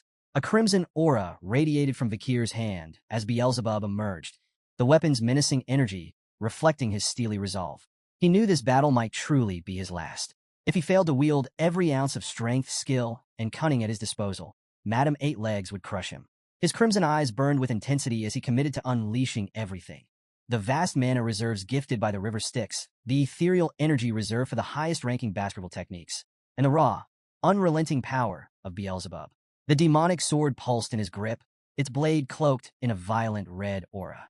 With calculated precision, Vakir dashed toward Madame Eight Legs, his movements swift and deliberate. The monstrous spider loomed above him, her massive form radiating malice. Vakir leaped high into the air, the red glow surrounding him intensifying with each passing second. For a brief moment, he hovered above the creature, locking eyes with Madame Eight Legs. She let out a piercing, otherworldly scream, her legs twitching in agitation. Channeling the Baskerville 5th technique, Vakir descended with blinding speed, his blade aimed at the creature's head. The air around him vibrated with the sheer force of his attack. Madame Eight Legs struggled violently, but her limbs seemed inexplicably rooted to the ground. Vakir's attack slammed into her head with devastating force, driving it deep into the earth.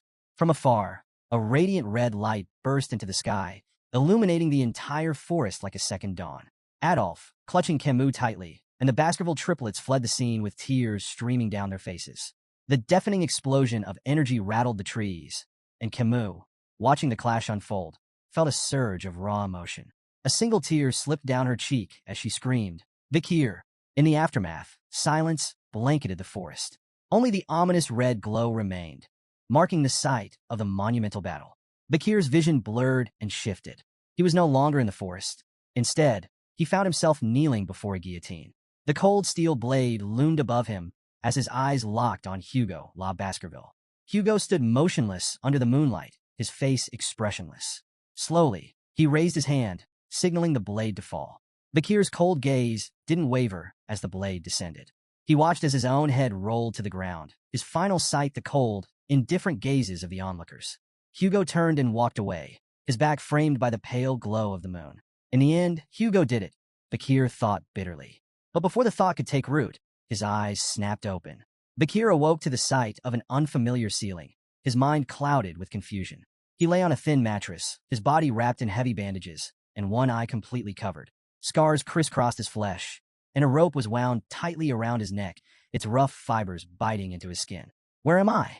He wondered, his thoughts sluggish as he tried to make sense of his surroundings. Fragments of the battle against Madame Eight Legs surged to the forefront of his mind. The blinding explosion that had stunned the monstrous creature lingered vividly, possibly the sole reason he was still breathing. Attempting to sit up, a jolt of searing pain shot through his body, forcing him to stop. Every muscle screamed in protest, his veins felt stretched to their limits, and his bones throbbed with fractures. There wasn't a part of him untouched by the brutal encounter. The memory of Madame's final, devastating attack made the rope around his neck feel like a trivial annoyance in comparison. Yet, ironically, it was that very trap, set during the chaos of battle, that had saved his life, anchoring him just out of reach of certain death. Bakir closed his eyes briefly, evaluating his situation. Despite his injuries, everything seemed to be going according to his plan. Adolphe and Camus had witnessed his supposed final stand, providing ample proof to confirm his death. Hugo's watchful gaze was finally off him. Dragging himself out of the room, Bakir surveyed his surroundings. Barbarians moved about the camp with purpose. Children practiced archery while slaves hurried under harsh commands. The chilling realization hit him. Gulak, the Balak camp. He was deep within the territory of the Baskerville clan's sworn enemies. His eyes scanned the area, noticing something unsettling. Among the slaves were captured soldiers bearing the insignias of both the Baskerville and Mord's clans. Why am I still alive? He wondered. In his condition, escape was impossible, yet his execution seemed equally overdue. Before he could dwell further, a familiar face appeared. A Hun, the barbarian who had kidnapped Camus, sauntered over with a smirk plastered on his face. You should be grateful, a Hun sneered, looking down at him. If you weren't the commander's pet dog, you'd already be boiling in a pot. Pet dog. The phrase echoed in Bakir's mind, igniting a deep, simmering rage. Memories of Hugo flashed before him, of chains, humiliation, and subjugation. A surge of killing intent radiated from Bakir, catching a Hun off guard. Startled but defensive, a Hun lashed out, his fist connecting with Bakir's already battered body and knocking him to the ground. Arrogant bastard, a Hun spat, his frustration evident. With a dismissive glare, he added, Follow the rope, dog. Your owner's waiting. Bakir lay still, his body racked with pain from the fall, his rage boiling beneath his calm exterior. He glared after a Hun's retreating figure, silently vowing to repay the humiliation tenfold once his strength returned. Dragging himself up, Bakir began following the rope tied around his neck. Its length stretched endlessly through the camp, each step testing his patience and fortitude. How far does this thing go? He muttered under his breath, his irritation growing with every tug. Finally, the rope grew taut, and Bakir found himself at its end. What lay before him stopped him in his tracks. Ayan, the barbarian girl from before, stood waist-deep in a small pond. She held the other end of the rope with casual ease, her expression relaxed. As she noticed him, a mischievous smile spread across her face. Lie down, she instructed, her voice carrying an air of playful authority. Bakir froze, his mind racing. He stared at her, bewildered and unsure how to respond to the bizarre command. Before Bakir could fully process her words, Ayan yanked the rope with surprising force, sending him stumbling forward. Whiz! An arrow streaked through the air, narrowly missing Bakir's head before embedding itself into a nearby tree trunk. Ayan's sharp glare turned toward a group of children holding bows in the distance. What did I tell you about practicing near the pond? Go somewhere else, she barked, her voice commanding enough to send the children scattering. As Bakir lay on the ground, recovering from the unexpected tumble, Ayan turned her attention back to him, a sly smirk playing on her lips. I never properly thanked you for the auction, she began, her tone light but calculated. Pointing at him, she continued, in Balak culture, kindness is repaid twofold and revenge tenfold. Since you saved me once, I've saved you twice. Bakir's brows furrowed in confusion. Twice. he asked, his tone skeptical. Ayan crossed her arms, clearly enjoying herself. After that explosion, who do you think dragged your sorry self out of the forest? If I hadn't gone back for you, you'd be spider food by now. So yes, twice. Her smug response only deepened Vikir's unease. He sat up slowly, the rope around his neck pulling uncomfortably. If you've repaid the debt, why keep me alive? He asked bluntly, gesturing toward the rope. Ayan's grin widened, her mischief on full display. Because you're valuable. I have no doubt your party will pay a hefty price for you. You're not some ordinary soldier, are you? Vikir froze at the implication, his mind racing. If the Baskerville clan got involved in hostage negotiations, his entire plan to feign his death and escape Hugo's control would unravel. He kept his expression neutral, suppressing the panic bubbling beneath the surface. Ayan leaned in slightly, her voice dropping to a playful whisper. Relax. I've got no intention of returning you to them just yet. She straightened, her tone turning mock serious. You're my slave now. Without warning, she drew a dagger and sliced through the rope binding his neck. For a moment, Vikir felt an internal surge of relief. Maybe my plan is still intact, he thought, but his optimism was short-lived. Ayan pointed the dagger at him, tilting her head mockingly. Let's settle this properly. You'll call me master, and I'll decide what to call you. Vikir remained silent, his face impassive. His lack of reaction only seemed to amuse Ayan further. I like those rebellious eyes, she remarked with a smirk. It'll make taming you all the more satisfying. Before Vikir could respond, Ayan sheathed her dagger and gestured for him to follow. We have a stop to make, she said casually. Where? Vikir asked, his voice low. She shot him a glance over her shoulder, her tone teasing. Don't tell me you don't know. In the Balak way, we always pay respects when stepping onto someone else's land. Her grin widened. We're going to meet the matriarch. The matriarch's tent loomed ahead, its entrance adorned with intricate carvings. Inside, a throne made from the skulls of predators dominated the room. Bears, jaguars, alligators, and other deadly creatures stared down at visitors, their heads mounted with precision. Each skull bore an arrow firmly lodged between its eyes, a testament to the matriarch's unparalleled skill. As they approached, Ayan glanced at Vikir and began explaining the Balak way of life. If you don't have a place to sleep, borrow a friend's hammock. If you're hungry, someone wealthier will share their food. That's how we survive. Her voice softened slightly, a touch of pride in her words. It's why we're strong. Everyone here is bound by the same rules, tight-knit, homely, and united. Vikir noted something intriguing about the Balak camp. Private assets seemed to hold little importance to them. Everything functioned on a communal system, a stark contrast to the rigid hierarchies he was used to. Ayan led the way to the grand tent without hesitation, her pace confident. Stopping outside, she gestured toward the imposing structure and declared, We've arrived. She entered first, her voice ringing out with authority. Mother, she called, addressing the figure seated on the throne inside. The single word sent a jolt through Vikir, startling him. His sharp mind immediately began piecing together the connection between Ayan and the matriarch. The implications were unsettling. The matriarch rose gracefully from her seat, her commanding aura filling the tent like a storm cloud. Her piercing gaze swept over Ayan before landing on Vikir. So this is the boy we've heard so much about, she said, her tone calm but laced with curiosity. Ayan blinked, taken aback. Mother, I haven't said anything about him, she retorted, her confusion plain. Vikir's eyes narrowed as he silently assessed the situation. The pieces began to fall into place. Ayan was the matriarch's daughter, which explained her high standing among the Balak. His gaze shifted to the matriarch, and recognition dawned. This wasn't just any Balak leader. This was the Night Fox, the infamous female Balak warrior who had left a scar on Hugo La Baskerville's nose. Memories of her prowess flooded back, particularly how her influence had made crossing Le Rogue in life engulfing forest nearly impossible during his previous life. Vikir analyzed the hypothetical scenarios from his past. If his previous self had faced her head-on, the odds of survival were non-existent. Assassination attempts? A flat 0%. The only viable option would have been escape, and even that offered a slim 20% chance. The matriarch turned her sharp gaze toward Vikir, her lips curving slightly. You look familiar, she remarked, her tone probing. Vikir's thoughts raced. Does she recognize my connection to Hugo? Before the situation could escalate, Ayan interjected with an airy laugh. Most imperial men look alike, mother, she said dismissively. The matriarch tilted her head, unconvinced but unwilling to press the matter. Her attention lingered on Vikir, and she addressed her daughter with a question that carried an undercurrent of disdain. What are your plans for this stray dog? Ayan straightened, her voice firm. With proper care, he could prove useful, she said confidently. He played a key role in the attack on Madame Eight Legs. The matriarch's expression turned cold, her tone biting. You should understand your place before acting so impulsively, Ayan. There are consequences for overreaching.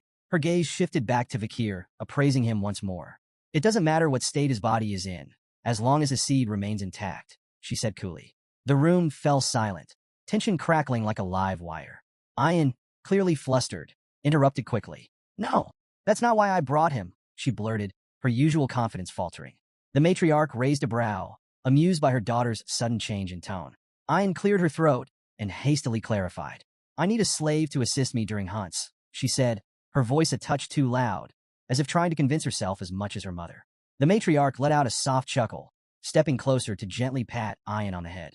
The owner decides how to use their slave, she remarked. Ayan's cheeks tinged faintly pink as she cast a shy glance toward Vakir. Standing at the center of the tent, Vakir maintained a calm exterior, though his mind remained razor-sharp. His eyes briefly wandered to the tent structure, studying the beams and supports. Escape options, he noted inwardly, his focus momentarily drifting from the tent's exchange. As they left the matriarch's tent, Vakir broke the silence. His tone calm and curious, he asked, "What's your name?" Ayan stopped abruptly, her eyes wide with disbelief. Whirling around, she glared at him. "How dare you ask such a question, slave?" she snapped, her voice brimming with indignation. Vakir, unfazed by her outburst, explained evenly, "I don't intend to call you master. I asked for your name, so I can address you properly." His straightforwardness caught Ayan off guard. A faint blush crept up her cheeks, and after a moment of flustered silence, she huffed. "It's Ayan," she muttered reluctantly. "Vakir," he replied with equal composure, introducing himself. "Now, what's your first order?"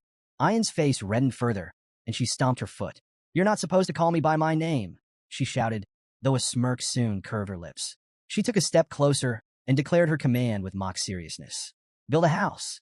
That'll be your new home, slave." She couldn't hide the satisfaction in her voice. Let's see this imperial swordsman figure out something so far removed from his training, she thought smugly. To her surprise, Vakir smiled. "Sounds enjoyable," he said simply. Hours passed, and Ayan stood staring at the results of Vakir's labor, her jaw practically hitting the ground.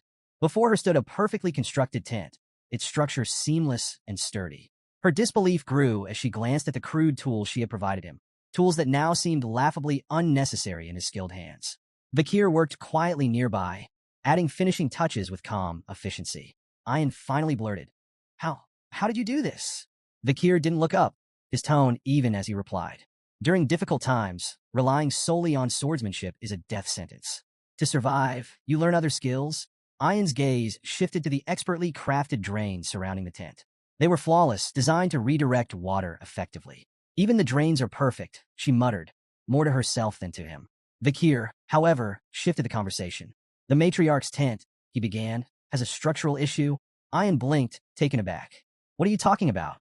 Vakir explained, "The central pillar isn't stable. During the rainy season, the ground beneath it will shift, leading to water leakage." Ayan narrowed her eyes. "And you have a solution, I assume?" "Mix lime-rich dirt with gravel from the nearby hill to make bricks," Vakir said matter-of-factly. "Reinforce the bricks with oil and fire them. They'll stabilize the structure." Ayan crossed her arms, trying to mask her growing admiration. "Fine," she said curtly. "Do it." Methodically, Vakir gathered materials, shaping bricks with precision and drying them over a fire. Ayan accompanied him to the matriarch's tent once the repairs were ready, explaining the plan to her mother. The matriarch watched with skepticism as the repairs were made. But when the work was completed, she examined the tent with astonishment. "All these years," she muttered, her voice tinged with frustration. "So many failed attempts, and it was the central pillar all along." Turning to Ayan, the matriarch's expression softened into a rare smile.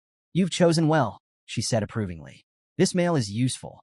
Ayan's cheeks flushed as she tried to maintain her composure. "He's my slave," she mumbled, though her tone lacked its usual edge. The matriarch addressed Vakir directly, her voice commanding.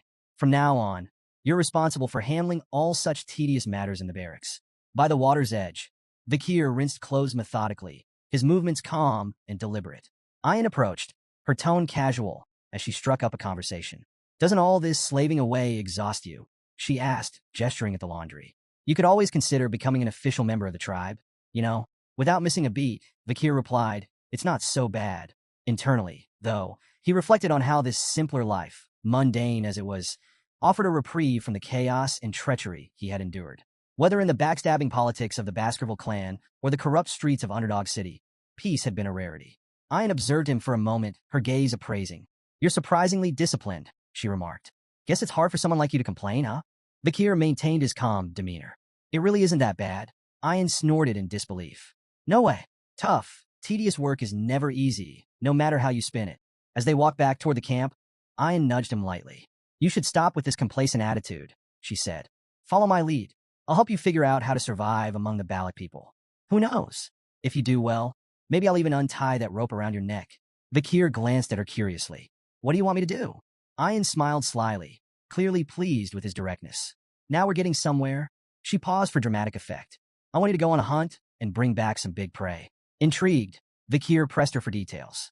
Ayan explained. The warriors haven't brought in anything substantial recently. The kids are growing, and they need meat. If you manage to catch something impressive, it wouldn't be crazy for your title to change from slave to commoner. Playfully slapping him on the back, Ayan added with a grin. You should feel honored to serve as the slave of the Balak's esteemed hunting commander. Vakir winced slightly at the force of her slap, but remained composed. After a brief moment of consideration, he nodded. Fine, I'll do it. Ayan's face lit up with a smile, and for a fleeting moment, a faint blush colored her cheeks. What's with the look? Vakir asked, noticing her expression. Her demeanor shifted immediately. What look? She snapped, quickly turning away. You're imagining things. Unbeknownst to them, a pair of jealous eyes watched from the shadows. Ahan glared at Vakir, his teeth clenched and his fists trembling with rage. Seeing Ayan happily engaging with the outsider stoked a fire of envy and resentment within him. Disgusting bastard, Ahan muttered under his breath, his eyes fixed on Vakir. At the tribe's central gathering, the Balak shaman, a human, began a traditional hazing ceremony. Standing before a pot of glowing charcoal, he withdrew his hands slowly, his face solemn. Gesturing for the hunters to line up, a human's voice carried across the clearing. Step forward to receive the blessing, he intoned, his words heavy with authority. Without it, your hunt will fail. Refuse, and you invite misfortune upon yourself and your kin. One by one, the hunters approached, bowing their heads as the shaman smeared the charcoal across their faces in intricate patterns. Ayan, standing beside Vakir, leaned closer to explain. The markings conceal the hunters from the god of death, she whispered. It's a gesture of guilt, our way of asking forgiveness for taking the lives of our prey. Vakir observed the ritual in silence, noting the presence of a shaman even among the fiercely independent Balak warriors. Nearby, a barbarian girl whispered skeptically to her companion. The shaman's always nagging, she muttered. The boy shrugged, replying, let it go. A human has to make himself seem important somehow. The girl frowned. His blessings don't work anyway, she added. The only time the tribe even bothers with him is for rare hunts or big ceremonies. Vakir absorbed their words quietly. Even in this remote tribe, hierarchies, doubts, and cynicism were no strangers. Just another version of what he had seen across the empire. Later, Ayan approached Vakir, her face adorned with charcoal markings that were noticeably uneven. Vakir raised an eyebrow, fighting the urge to laugh. You look ridiculous, he said flatly, though a hint of amusement crept into his voice. Ayan flushed, furiously wiping her face. I don't get along with the shaman, okay? She snapped, flustered by his teasing. In her embarrassment, she shoved the collar into his hands. Vakir held it up with a deadpan expression. Is this a dog collar? Ignoring his tone, Ayan fastened a similar collar around her own neck. These protect our necks from being bitten during hunts, she explained matter-of-factly. Vakir eyed the collar, muttering. I've fought enough monsters to know they rarely aim for the neck. But as he watched her effortlessly adjust to the collar, he realized it was just another part of adapting to life among the Balak. Ayan and Vakir rode together on a wolf, the large beast moving swiftly through the forest. Ayan glanced back over her shoulder. Hold on to my waist if you don't want to fall off, she instructed. Vakir, stubborn as ever, refused to follow her advice. Moments later, a sharp bump sent him tumbling to the ground. Ayan pulled the wolf to a stop, watching him dust himself off with a smirk. See what happens when you don't listen, she teased. Vakir grimaced, wondering if he had the strength to climb back on the wolf. Before he could decide, an unwelcome voice cut through the air. So this is what you've been up to. They both turned to see Ahan approaching, his expression smug and brimming with disdain. Ayan, you seem awfully free these days, Ahan sneered, his tone dripping with sarcasm. Neglecting your duties to play around, are you? Ayan dismounted and folded her arms. What do you want, Ahan? He stepped closer with dramatic flair. I'm here to tell you that I'll be catching the biggest prey this time. The next hunt? I'll lead the group as captain. My success will bring honor to my family. Ayan raised an eyebrow, unimpressed. You're staking your grandfather's honor on your limited knowledge of shamanism? Bold move. Ignoring her jab, Ahan suddenly lashed out with a kick aimed at Vikir's face. The attack was abrupt, startling Ayan. Ahan, she shouted angrily. What are you doing? Ahan smirked as Vikir sidestepped the blow, his movements subtle yet precise. This guy. Ahan gestured toward Vikir dismissively. He's a burn, injured and slow. How can you rely on him? But before Ahan could continue his tirade, Ayan's expression shifted. A sly smile curled her lips as she pointed at him. You might want to check your waistband before bragging any further. Confused, Ahan glanced down. His expression twisted into shock as he realized his quiver and arrows were missing. Still seated on the ground, Vikir wiped the blood from his lip and held up Ahan's quiver, a smug smile tugging at the corners of his mouth. You should hold onto your weapons as you would your lover, he remarked dryly. Ahan's expression twisted in rage as he realized he'd been outmaneuvered. Before he could fully process the humiliation, Ayan doubled over in laughter, clearly enjoying the spectacle. Seething, Ahan lunged at Vikir. Arrogant slave bastard, he roared, throwing a punch with all his strength. But before the blow could land, Ayan intervened. With a single, swift motion, she used her bow to block the attack. Her voice turned icy as she stared him down. Whose slave do you think you're punishing without permission? She demanded. Ahan, his face flushed with anger and embarrassment, shouted back. He insulted a Balak warrior. That demands punishment. Ayan's expression didn't waver. Pathetic, she muttered, her tone dripping with disdain. Desperate to salvage his pride, Ahan's voice took on a mocking edge. What's this, Ayan? Have you fallen for the slave? Ayan placed a hand on her head, sighing in exasperation. Her irritation was palpable. Vikir is my slave, she admitted coolly. If he's done something wrong, I'll punish him. But you? You have no right to lay a hand on him. The tension in the air was palpable as Ayan turned toward Vikir, who watched the exchange silently, his expression unreadable. Without warning, Ayan's fist shot out, connecting with Vikir's face. The impact sent him sprawling, blood spraying onto the green grass. Ahan stumbled back in shock, his jaw slack as he watched the scene unfold. Ayan turned to Ahan, fixing him with a cold stare. Are you satisfied now? She asked sharply. Ahan opened his mouth to speak, but Ayan cut him off. I get it, you're frustrated. You haven't managed to capture a maiden, and it's eating you up. But touch my slave again, her voice dropped, and I'll make sure you regret it. Ahan, cowed by her words and her sheer presence, nodded reluctantly. His bravado extinguished, he turned and retreated, muttering under his breath. Later, as Ayan and Vikir rode the wolf back toward the camp, Ayan kept sneaking glances at him. Her expression was conflicted, an uncharacteristic mix of guilt and concern. After several minutes of silence, she broke the ice. Does it hurt? She asked cautiously. Vikir didn't reply. She tried again. Are you angry? Still nothing. Frustrated by his silence, Ayan finally spoke up. Look, it was necessary, she began defensively. Ahan's stubborn and petty. If I didn't deal with him like that, he'd keep looking for excuses to retaliate.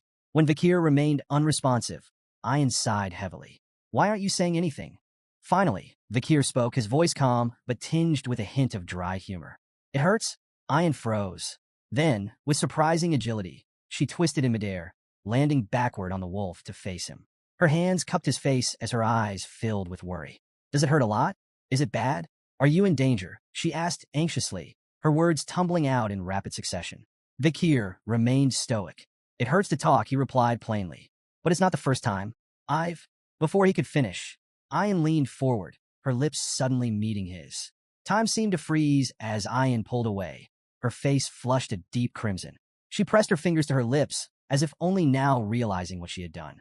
Turning forward hastily to avoid his gaze, she muttered, I knew I was right. You show promise. Even for an imperial bastard.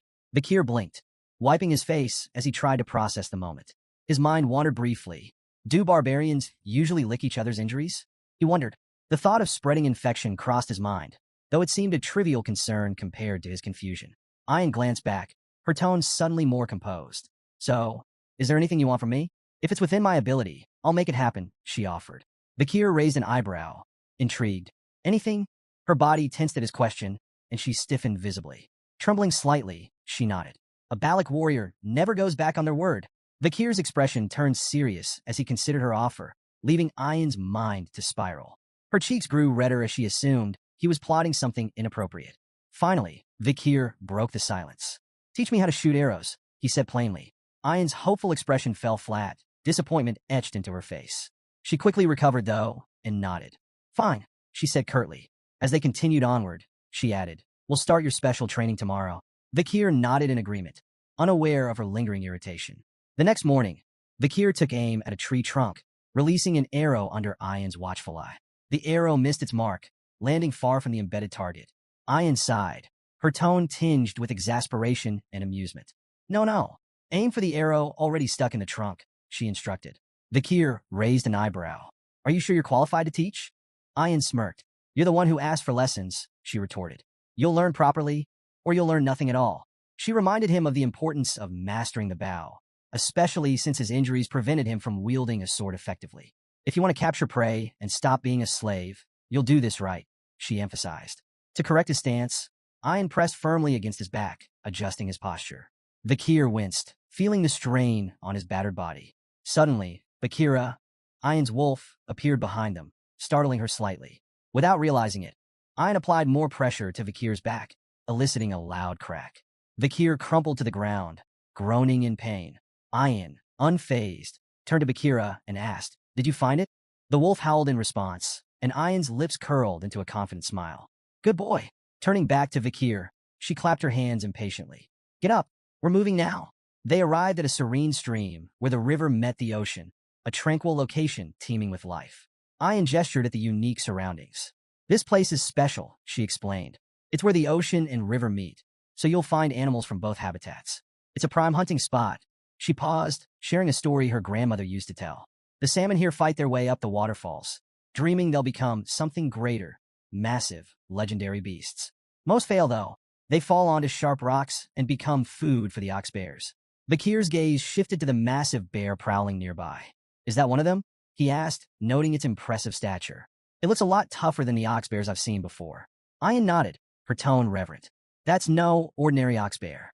It's a superior specimen, born from a powerful bloodline and a survivor of countless battles.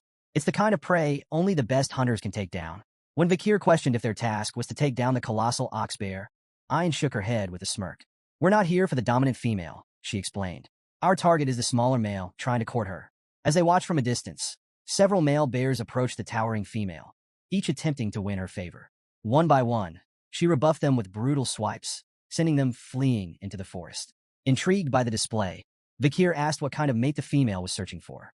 Ayan chuckled. Strength isn't the answer, she corrected.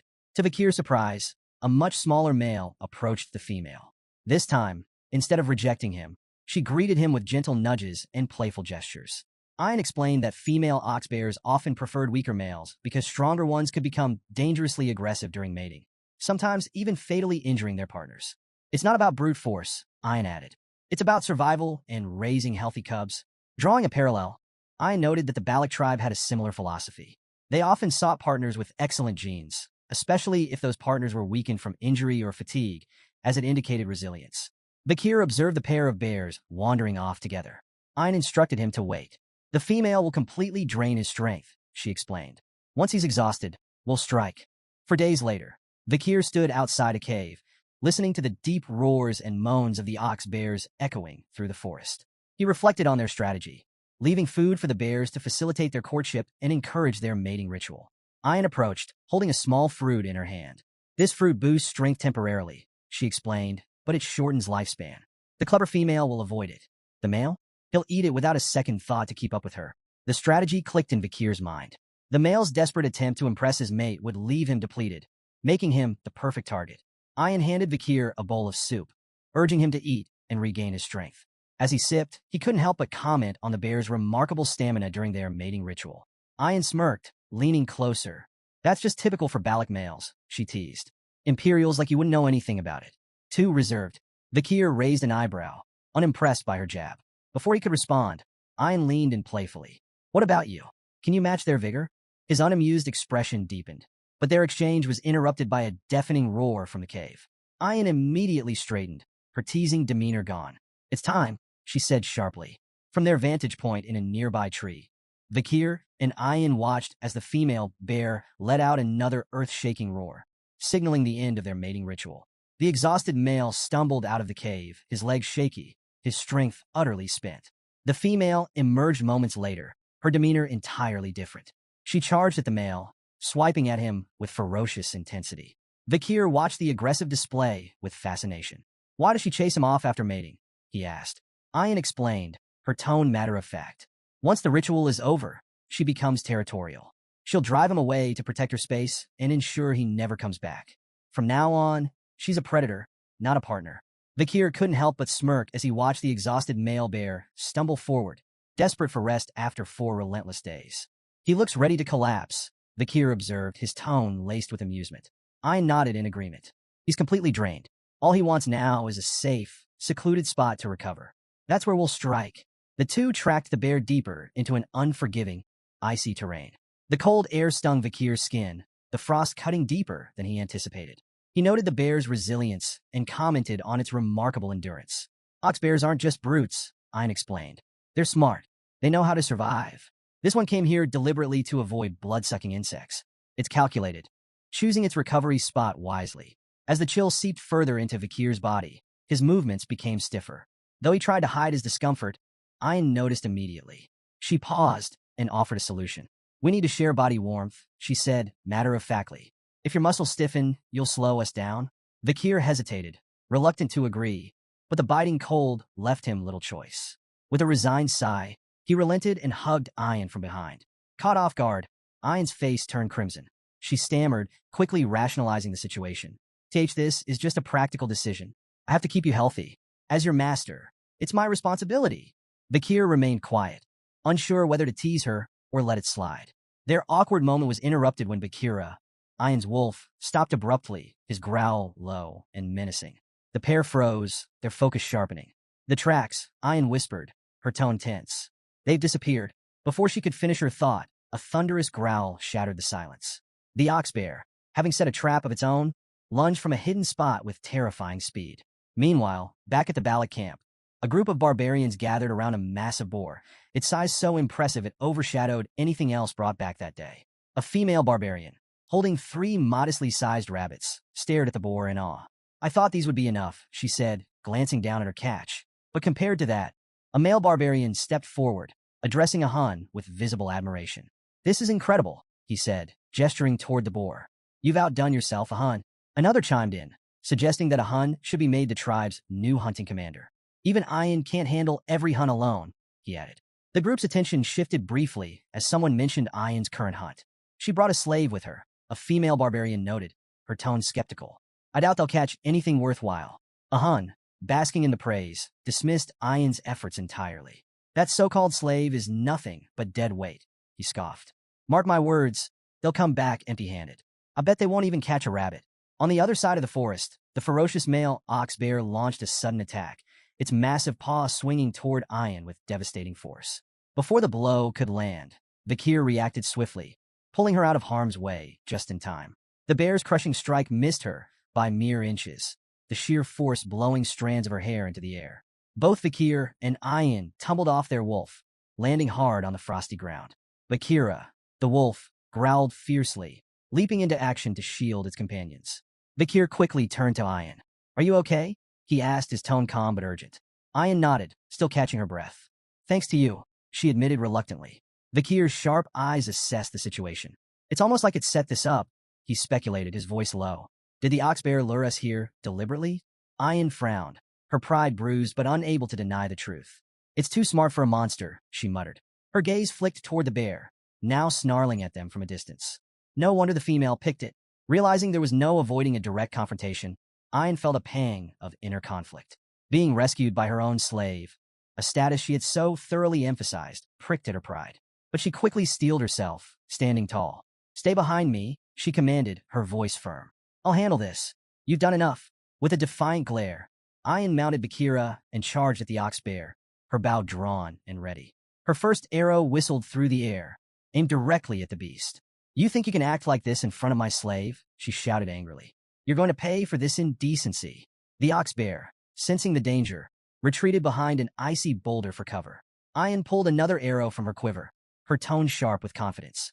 There's nowhere you can hide from me, she declared. She loosed the arrow, which embedded itself harmlessly in the boulder. The ox bear growled in defiance, thinking itself safe. But the moment the bear let its guard down, a surge of blue energy erupted from the embedded arrow. The aura-infused blast pierced through the boulder, striking the bear in the stomach with pinpoint precision. The ox bear roared in agony as blood spewed from its wound, its massive frame staggering forward. Vakir, watching from the sidelines, was momentarily awestruck. Ayan's archery was a masterful display of skill and precision. The way she infused aura into her arrows with such finesse left him impressed. In that moment, he thought that purely in terms of archery, Ayan might even surpass Camus Morgues. The wounded ox bear emerged from behind the shattered boulder, its bloodshot eyes blazing with rage. It charged directly at Ayan, undeterred by the injury. Ayan's hand moved with practiced speed, another arrow nocked and ready. She fired at the bear's eye, but the beast's fury drove it onward, ignoring the projectile entirely. Undeterred, Ayan prepared a final shot. Her voice rang out confidently. An arrow filled with sincerity can pierce even a castle wall, she declared, releasing the arrow with perfect form. But to her shock, the ox bear dodged with uncanny agility, evading the attack entirely. Ayan's confidence wavered, her composure briefly shaken. Before she could recover, the ox bear lunged at Bakira. Its massive paw struck the wolf with brutal force, sending both Bakira and Ayan flying. Ayan tumbled across the ground, her body skidding to a stop as Bakir sprinted toward her, his expression grim. As Ayan lay dazed, fragments of her mother's teachings surfaced in her mind.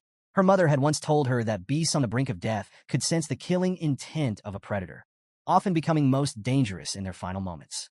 Ayan now realized, too late, that she had gravely underestimated the ox bear. Confidence, bolstered by her righteous intentions, had blinded her to the peril. The ox bear, now a towering menace, advanced with drool dripping from its massive jaws. Its mouth opened wide, ready to deliver a fatal bite. Paralyzed by fear, Ayan closed her eyes and braced for the inevitable. Instead of the crushing jaws of death, however, a familiar voice cut through the chaos. "Are you done demonstrating a master's dignity?" Her eyes flew open, and she saw Vakir standing before her, positioned squarely between her and the ox bear. His calm yet commanding presence sent a shiver down her spine. With a deliberate step forward, Vakir spoke with quiet confidence. "It's my turn now." Thrusting his glowing red hand toward the beast, Vakir summoned Beelzebub, the demonic blade igniting in a blaze of fiery energy. Flames infused with the power of Cerberus roared forth, engulfing the ox bear's head in a hellish inferno. The beast reared back, letting out an agonized roar as the searing heat overwhelmed it. Ayan, frozen in place, could only watch in awe.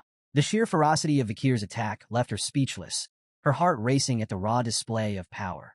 The ox bear staggered, its charred form collapsing lifelessly to the ground. The battle was over.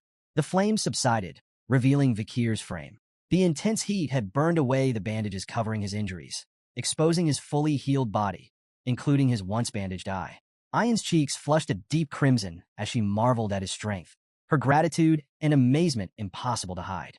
"You saved me again," she murmured softly, her voice barely audible over the crackling of the fire. But her joy quickly turned to concern as Vakir's expression twisted with pain. She rushed forward as he admitted, "I might have overdone it." His legs gave out, and he collapsed to the ground. "Vakir!" Ayan cried, her earlier awe replaced by panic. She knelt by his side, frantically calling his name and trying to rouse him. The memory of his unwavering determination lingered in her mind as she desperately sought a way to help him. Later that night, the Balak tribe gathered around a roaring bonfire, celebrating the success of the hunt. The tantalizing aroma of roasted meat filled the air, and a massive pot of stew bubbled cheerfully over the flames. The villagers danced and sang, their jubilant cries echoing into the night. Off to the side, Ayan and Vakir sat together, each wearing traditional Balak hats. Ayan's voice carried a mix of pride and excitement as she explained the significance of their victory. "The ox bear wasn't just any prey," she said, her chest puffed with pride. "It was both strong and intelligent, a worthy opponent. Catching it has made us the stars of this pillaging ceremony." Vakir, stoic as ever, didn't seem particularly moved by the festivities. His indifferent expression earned him a sharp glare from Ayan. "You could at least pretend to care," she huffed, crossing her arms. Her gaze shifted to the other side of the gathering, where a Hun sat glumly next to the small, sluggish boar he'd caught. The sight filled Ayan with satisfaction, and a faint smirk tugged at her lips. "That boar," she said, tilting her chin toward it. "Compared to our ox bear, it's nothing. You'd think he would have caught something more impressive, given how much he brags." Despite her playful scolding, Vakir caught the unmistakable glimmer of pride in her eyes. For the first time that evening, a faint smile flickered across his lips. Ayan turned to a Hun, her eyes practically begging for backup. "Say something, a Hun?" A Hun, clearly irritated, shoved a bowl toward Vakir, sneering. "Here, slave. Eat." Vakir glanced at the bowl's measly portion of meat and raised an eyebrow. "This is it? Why so little?" A Hun rolled his eyes. tradition. The more honor you earn, the less you eat. You should be grateful for your honor. Ian stepped in with a smirk. In our tribe, the greatest contributor to the hunt gets the smallest share. It's a symbol of respect and selflessness. Vakir's expression remained blank. Selflessness? Sounds like a bad trade. Meat's a lot tastier than some imaginary points on the honor board. Ian laughed, clearly entertained by a Hun's growing frustration. Vakir, however, stared at his hands, deep in thought. The 600-kilogram hammer from Beelzebub lingered in his mind. Could he actually increase his weight by 600 kilograms while holding his breath? It seemed absurd. Then again, so did most of his life lately. Taking a casual sip of his soup, Vakir reflected on his recovery. Beelzebub's absorption of the ox bear hadn't just granted him new powers. It had patched him up like magic glue. Noticing Vakir's nearly empty bowl, Ian grabbed another, heaping with meat, and thrust it toward him. Here, eat. Vakir shook his head. I already had my share. A bit of meat, some blood, intestines, standard barbarian meal. I'm good. Ian pushed the bowl closer. You should eat more. Every part of the animal has a purpose. Weak eyes? Eat the eyes. Bad heart? Eat the heart. Weak limbs? The legs. That's how we grow stronger. Vakir squinted at the bowl, particularly at the coiled piece of meat bobbing in the broth. So, you're saying my insides need work? His tone dripped with sarcasm. Before Ian could answer, 3 barbarian girls approached, their presence as subtle as a thunderstorm. Commander, the first one huffed, glaring at Ian. Why are you bothering with him? The second chimed in. It's so obvious what you're doing. And the third? Why waste food on a slave? Vakir ignored the peanut gallery and took a bite. The meat was tougher than he expected, but he chewed through it. Ian's eyes lit up with excitement. Good. Now you'll be ready to fulfill your duty. Vakir stopped mid-bite. Duty? What now? I already played my part in the hunt. At dawn, Vakir found himself near a massive tree trunk, its top sliced clean off. He noticed faint scorch marks at the edges and recalled something Ian had mentioned last night. While standing at this very spot, he'd seen slabs of prime meat laid on the trunk. He questioned Ian about wasting such quality food, especially during a shortage. It's an offering, she had explained, her tone reverent. To Madam Eight Legs. It's how we ask for permission to live here. Ah yes, the village's 8-legged landlord. Vakir had taken a moment to digest this, realizing how deeply the Balik people respected and feared the creature. Now, staring at the offering site in the cool morning light, Vakir muttered, what an annoying monster.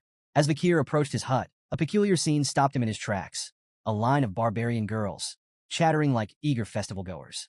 He blinked, trying to piece together the reason for the commotion. Was there a special event he hadn't been told about? One girl proudly announced she'd been in line since dawn. Another gloated about snagging a spot near the front. A third bragged about staying up all night to ensure a place. Amid the chatter, a few speculated about the previous day's hunt. Maybe a village woman will be chosen as Vakir's wife, one suggested starry-eyed. After all, he did take down an ox bear. Before Vakir could back away unnoticed, Ian appeared, a freshly hunted deer slung over her shoulder. Spotting the crowd, her expression soured. What's this nonsense? She barked. Go home. He's already spoken for. The girls gasped and immediately began protesting. You can't claim him just because you fed him stew, one argued. Yeah, that's unfair, another chimed in. You should have shared with us.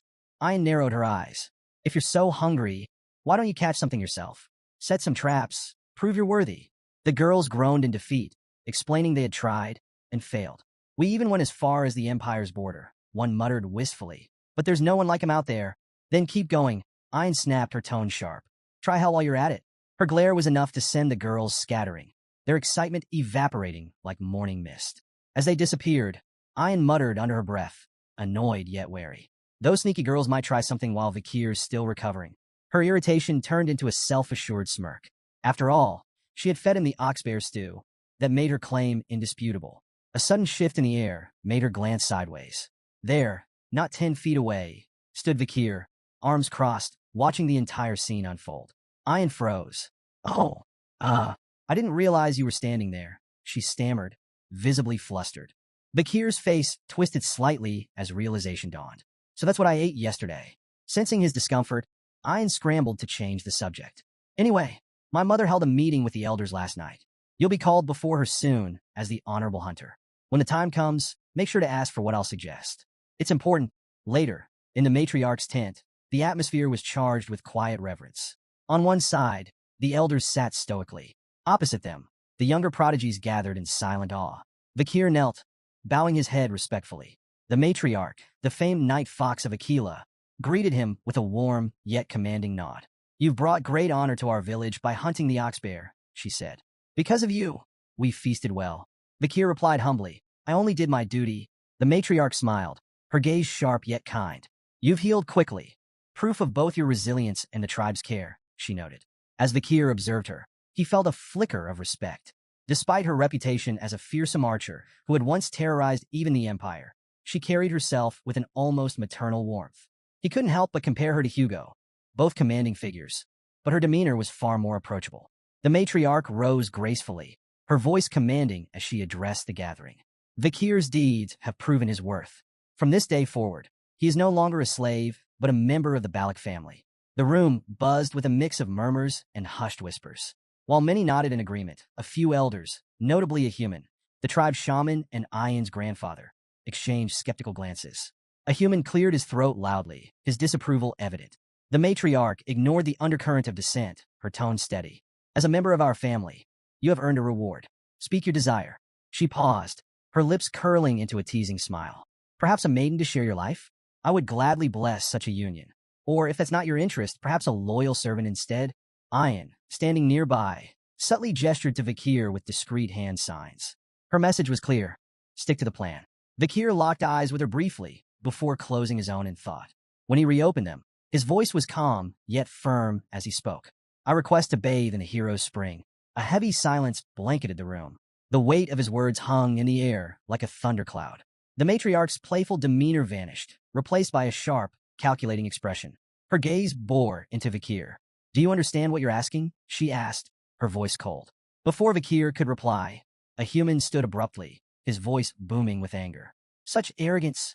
Do you truly believe yourself worthy of the hero's spring?" He turned to the matriarch, his tone seething. "This place is sacred, reserved for the strongest warriors of the Balak. His request is nothing but an insult." The room erupted in murmurs as other elders chimed in. One elder slammed his fist on the ground. "The hero's spring is not for outsiders. This is a privilege for our finest warriors, not some commoner." But Ian stepped forward, her voice cutting through the commotion. "Enough," she declared.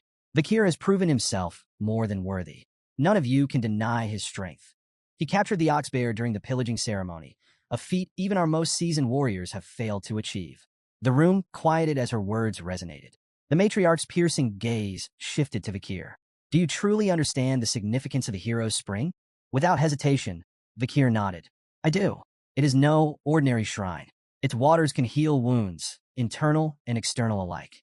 Only the mightiest warriors are granted access to its power." The matriarch listened, her expression unreadable. Around her, the elders resumed their debate. "The hero's spring must remain exclusive," one elder argued fiercely. "To allow an outsider to touch its waters is to insult generations of our warriors." Another elder, however, countered, stroking his beard thoughtfully. "This could be a chance to inspire him further. If he holds such potential, granting him this honor might benefit the tribe." The arguments volleyed back and forth. Some elders feared tarnishing the spring's legacy, while others acknowledged Vakir's feats and the value of rewarding his contributions. The matriarch's expression tightened, her frustration flickering. She wanted to honor Vakir's bold request, but could feel the weight of tradition and a human's staunch opposition pressing down on her. Just then, a sudden bell rang out, cutting through the tense atmosphere like a blade. Vakir's eyes narrowed as his gaze darted toward the sound. "What's the meaning of that bell? An attack?" Ian shook her head. "No, that signals a guest's arrival. Not a threat." The matriarch seized the opportunity to end the heated debate. "This meeting is adjourned. Return to your duties," she commanded, rising gracefully and exiting the tent. As the elders filed out, a human lingered, his expression dark and brooding. His disapproval was palpable, the faint click of his tongue like thunder in the quiet. Watching the matriarch leave, his unease simmered beneath the surface, a storm waiting to break. Vakir's attention shifted to the growing commotion outside. "Is that the guest you were talking about?" he asked Ian, gesturing toward the group setting up nearby. She nodded. "Merchants from beyond the forest. They visit a few times a year, bringing goods we can't make ourselves. The tribe always looks forward to their arrival." Vakir's sharp gaze fixed on a symbol emblazoned on one of the merchant banners. Recognition flashed in his eyes. "The bourgeois family," he muttered, his voice low. Ian glanced at him. "You know them?" "More than I'd like," he replied, his mind racing. The bourgeois family was one of the 7 most powerful merchant clans in the empire. Their presence in such a remote region was unusual, almost suspicious. The only way to reach Balak territory was through lands controlled by the Baskerville or Morge families, neither of whom would allow safe passage to outsiders. Vakir's thoughts turned dark. How did they get here? Smuggling routes? Backdoor deals? The merchants wasted no time setting up their vibrant stalls. Their leader, a round, jovial man with an air of authority, addressing the tribe in fluent Balak. Welcome, friends. For the next 5 days, the market is open. Barter your finest goods and discover treasures from beyond the forest. Excited murmurs spread among the villagers, who surged forward to browse the offerings. The merchants displayed their wares with practiced flair. One held up a gleaming glass orb, claiming it could bring sweet dreams when placed near a bed. Another showcased perfumes, cosmetics, and sacks of grain. Vakir observed the frenzy with a critical eye. The goods on display were mundane by imperial standards, but the merchants bartered them for rare forest treasures of far greater value. The imbalance was glaring, and Vakir's jaw tightened. The bourgeois are bleeding them dry. A commotion nearby drew his attention. Ian's voice rang out, laced with frustration. A diamond for corn? Are you serious? For a brief moment, Vakir felt a flicker of relief. At least someone here recognized the absurdity of the trades. But then, to his horror, Ian's expression shifted. She grinned triumphantly, handing over a diamond for 2 ears of corn. Clutching her prize like a trophy, she beamed with pride, clearly convinced she had struck an incredible deal. Vakir pinched the bridge of his nose, exhaling sharply. Hopeless, he muttered, watching her celebrate her victory. Elsewhere in the market, 3 Balak warriors were locked in intense negotiations with the merchant leader. I'll trade this pearl clam for 2 radishes, one of them demanded, his tone suggesting he genuinely believed it was a steal. Another inspected a cabbage with a critical eye, scrutinizing its quality before eventually bartering a prized deer antler for it. Their persistence wore down the merchant leader, who, with exaggerated reluctance, tossed in extra items to seal the deals. The warriors left with wide grins, proudly celebrating their victories. The merchant leader, meanwhile, smirked as he watched them walk away, amused by how easily they'd given up treasures worth far more than the goods they'd received. In a quieter corner of the market, a young Balak girl timidly approached the merchant leader. Her wide eyes sparkled with hope as she pointed at one of the glowing glass orbs on display. "Excuse me, sir," she said softly. "May I trade for that orb?" The merchant leader crouched down, his smile dripping with condescension. "Well now, little one, what do you have to offer?" Beaming with pride, she reached in her pouch and pulled out a small, wriggling sun larva. It's very rare, and it's nutritious too." The merchant leader's face twisted with disgust. "Ugh, disgusting," he barked, slapping the larva from her hand. The tiny creature hit the ground with a wet thud, and the girl froze, her face crumpling as tears welled up in her eyes. Sneering, the merchant leader turned to leave, muttering under his breath, "For a primitive barbarian, she's quite pretty. She'd fetch a decent price as a slave." The girl knelt, clutching the rejected larva in trembling hands, tears streaming silently down her cheeks. Suddenly, a shadow loomed over her, and a gentle hand rested on her head. She looked up to see Vakir standing beside her. His expression was calm, but the fire in his eyes burned with quiet fury. "This trade is invalid," Vakir declared, his voice steady but sharp enough to cut through the market's noise. The merchant leader stopped mid-stride and turned back, his feigned confidence masking unease. "And what do you know about valid trades?" he asked mockingly. "Surely a savage like you wouldn't understand the intricacies of imperial customs." "Perhaps there's been a misunderstanding." Vakir's gaze locked onto the merchant with chilling precision. "A misunderstanding?" he asked, his tone colder than ice. "Do you mean your intention to sell a Balak child as a slave?" The merchant leader flinched but quickly recovered, waving his hand dismissively. Now, no need to be dramatic. These trades are sanctioned by the Balak shaman, a servant of the forest god, no less. It's not your place, boy, to question their sacred authority." Vakir ignored the merchant's bluster, taking a deliberate step forward. His voice, though calm, carried an undeniable weight. "I demand the cancellation of every trade conducted today. They are blatantly unfair." The merchant leader furrowed his brow in feigned confusion, his voice dripping with mockery. "Unfair, you say? And who made you the arbiter of fairness?" Vakir's expression remained cold, his tone sharper than steel. "Fairness is determined by market value, something your trades blatantly disregard." He stepped forward, his presence commanding, as he began dismantling the merchant's schemes piece by piece. "Take that corn you bartered. Each ear is worth 100 gold at most.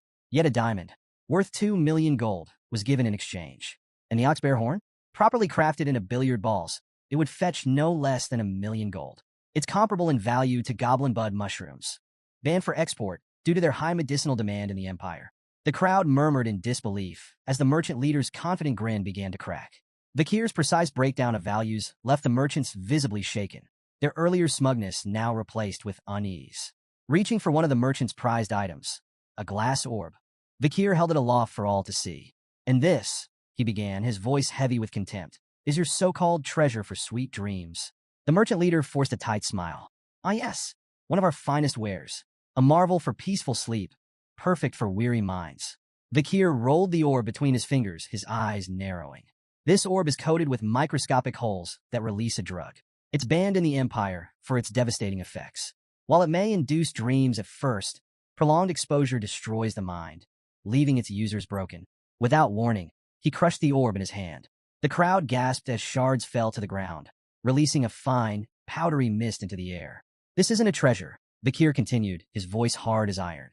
"It's poison, and you've been spreading it under the guise of trade." The merchant leader stumbled backward, his pale face glistening with sweat. Nearby, one of his associates leaned in, whispering frantically, "Who is this boy? How does he know so much?" The leader swallowed hard, his voice barely audible. "Someone who knows far too much." Ayan's voice cut through the tense silence like a whip. "What did you mean by poison bodies and harm?" she demanded, her fury palpable. Vikir gave her a single nod, confirming her worst suspicions. Ayan's expression darkened further, and her rage turned toward the merchant leader. "How dare you poison our people?" she roared, her voice trembling with indignation. "You've been deceiving the Balak without fear or consequence, haven't you?" The merchant leader raised his hands, stammering as he searched for a defense. But before he could speak, a sharp whistle pierced the air. Ayan's arrow struck true, embedding itself in his shoulder. The leader screamed in pain, clutching the wound as blood seeped through his fingers. His face contorted in agony as he staggered back, tears springing to his eyes. "You cowards preyed on us with your lies and poisons." Ayan snarled, her bow drawn and ready for another shot. The merchant leader glared at her, his voice weak but venomous. "You'll regret this," he spat, his words barely audible over his labored breathing. His companions wasted no time. Scrambling to their feet, they shouted frantic orders to pack their goods. The merchants hastily mounted their horses, clutching whatever they could as they fled into the night, leaving behind shattered wares and stunned villagers. Vikir watched the merchants flee into the shadows of the forest. He turned to Ayan, his expression calm but questioning. "You're letting them escape?" he asked. "You know they'll regroup to recover their losses. Why not end it now?" Ayan lowered her bow, a cold glint in her eyes. "Sometimes you don't kill the beast outright," she said sharply. "You wound it, let it run, and it'll lead you back to the pack. Then you take them all down in one strike." Vikir considered her strategy, his gaze shifting back to the fading silhouettes. The merchant leader, still clutching his bleeding shoulder, cursed and spat promises of revenge as he stumbled deeper into the forest with his group. The merchants eventually reached a hidden mercenary camp nestled in the woods. The firelight cast flickering shadows over the assembled fighters, their sharp weapons glinting ominously. The merchant leader, now seething with a mix of pain and humiliation, wasted no time ranting. "Those savages," he roared. "They humiliated us. They stole everything." The mercenary leader leaned lazily against a tree, his piercing eyes shining in the light of the campfire. Lighting a cigarette, he smirked. "Sounds like words won't get you far with that lot," he drawled, exhaling a cloud of smoke. "You hired us to handle your dirty work, didn't you? So we'll handle it. Either we wipe them out or drag them back in chains. It's your call." The merchant leader hesitated, his earlier bravado now tempered by the reality of the Balak's strength. "You don't understand," he said, his voice wavering. "The Balaks aren't ordinary. You'll need everything you've got to defeat them." The mercenary leader chuckled, flicking ash from his cigarette. "If you're that scared, why'd you bother hiring us in the first place? You're paying for results, so let us do our job. And remember," he added, his tone darkening, "our deal still stands. We get a cut of your profits. If things go south, we'll help ourselves to the spoils." Reluctantly, the merchant leader nodded. "Fine, just make them pay for what they did." The mercenaries began preparing for their ambush, whispering strategies under the cover of night. One passed a matchstick to his companion, who lit a cigarette, then handed it to a third man eager to do the same. "Hold up," the second man warned. "Only two to a match. You know the superstition. Third man gets bad luck." The third mercenary scoffed, lighting his cigarette anyway. "Superstitions for fools," he muttered.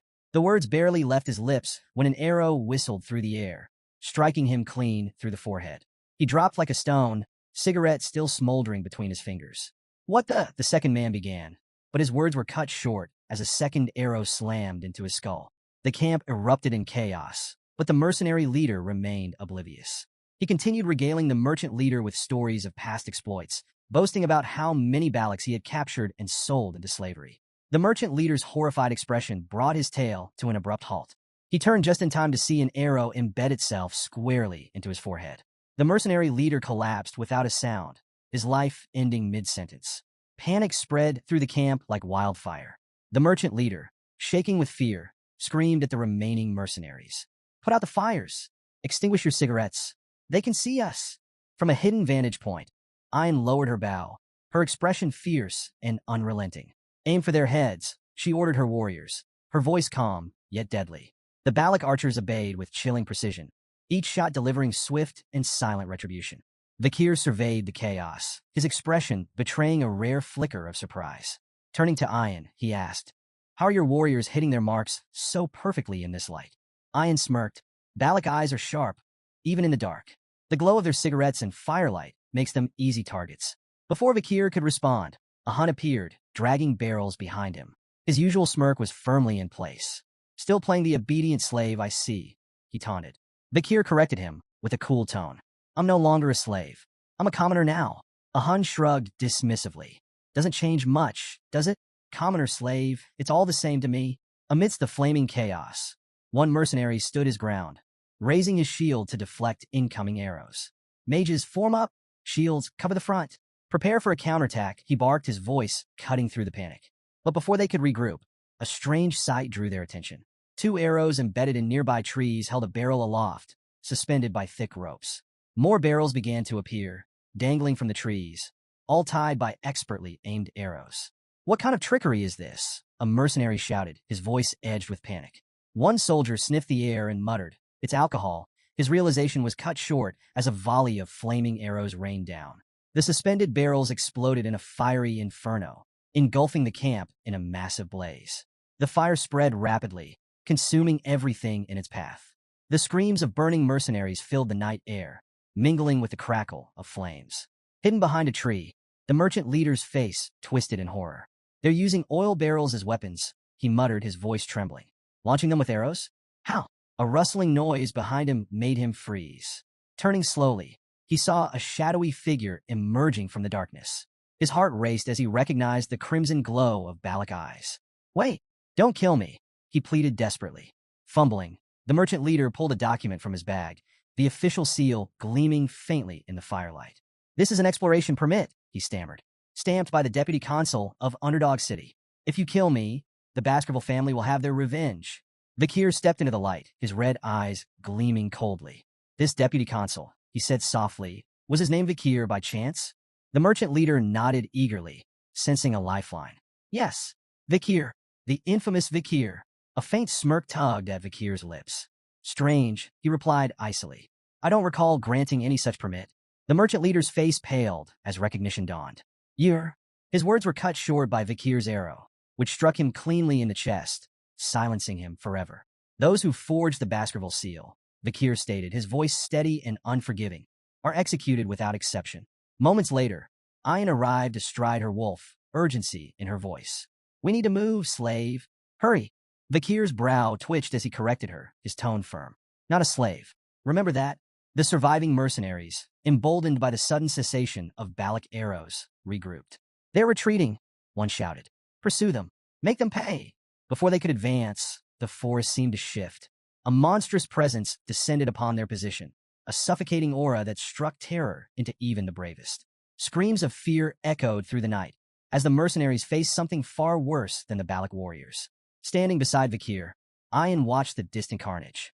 "The fire tactic was clever," she remarked, her tone tinged with admiration. "You're becoming a real Balak warrior." Vakir smirked faintly. "I could say the same whenever I see you." Their attention shifted to the looming shadow of Madame Eight Legs, her monstrous aura palpable even from afar. Vakir's expression hardened, his voice carrying a note of resignation. "This night just keeps getting better."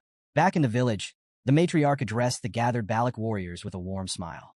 Placing a hand on Vakir's shoulder, she declared, "For your many achievements, resolving our food shortage, minimizing casualties with clever tactics, uncovering the truth behind the warriors' ailments, and exposing the merchant's deceit, I grant you permission to enter the hero's spring." The crowd murmured in approval as she added, Tonight's full moon marks a sacred time. Ayan, guide Vikir to the spring. Ayan stood with a cheerful, yes, mother, and led Vikir toward the sacred site. As they walked, she looped her arm around his casually, her tone light, but pointed. Did you notice a human stayed quiet back there? He was quick to blame curses for the warrior's sickness. But your discoveries?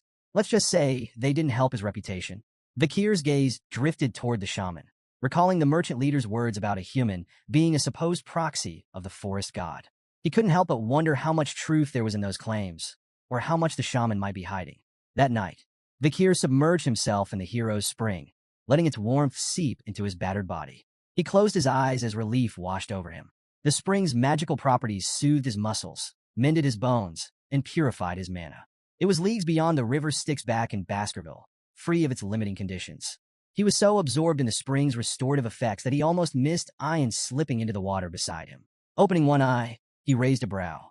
The matriarch said I should bathe alone. If you're here, the spring's effect might diminish. Ayan waved off his concerns with a grin. Details. True Balacs don't bother with minor rules. Rolling his eyes, Vikir let it slide.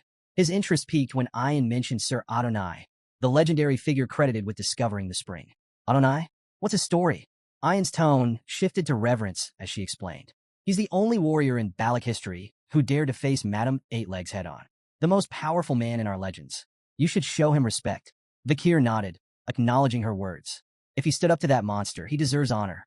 Ayan frowned, catching the faint trace of skepticism in his tone. I'm being serious. You're impossible to talk to sometimes. She huffed and turned away, muttering about how frustrating outsiders could be. Her irritation softened as she thought back to her mother's earlier words. The matriarch had spoken of Vikir's transformation, from a slave to a respected commoner with a growing reputation. With the hero's spring aiding his recovery, her mother had said, he might become the man he's destined to be. He wouldn't make a bad husband. Ayan's face flushed as she stole a glance at Vikir, her resolve strengthening. Today, I'm going to make him mine, she thought with determination. Breaking the silence, Ayan shifted the conversation, trying to mask her embarrassment. You know, I was aware of those merchants' shady profits, she said confidently. If you hadn't stepped in, I would have handled it myself. Vikir smirked knowingly, which only flustered her further. Her cheeks burned as she blurted, I really do know the price difference between diamonds and corn in the Empire. Curious to test her claim, Vikir asked Ayan to explain the actual exchange rate of diamonds to corn in the Empire. 20 corns per diamond, she declared confidently, only to falter at Vikir's silent stare. Quickly revising, she added, fine, 30 corns. Final answer. Vikir raised a brow before calmly revealing the truth. The staggering amount of corn 1 diamond could fetch. Ayan's jaw dropped. That's insane, she exclaimed, quickly clapping a hand over her mouth. Trying to save face, she mumbled, well, the Empire's logic is just weird. What could they possibly need all those shiny rocks for anyway? Unmoved by her evasions, Vikir shifted the focus. None of that matters. What does matter is this. Choose how you address me. My name or slave. I don't like ambiguity. Ayan blinked at his seriousness, her demeanor softening. Standing, she moved closer to him, her piercing gaze locking onto his. You don't like ambiguity, huh? She said softly. Gently, she took hold of his chin, tilting his face to meet hers. Her playful smirk turned intent as she leaned in closer. Then I won't call you slave, and I won't call you Vikir, either. Her voice dropped to a whisper, teasingly. What I want to call you is... Suddenly, their moment was shattered by the splash of children joyfully diving into the spring. Commander, they shouted as they ran toward Ayan, completely ignoring the tension in the air. Vikir's brother. Vikir. Ayan spun around, startled. How did you even get here? She demanded, her exasperation drowned out by their laughter and splashing. Vikir glanced at the commotion, only half listening. Her unfinished words lingered in his mind. If it's not my name or slave, then what does she want to call me? Ayan's temper flared as the kids splashed around. You rascals. If you keep playing here, the spring's effects will be ruined. But Vikir smirked, his tone laced with amusement. Didn't someone say a true Balac doesn't bother with minor rules? The children immediately took his side, chiming in with playful glee. Yes, stingy Ayan? One of the older children stepped forward, his serious tone contrasting with the chaos. It was the matriarch's command, he explained. She said the sick children should use the spring. It'll help heal the damage caused by the merchant's drugs. Ayan froze, her expression shifting to one of realization. Mother planned this, she muttered, her tone exasperated. Of course she did. Nearby, a small girl shyly approached Vikir, her brother by her side. Thank you for helping my sister, the boy said, his voice filled with gratitude. The girl nodded, adding a soft, Thank you. Ahan, who had been observing the scene in silence, stepped forward hesitantly. His face was tight with frustration, but his voice was sincere. I misunderstood you, Vikir. I'm sorry. Vikir's response was simple and unimpressed. Yeah, Ayan threw her hands up in disbelief. We're apologizing here. Is ya all you have to say? Unfazed, Vikir shrugged. Ahan's got too much anger in him. Better he learns to manage that first. Ayan's warm smile lingered as she glanced at Vikir, a light blush spreading across her face. We still have so much time together, she thought, feeling a quiet contentment. With a cheerful grin, she called out, Congratulations on officially becoming one of us, Vikir. After some time, a loud thud broke the peace as a solid punch sent Ahan sprawling to the ground. He groaned, clutching his face, blood trickling from his nose. Standing over him was none other than Vikir van Baskerville, now a striking 17-year-old. You're more of a crybaby than I thought, Vikir said with faint amusement. Ahan gritted his teeth, wiping the blood from his nose as he scrambled to his feet. Don't walk away. Let's go another round. But Vikir had already turned, his calm demeanor unshaken. That's enough for today, he said casually, his back to Ahan. Running away again? Ahan shouted, his frustration palpable. Vikir didn't stop walking. I'm just going for a stroll. The moment Vikir left, Ahan's friends rushed to help him up. Man, he's a beast, one muttered, shaking his head. He's gotten stronger since he recovered. Another chimed in, stronger? I heard his marksmanship's on par with Commander Ayan now. The third scoffed. On par? Don't make me laugh. I could probably give him a bloody nose with one punch. Ahan surprised them by revealing the truth. You don't get it. His punch didn't even hit me. His friends blinked in confusion. What are you talking about? Ahan clenched his fists, still feeling the phantom impact. It stopped right in front of my face. The wind pressure from his punch made my nose bleed. Elsewhere, Vikir stood in front of a wall riddled with massive holes. Sweat dripped from his brow as he exhaled, his chest heaving from exertion. Finally, he muttered, the sixth technique perfected. His gaze sharpened as he assessed the destruction before him. At just 17, Vikir had mastered the six-fong technique, a feat even seasoned Baskerville swordsmen rarely achieved. Pride flickered in his eyes, but he remained grounded. The path to the pinnacle, the 10th technique, still stretched far ahead. Beyond his swordsmanship, Vikir had cultivated 6 mana circles, raising himself to the rank of a high-tier graduate. He reflected briefly on the tools and techniques that had brought him here. The river Styx's power coursing through him, the demonic sword Beelzebub in his arsenal, and the lethal skills he'd honed during his time with the Balax. With these combined strengths, Vikir knew he could now stand toe-to-toe with even the most elite graduates of the Baskerville lineage. 2 years had passed since he entered the deep forest. As he stared into the horizon, a question lingered in his mind. When my preparations are complete, will it finally be time to leave the Balax? Later, Vikir and Ayan moved through the dense forest together. Vikir crouched down, examining faint impressions in the dirt with a sharp eye. These tracks, he said, his voice steady, are from a deep forest snake Masasu. An old, massive one. Ayan nodded, her expression momentarily serious. If we catch it, Vikir continued, it'll feed the village for 4 days. As he stood and turned to her, he noticed something was off. Ayan's gaze was distant, her face clouded with thought. You seem distracted, Vikir remarked, narrowing his eyes. Something on your mind other than the hunt? Caught off guard by Vikir's question, Ayan's face flushed crimson, and she stumbled over her words. Of course not, she blurted, though her tone was anything but convincing. Desperate to change the subject, she quickly pulled a knife from her belt. Anyway, she said hastily, another hunting group wanted me to ask you about something. Vikir's brow arched, suspicion flickering in his eyes. It was clear she was dodging the conversation. Ayan held up the blade for him to inspect. They found this on an imperialist who trespassed into the forest, she explained. Do you recognize the emblem? Vikir leaned closer, his sharp gaze scanning the intricate design on the blade's hilt. His expression darkened as he nodded. I do. That emblem belongs to the Leviathan clan, one of the 7 imperial clans, alongside Baskerville. Ayan's face fell as she processed the information. We thought it might have belonged to someone from the mercenary group we took down 2 years ago, she admitted. But it looks like this is something bigger. Her tone grew heavier as she continued. There's something off about all of this. We've been finding traces of a red liquid at random locations around the headquarters. Glass bottles, shattered and discarded, always left behind by intruders who disappear before we can catch them. Vikir's eyes narrowed. What kind of red liquid? Ayan sighed. We're not sure, but it's deliberate. The hunting group did manage to capture someone once, but she hesitated, her frustration evident. They swallowed poison before we could question them. This dagger is all they left behind. She paused, studying Vikir intently. Her demeanor shifted, her voice lowering.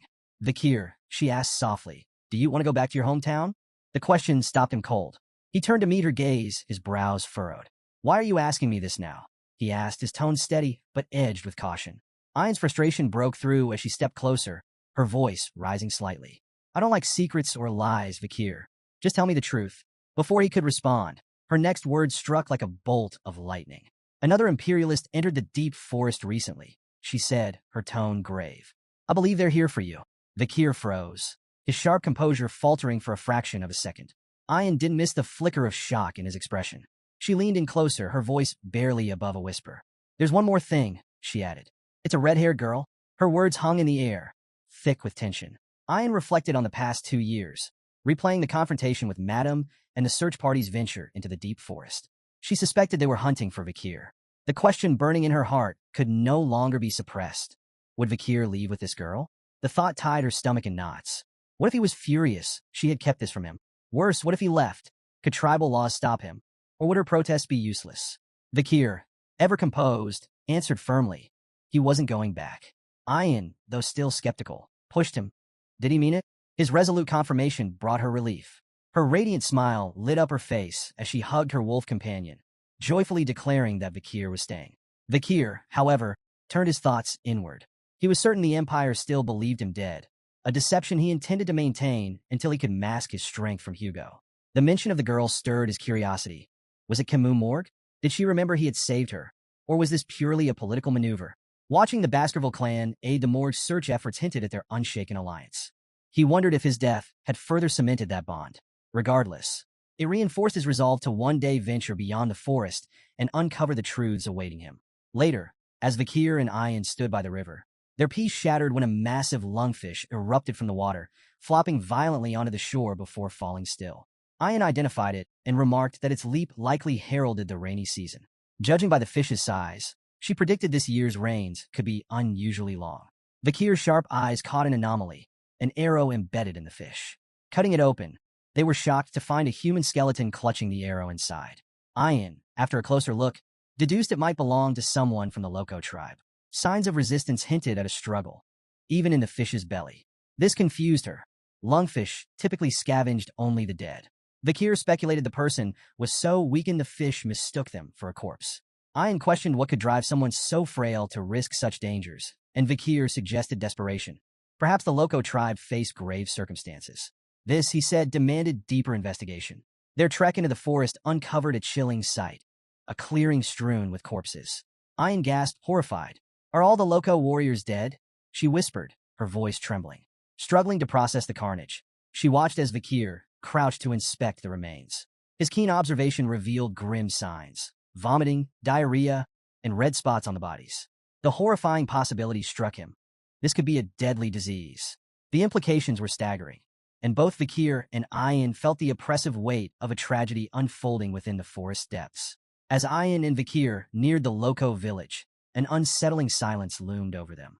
It was well past mealtime, yet no smoke curled from cooking fires. The eerie stillness gnawed at their nerves as they pushed deeper in. Overgrown weeds choked the paths, and there wasn't a single sign of life. Ayan hesitated. Maybe they relocated, she suggested, though her voice lacked conviction. But before Vakir could respond, she yanked back the curtain of a tent and immediately recoiled. A swarm of flies buzzed out, revealing a lifeless, rotting corpse inside. "Vakir!" she shouted, alarmed. Vakir, already searching, had found another body nearby. His mind churned with grim recognition.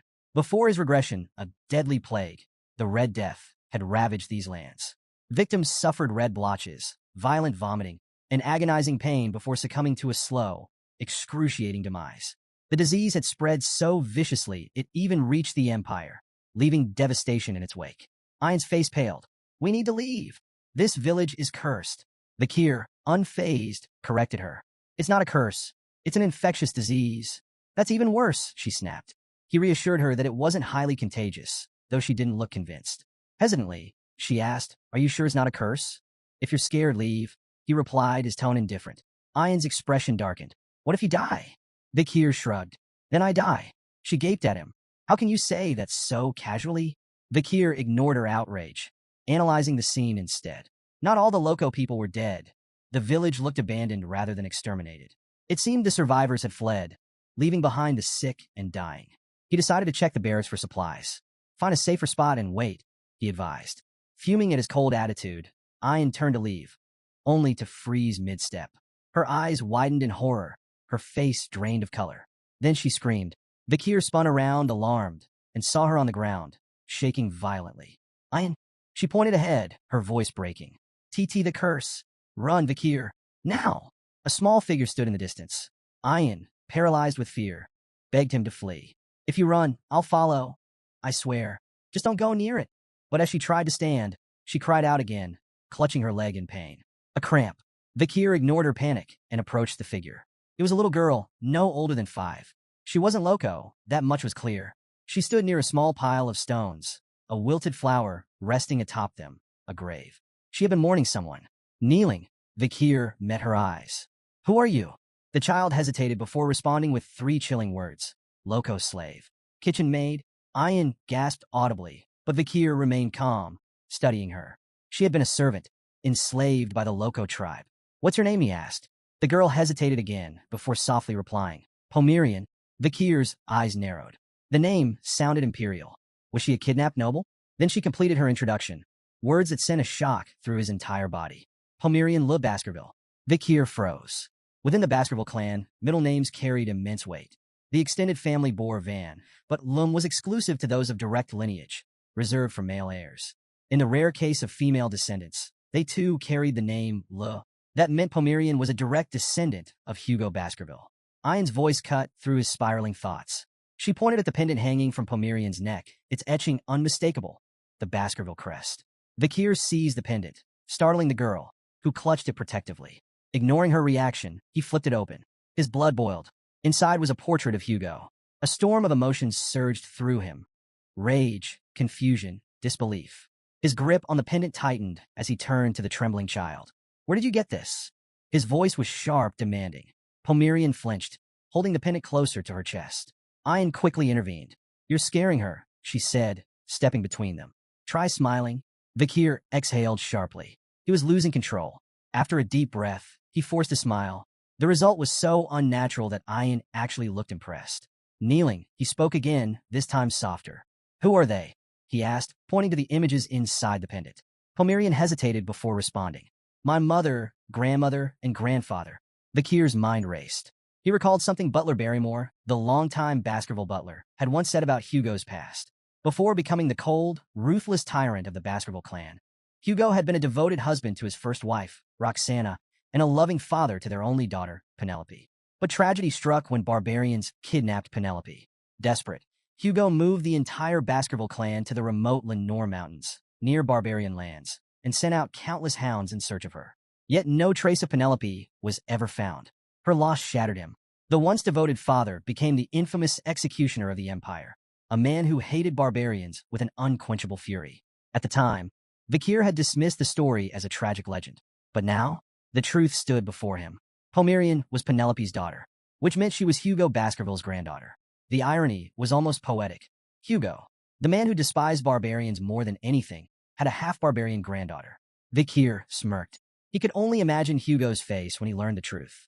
But that was a problem for later. For now, he ruffled Pomerian's hair. You've been through a lot, haven't you? He said gently. The girl studied him, uncertain. Then, with quiet fascination, she whispered, Your hair and eyes, they look like my mother's. Vikir chuckled. All Baskerville hounds tend to look alike. He smirked and added, Guess that makes me your uncle. Pomerian's eyes widened. Uncle, a memory flickered in her mind. Mother told me, if I ever saw someone with red eyes, I should follow them. Vikir arched a brow. Oh, and what do you think? Pomerian hesitated. Then, with sudden determination, she clung to him. I'll go with you. And just like that, 2 stragglers of the iron-blooded sword clan crossed paths, bound by fate. The next morning, Pomerian peeked out from the tent, rubbing her sleepy eyes. Spotting Vikir preparing to leave, she immediately trotted over. Where are you going? Vikir slung his weapon over his back. A meeting. The clan's matriarch called for it. Without hesitation, Pomerian ran up to him, arms outstretched. I'm coming too. Before he could refuse, she climbed into his arms, clinging to him like a stubborn little monkey. Vikir sighed, realizing there was no point in arguing. She wasn't afraid of much, except being left behind. As he carried her on his back, his thoughts drifted to the road ahead. The Balik village wasn't a place for a child. She needed safety, civilization, A home far from Hugo's grasp. This wasn't just his fight anymore. He had someone to protect. His resolve hardened. He needed help. First, he'd see the matriarch. Then, he'd find Chihuahua and make arrangements to leave the forest for good. Inside the matriarch's tent, the atmosphere was tense. The matriarch's weary eyes scanned the gathered elders and shamans as she addressed the growing crisis. The disease is spreading, she said gravely. If the rainy season begins while it persists, the consequences will be catastrophic. The shaman scoffed. This is no disease. It's a curse. He declared that the spirits of their ancestors were furious, and the only solution was a grand ritual to appease them. Ian immediately objected. This isn't a curse. If we don't act fast, more will die. We need to move the village. The elders pushed back. Their ancestors' ashes were buried here. The land was sacred. Leaving was unthinkable. Ian's group refused to back down. The children are dying, one of them argued. What's the point of honoring the dead if we let the living perish? The shaman supporters held firm. The ancestors are punishing us. If we abandon them, we'll be cursed forever. Meanwhile, Ian's group speculated about the true cause. Tainted mushrooms, parasites, or a contagious infection. Voices rose in frustration. The debate became a battlefield of faith versus logic. Eventually, all eyes turned to the matriarch. The room fell silent, awaiting her verdict. She hesitated. This wasn't just about survival. It was about their identity. Did I in the back? Vakir observed quietly, piecing together the truth. He had seen this before, the Red Death. It was as ruthless as the Black Death that had once devastated the Empire. Two figures had once played key roles in stopping its spread. Camus Morgue, who created a massive firewall to contain the infection. Dolores, the saintess of Quo Vadis, who purified the afflicted with divine power. But their aid had only extended to the Empire. The barbarians in the Lenore Mountains had been left to rot. Most perished, and the Baskerville clan had benefited greatly from their extinction. With fewer barbarians, low-tier monsters overran the region, wreaking havoc on civilians. The Empire funneled more resources into Baskerville hands to manage the threat, allowing Hugo to consolidate his power. Vakir clenched his fists. This wouldn't become another stepping stone for Hugo's rise. Suddenly, he raised his hand. The matriarch's gaze snapped to him. The entire tent fell silent. Then, with quiet confidence, Vakir made his declaration. I know how to stop the Red Death. Vakir's method was put to the test. A goblin, bound and suspended upside down, was submerged in water drawn from an infected source. Seconds passed. When they pulled it out, horror rippled through the crowd. Red spots bloomed across its skin, the telltale mark of the Red Death. Without hesitation, the barbarians threw the writhing creature into a fire. Better to burn it than risk the disease spreading. Ian turned to Vakir, her expression shifting between shock and realization. Every goblin exposed to the contaminated water had shown symptoms. So it really spreads through water, she muttered. Vakir nodded. Boiling the water will neutralize it. That's our best defense. To verify his claim, they escalated the experiment. Ian suggested testing boiled water safety, so they dropped a goblin directly into the boiling pot. It died instantly. Ian winced. Well, that didn't work. Vakir, unfazed, replied, let's try cooled, boiled water instead. After adjusting the test, 2 goblins were submerged in cooled, previously boiled water. This time, no red spots appeared. The gathered barbarians murmured in awe. Boiled water was safe. The matriarch, watching the results unfold, finally spoke. You've given us hope, Vakir. Despite their breakthrough, Vakir remained cautious. The Red Death doesn't just spread through water. It can be transmitted through breathing, eye contact, and exposure to mucous membranes. Stay vigilant, especially during the early morning fog. Ian smirked, casting a smug glance at the shaman. Funny, I remember someone insisting it was a curse. The shaman scowled but quickly fired back. And how do you plan to avoid rain? The river will flood. The humidity will rise. You can't fight water forever. Vakir didn't argue. The shaman was right. The rainy season would spread the infection faster than ever. The Lenore River would overflow, drowning the forest in contaminated water. So he made a bold decision. We need to relocate. The elders stiffened in outrage. You already know the answer to that. One snapped. We cannot abandon the graves of our ancestors. Vakir remained unfazed. Then we won't abandon them. We'll adapt. As the rainy season arrived, the Lenore River swelled, turning the deep forest into a treacherous swamp. Normally, the Balak village would have been washed away. But this time was different. Under Vakir's direction, the barbarians worked tirelessly, constructing elevated platforms, rope bridges, and reinforced barriers. 2 warriors pulled massive support beams into place, securing them high in the towering trees. Others wove thick rope walkways to link their new homes above the floodwaters. When the work was done, the village no longer stood on the ground. it thrived above it. As the storm raged and rivers overflowed, the Balak remained untouched. A barbarian, staring down at the flooded forest below, whistled in admiration. Even with these rains, we haven't lost a single home. Another, beaming, clapped Vakir on the back. We owe this to you. Vakir didn't respond, just gazed up at the towering trees. If the Balak territory hadn't been so naturally blessed, none of this would have worked. Pomerian, crawling out of the hut, rubbed her sleepy eyes. I want to stay with you, she murmured, clinging to Vakir's leg. Before he could respond, urgent shouts cut through the air. Two barbarians were waving frantically from a nearby platform. Something fell off. Vakir's instinct screamed, danger. A massive catfish erupted from the murky waters, its gaping maw aimed at the unsuspecting warriors. Their fearful screams rang out as they scrambled to react. Too late. Just as the catfish lunged, an arrow whizzed through the air, striking it cleanly in the side. The impact sent the beast flailing back into the water. The sharpshooter? Ayan. Lowering her bow, she glared at the catfish. You ugly bastard. Try that again, and I'll turn you in a stew.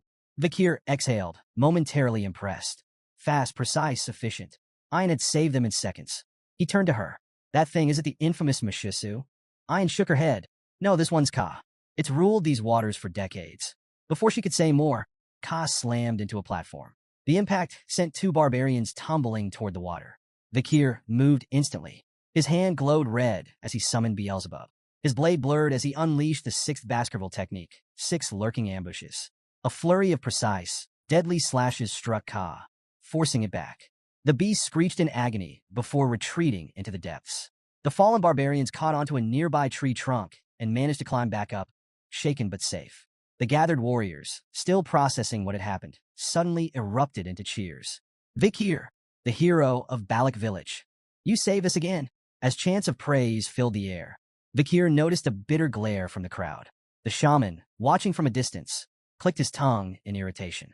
Meanwhile, Ayan smirked, giving Vakir a thumbs up. You pass, she teased, though her eyes hinted at mischief. That evening, the atmosphere inside Vakir's hut was surprisingly warm. Pomerian sat at the table, happily eating the meal Vakir had prepared. Beside her, Ayan also dug in, her face blissful as she chewed. Pomerian beamed. This is delicious. Ayan, mouth still full, nodded in agreement. You're a surprisingly good cook. Vakir arched a brow. I don't remember inviting you. Ayan, flashing a mischievous grin, pointed to her empty plate. The smell led me here. Can't just ignore fate. Vakir sighed. I didn't make enough for you. Ayan shrugged. What belongs to the slave belongs to the master. Vakir scowled. I'm not a slave. She waved him off, clearly enjoying herself. Pomerian, watching their playful exchange, suddenly tilted her head. You two act like a married couple. Ayan choked on her food. Face burning red, she grabbed Pomerian into a tight hug. You're so adorable. Let's keep you forever. Pomerian giggled, hugging her back. Vakir, watching them, exhaled. When did those two get so close? Suddenly, the warm mood shattered. A chill swept through the hut, and Vakir's sharp instincts flared. Turning toward the entrance, he saw a shadowy figure standing in the rain, soaked to the bone, trembling, and eyes filled with desperation. Ayan's expression darkened. Ahan, the young warrior stepped forward, his voice shaking. Vakir, I need your help. His tears mixed with the rain. Please save my little sister. The rain pounded against the tent, the dim light inside barely piercing the gloom. On a makeshift bed, a frail young girl lay still, her breathing ragged.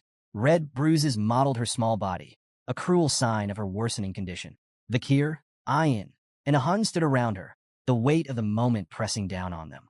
Breaking the silence, Vakir's voice was calm but firm. When did this start? Ahun swallowed hard. Yesterday. She went into the swamp to gather wood for the village. Ayan added softly. Yahello is always trying to help. She's kind, too kind. She turned to Vakir, eyes pleading. Is there a way to save her? Before he could answer, a shadow entered the tent. A sharp grunt. A heavy presence. A human. The shaman and Ahun's grandfather. His piercing gaze swept over them before settling on Yahello. His face twisted with disapproval. Foolish girl, he muttered, voice dripping with contempt. I warned you not to go near that swamp. His frustration exploded. He turned on Ahun and slapped him across the face. The crack echoed in the tent. Useless boy, he spat. You and your imperial spy bastard friend have disgraced this tribe. His glare bore into Vakir. Ayan bristled at the insult, but Ahun didn't fight back. Tears slid down his face, silent and unchallenged. The shaman's voice boomed. declaring Ahul's condition a divine curse, punishment for neglecting ancestral rites. Only an offering will cleanse this taint, he warned. The matriarch will understand. With that, he stormed out. The silence that followed was thick with tension. Ayan clenched her fists. That old bastard, she hissed. How can he? But Vakir's calm voice cut through the storm. If you want to save her, I have a plan. The battle against disease begins. Vakir turned to Ahun. You want to help? Ahun snapped out of his daze. Yes. Then listen carefully. Vakir's tone was steady, decisive. Sanitize everything Ahul has touched. Use boiling water. Burn charcoal in the bonfire to repel insects and bats. Keep her isolated, warm, and dry. This gives her the best chance to fight the disease. He locked eyes with Ahun. Can you handle it? Ahun wiped his tears away. I'll do it. Without hesitation, he rushed out to begin preparations. Ayan stepped closer, worry clear in her voice. You really think you can save her? Vakir didn't hesitate. I can, but I need your help. She straightened. What do you need? Vakir's answer shocked her. I have to leave the forest. I need medicine. Ayan stiffened. You know that's impossible. Though Vakir had earned a place in Balak, leaving the territory was strictly forbidden. The matriarch, Ayan's mother, would never allow it. Vakir nodded. I know. That's why I won't ask her. Ayan's breath hitched. If you and the others keep this secret, I can leave and return before anyone realizes. His red eyes met hers. Will you let me go? Ayan froze. Caught off guard. She struggled for words, but none came. The rain poured harder, flooding the forest, washing over everything in its path. Vakir pressed forward, leaping across floating planks in the rising water. Then he stopped. He glanced back. Ayan was following him. His voice cut through the storm. Why are you following me? You agreed to let me go. Ayan's expression remained firm. Then let's go together. Vakir's brow furrowed. You'll slow me down? She didn't budge. At least tell me where you're going. No. Her frustration flared. Then why are you taking Pomerian? Vakir fell silent. Ayan hesitated, then spoke the truth she had buried. I've noticed things about you, Vakir. Your sword that comes from your arm. Your knowledge of the Red Death. But I never asked. She clenched her fists. I was afraid. Her voice trembled. I was afraid that if I pushed for answers, you'd disappear. She looked away. Finally, she whispered, You'll come back, right? Eyes shut. She braced herself for an answer she didn't want to hear. A moment passed. Then his calm voice reached her. I will come back. She opened her eyes. He was gone. Rain blurred her vision as she muttered softly. You'd better keep your promise. The deputy consul's office was a disaster zone of paperwork. General Secretary Chihuahua sat at his desk, drowning in documents. No matter how much he worked, the pile never shrank. He sighed, rubbing his temples. Back when the deputy consul was alive, things were just as exhausting, but at least they felt meaningful. Nostalgia settled over him. His late superior's memory weighed heavily on his heart. I miss him. Then, a face appeared outside the window. Upside down. Deadpan. Did you call for me? Chihuahua's soul nearly left his body. He stumbled back, eyes wide, sweat forming on his forehead. His mind refused to process what he was seeing. Vakir gracefully flipped down, landing at the window. A faint smirk played on his lips. How have you been, General Secretary Chihuahua? He asked, sipping tea as if nothing was amiss. Chihuahua's brain short-circuited. Vakir, the man he thought was dead, was sitting across from him, completely unfazed. His mind flooded with questions. Had Vakir fought some monstrous entity in the deep forest? Had he been gravely injured? Had he been living among barbarians? Yet, as Vakir calmly sipped his tea, completely at ease, Chihuahua's confusion only deepened. Finally, Chihuahua found his voice. You're really alive? His voice wavered between disbelief and relief. You're not some ghost haunting me, right? Vakir chuckled. You've been frozen in shock for a while now.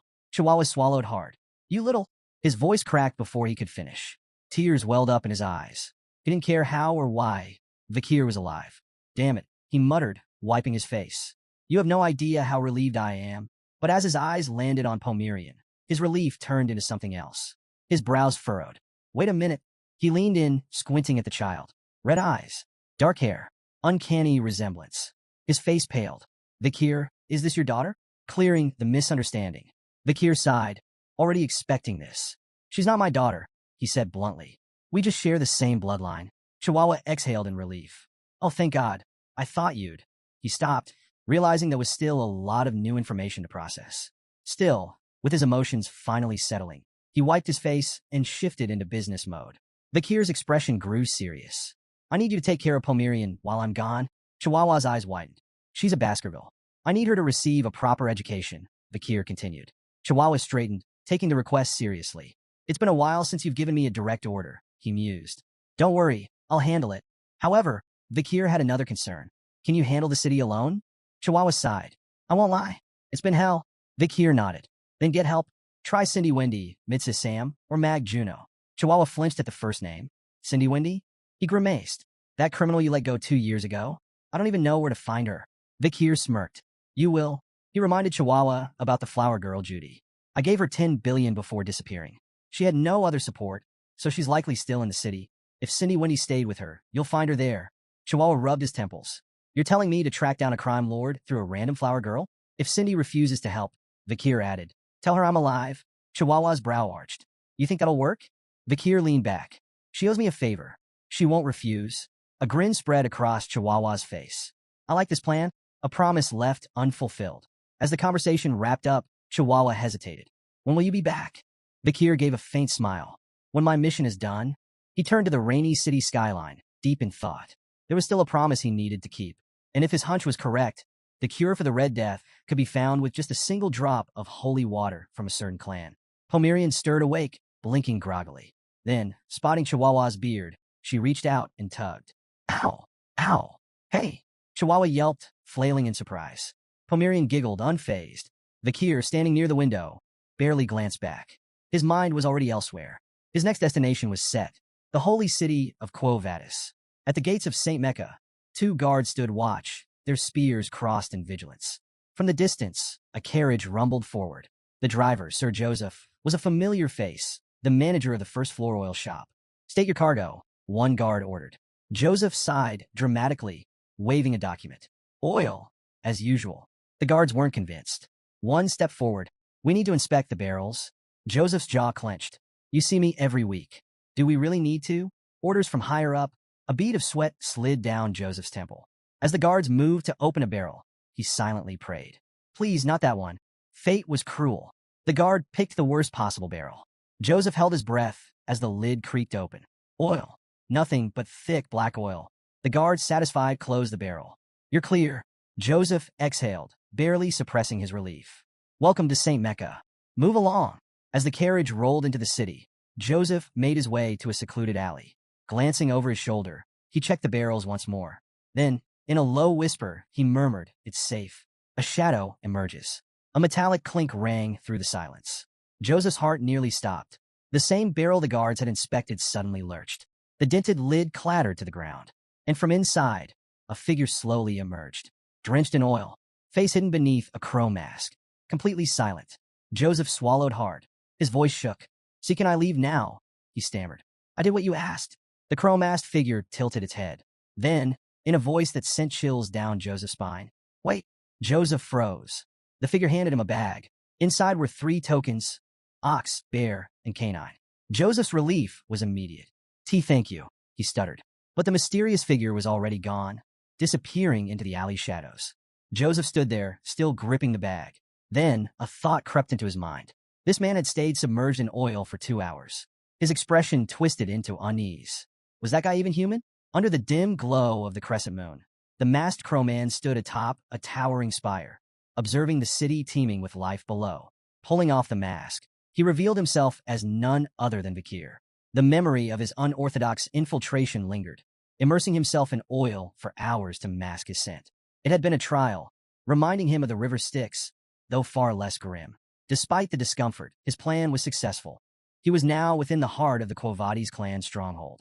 St. Mecca, the sanctum of the Quo Vadis clan, housed 160,000 devout souls.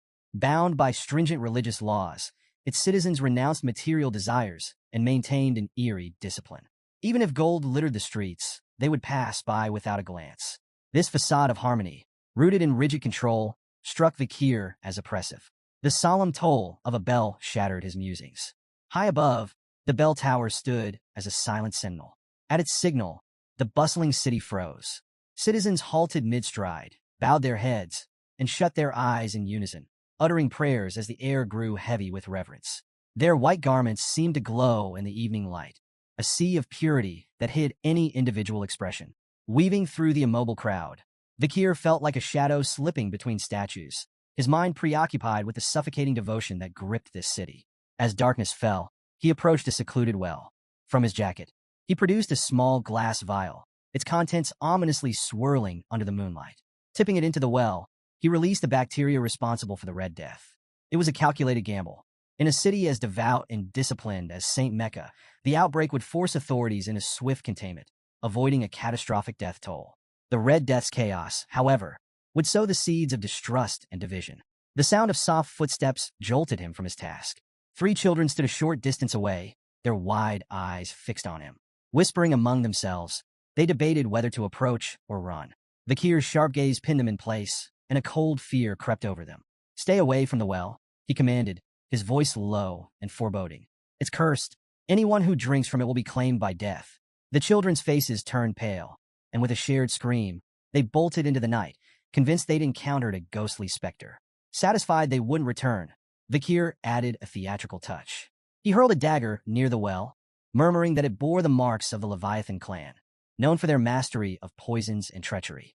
As the blade lodged into the ground, Vakir's mind raced. The Leviathan clan's presence in the spread of the Red Death was plausible. Their enmity with the Kovades clan made them prime suspects, and the resulting blame could ignite tensions into a full-blown war. A slow grin crept across his face.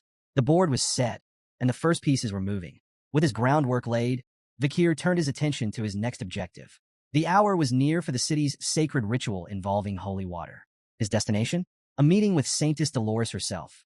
Under the pale moonlight, a grand mansion shimmered like a beacon, drawing hopeful souls to its gates. A restless crowd gathered, their voices a chorus of desperation and reverence. Rumors swirled. Within these walls resided the Saintess, a healer of miracles. The sick, the wounded, and the desperate all yearned for her divine touch. Suddenly, a calm yet commanding voice echoed from within. "Why have you come at this hour?" The crowd hushed instantly, recognizing the voice of the Saintess. A ripple of excitement spread as nobles and merchants pushed forward, each eager to flaunt their wealth and influence, hoping to secure an audience. A young noble from the Dortsmile region, heir to the Jonathan clan, boasted of his family's military prowess and ties to the Alphonse clan. Another man, an overseer of the Ibsen Guild, flaunted his control over lucrative trade routes, proudly name-dropping Count Boston Le Baskerville. But the grandest offer came from an aging noble who, in desperation, promised a granary, a beachfront villa, and even an exclusive fleet of carriages, all in exchange for her blessings. But the Saintess remained unmoved. Her voice, unwavering, dismissed them. "Wealth and status do not grant you the right to disturb me." Disheartened but obedient, the crowd gradually dispersed into the night. Yet one figure remained. Vakir. The glow of his crow mask shimmered under the moonlight as he stood in quiet contemplation. Memories resurfaced, visions of the Saintess in his past life. On a battlefield soaked in blood, she had walked among the wounded, her pristine white robes stained crimson, yet her divine light never wavered.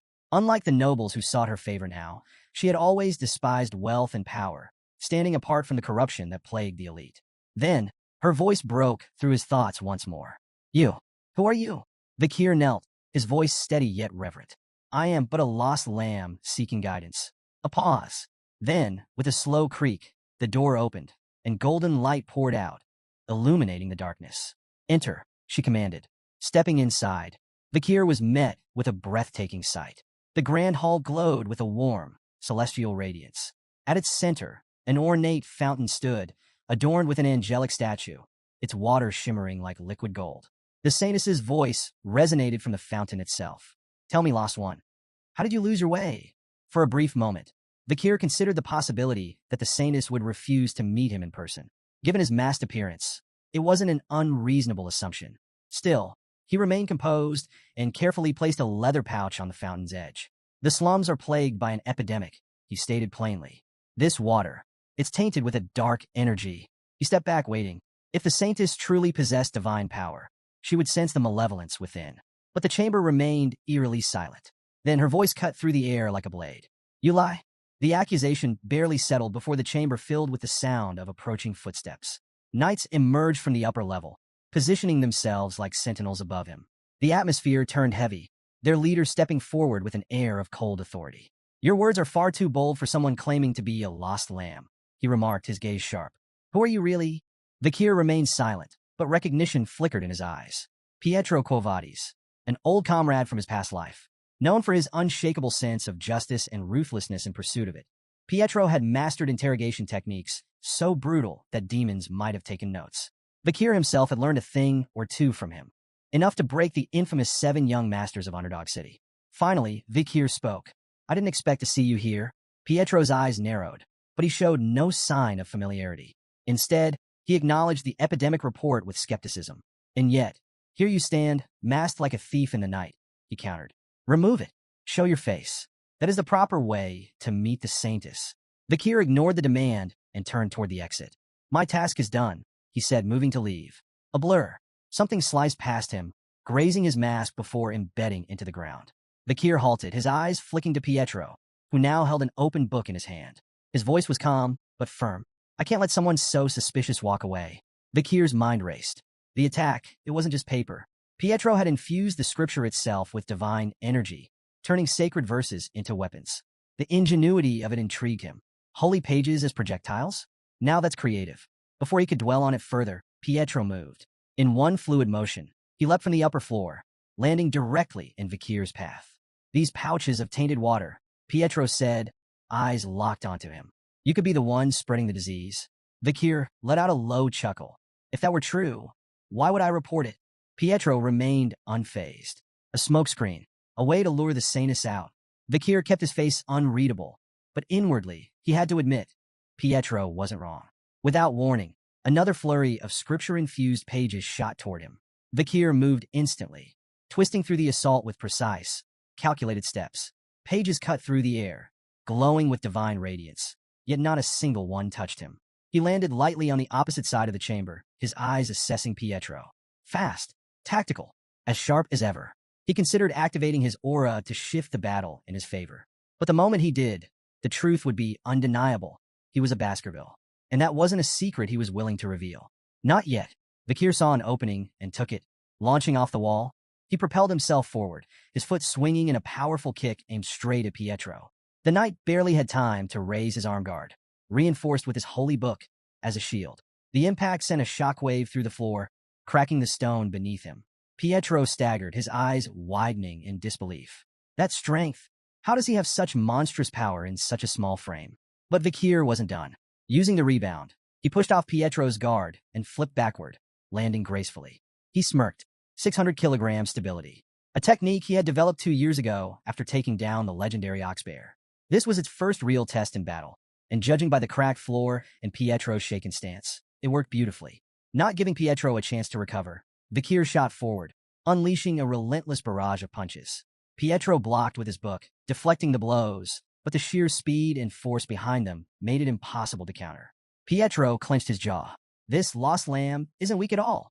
Then, Vakir raised a hand, and with a flick of his wrist, Cerberus flame ignited. A surge of fire erupted toward Pietro, consuming his book in an instant. Flames licked at his hands, searing his skin. With a pained grunt, Pietro flung the burning tome aside and plunged his hands into the fountain, desperately trying to cool the blistering heat. Vakir remained composed. Do you want to keep going? Pietro, despite his obvious pain, wasn't ready to back down. Gritting his teeth, he lunged forward. You use sorcery. You stand against the divine. Vakir sighed. Then, without hesitation, he kicked the burning book straight at Pietro's face. The knight recoiled, momentarily blinded. That was the opening. Vakir moved like a shadow, closing the distance instantly. His fist slammed into Pietro's chest with devastating force. A sickening crack echoed through the room as Pietro's armor shattered. The sheer impact sent him hurtling backward, crashing into the grand fountain. The angelic statue collapsed in a spray of water and stone before Pietro slammed into the far wall, blood spilling from his mouth. Silence. The knights above stared in frozen disbelief. One whispered, "Is this a dream?" Another stammered, "Pietro lost?" The fallen knight lay crumpled amidst the rubble, his breath ragged. Slowly, his comrades moved, forming a defensive formation with shields raised and swords drawn, ready to face Vakir. Vakir exhaled, adjusting his stance. "If you want to continue, A voice cut through the tension like a blade. Enough! The air in the room shifted. The knights immediately stepped aside, bowing as she entered. Vakir turned his gaze to her. Saintess Dolores. She took in the scene, the shattered fountain, the wounded Pietro, the knights bristling with tension. Then, her sharp eyes settled on Vakir. So, she mused, her voice laced with amusement. You're the lost young lamb? Vakir met her gaze. That's what I said. A small smile played on her lips. You look more like a puppy than a lamb. A small, stubborn puppy, covered in bruises. One night flared with anger. He's no puppy. He's a bloodthirsty wolf. The saintess waved off the remark with a chuckle. Be a dear and fetch some tea. What? Tea. The knight hesitated, but ultimately obeyed, clearly confused. Meanwhile, Dolores turned and began walking away. She glanced back at Vikir, her expression unreadable. Come, she said. We need to talk. Vikir sat across from the saintess at an ornately set tea table, his posture relaxed, but his senses alert. Behind her, Pietro stood like a sentinel, his sharp gaze locked onto Vikir, ever watchful. Vikir studied Saintess Dolores Quo Vadis. Despite appearing no older than 16, her name carried immense weight. During the war against demons, she had worked tirelessly on the front lines, healing the wounded when all seemed lost. To soldiers and marshals alike, she was a beacon of hope, a symbol of compassion in an age of despair. Even Vikir, hardened by battle, had once regarded her with a degree of reverence. Then, unexpectedly, she sighed. I've been really stressed lately. Vikir blinked. That was not what he expected.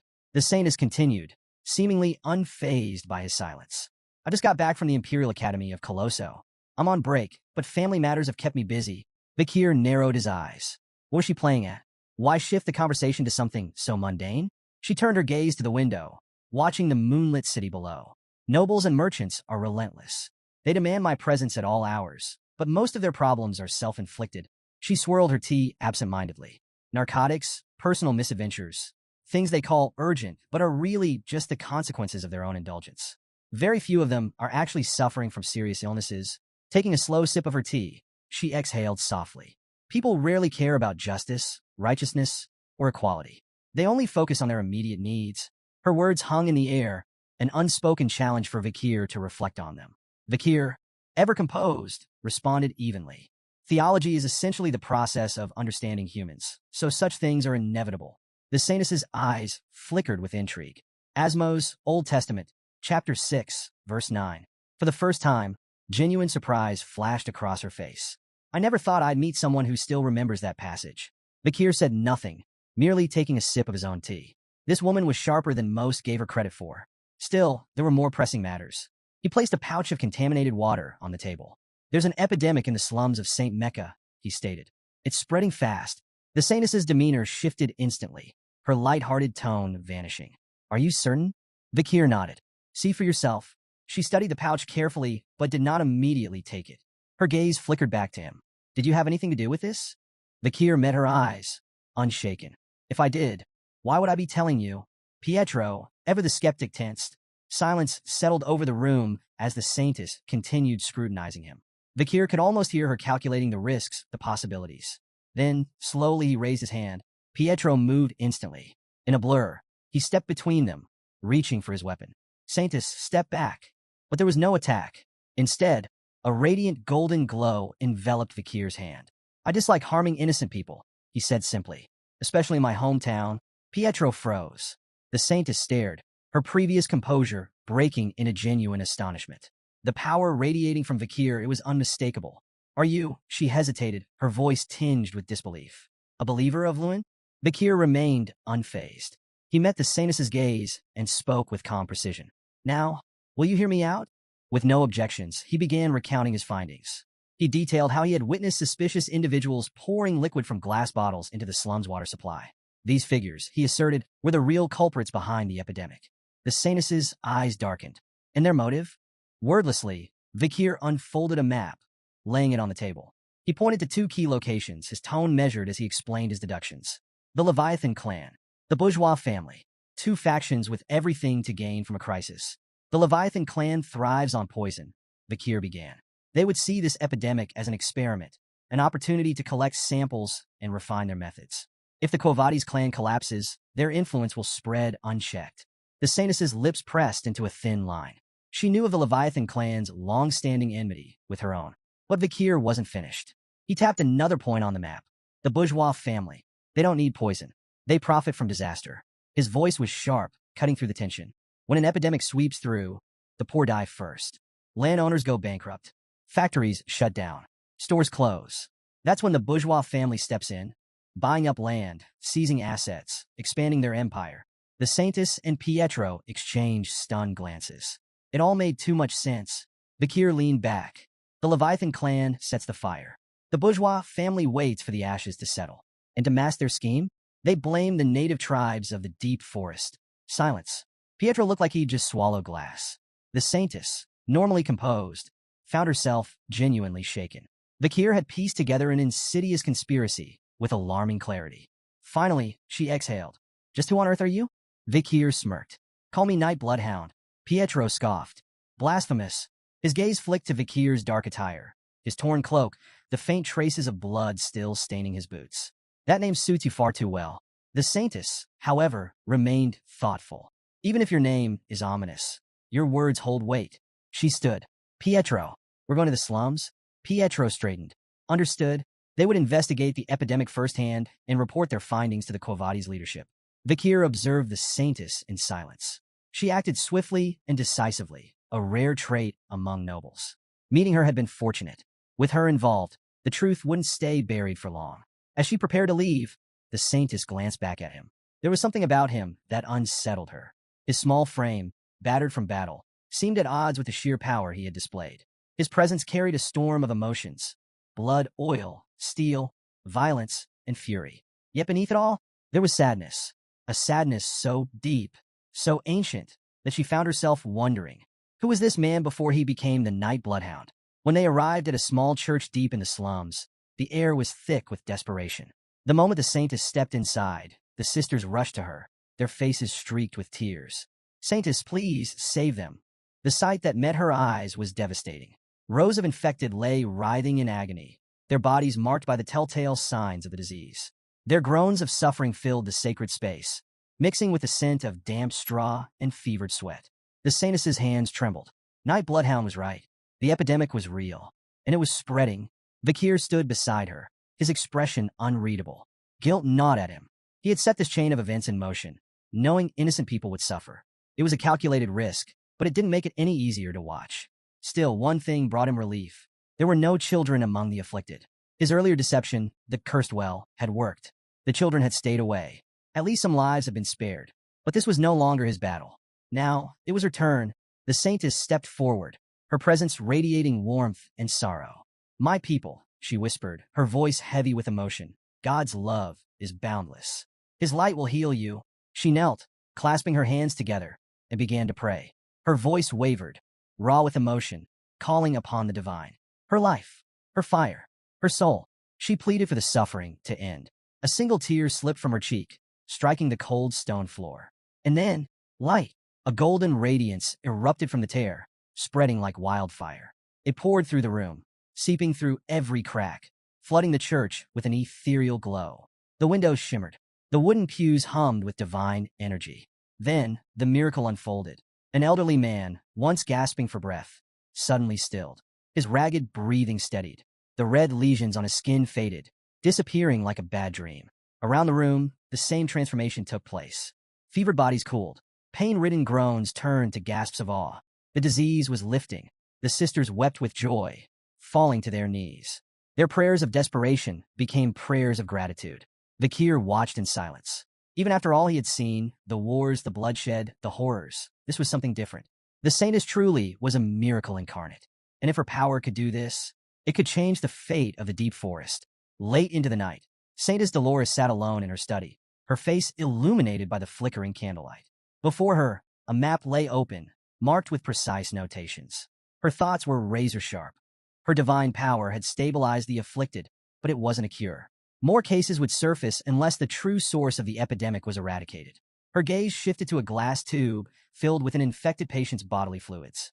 A nightmare in liquid form. Short incubation. Slow, agonizing death. A disease designed not just to kill, but to prolong suffering. Her grip tightened. This wasn't natural. After careful deliberation, she reached a conclusion. Purifying the deepest well in the slums was the key. If she concentrated her divine power into a single, potent drop, it could neutralize the contamination at its source and put an end to the outbreak. A deep breath, a sense of renewed purpose washed over her. There were still people to save, but as she stood, a sudden pain lanced through her skull. She staggered, gripping the edge of her table. A headache, sharp, unrelenting. Was it anemia? Exhaustion? The strain of overusing her divine power? She clenched her teeth, pushing the pain aside. There was no time for weakness.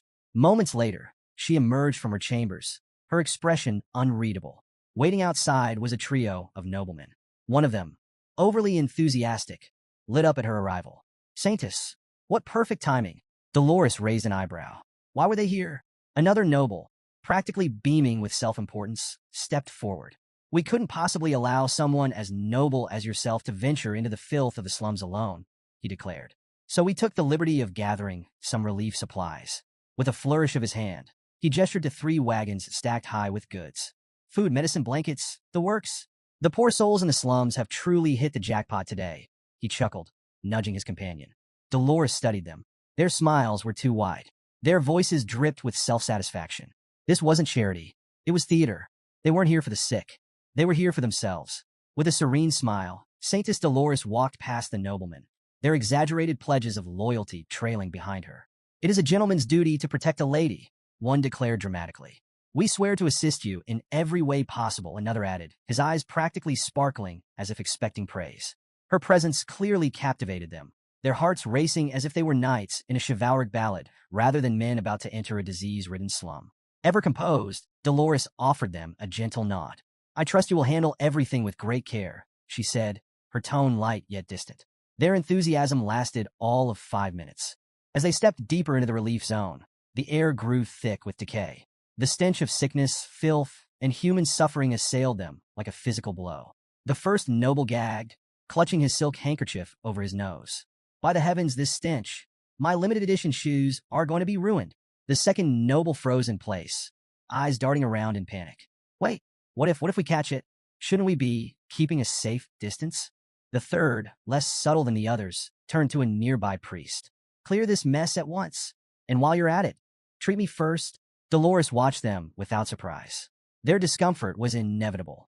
Men who acted for image would always falter when faced with true suffering. True empathy wasn't about performance. It was about grace, kindness, and sacrifice, a lesson these men had yet to learn. Her thoughts were interrupted as she turned her gaze toward a nearby tent. A heavy, ominous aura lingered around it. Inside lay the most critical patients, those fighting not just the disease but despair itself. The suffering within that tent was unimaginable. Without hesitation, Dolores approached. Forgive me for not coming sooner. She pulled back the curtain and stepped inside. I am here now, she declared softly. Let me help. Inside the critical care tent, the moment she entered, she was met with urgency. A commanding voice rang out. More saline now. Dolores turned her head, expecting to see a priest or healer. But instead, her eyes landed on something shocking. A doctor, one who moved with efficiency, precision, and expertise. A priest nearby stared in disbelief. His mouth opened as if to speak, but no words came out, because he recognized something impossible. The doctor wasn't just any doctor. It was Night Bloodhound. Dolores's breath caught. Vikir. For hours, he had been working tirelessly to treat patients. But what truly stunned everyone was his method. Using a small clinical knife, he made a careful incision at the infection site. Then, with just 2 fingers, he pressed against the wound, channeling divine power directly into it.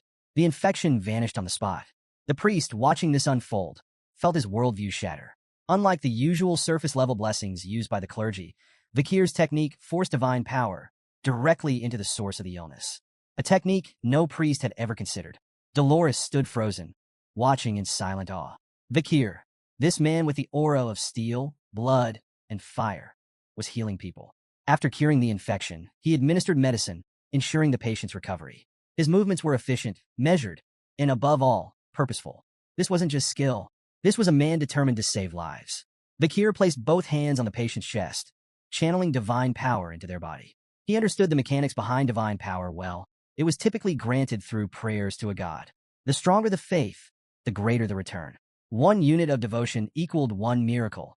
10 units equaled 10. But Vikir knew better. There existed a loophole, a method that allowed 10 miracles with just 1 unit, and 100 miracles with 10. His mind drifted back to the Great Fall, a time of war and chaos, when hordes of monsters flooded the battlefield, and the wounded piled higher than prayers could reach. The clerics, their power reserves rapidly depleting, faced a grim realization. They didn't have enough divine energy to save everyone. So, the rules were rewritten. A divine decree altered the system. Miracles first, consequences later. Instead of strict calculations, clerics could now draw divine power without an immediate limit. The catch: the excess power came with an invisible cost, an interest to be paid later. This phenomenon became known as advanced divine power, and it wasn't limited to clerics. Anyone, even non-believers, could harness it, provided they had purged enough evil. Vakir, with a soul steeped in karmic energy from his past, could tap into this power naturally within the sacred grounds of Saint Mecca. It was this ability that made his miracles so efficient, allowing him to perform feats others deemed impossible. Just then, a child's sobs broke through the silence. A young girl knelt beside her unconscious mother, shaking her weak form. "Mama, wake up, please." Vakir, having finished his previous treatment, approached her with calm assurance. "She'll wake up soon," he said softly. He reached into his pocket, pulling out a gold coin. Pressing it into the girl's small hand, he instructed her, "Use this for food, firewood, whatever she needs to recover." Before the girl could respond, a priest quickly intervened. "Wait, we cannot give material assistance," he objected, his tone firm. "Monetary demands never end. If you start now, you'll give away everything before you realize it." Vakir, still composed, tilted his head slightly. "If demands are endless, then what defines their limit?" The priest blinked. Vakir's voice was even as he continued. "What truly is limitless?" Silence. The priest had no answer. Meanwhile, the little girl's quiet sobs softened. She clutched the coin tightly, her small fingers wrapped around it as if it were the first bit of hope she had ever held. Vakir watched her, his eyes unreadable. Then he spoke again, this time more softly. "I could give away all the money in my pocket right now. That much is true." His gaze fell upon the sick mother, her frail form barely moving. Then he apologized. "I'm sorry," Saintess Dolores observes. Dolores, watching from a distance, felt something shift within her. Why? Why would someone as calculating as Vakir, as strong, as composed, apologize? She turned his earlier words over in her mind. Theology is the pursuit of understanding humans.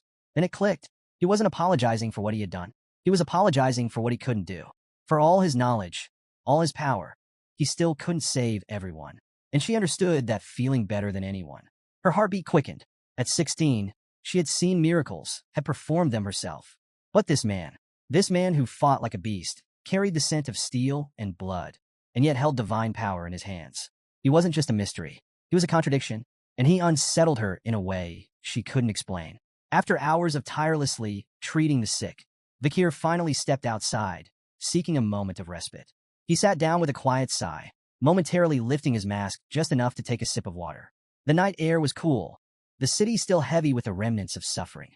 But his break didn't last long. From the corner of his eye, he noticed Saintess Dolores approaching. Quickly, he lowered his mask and greeted her. "Are you all right?"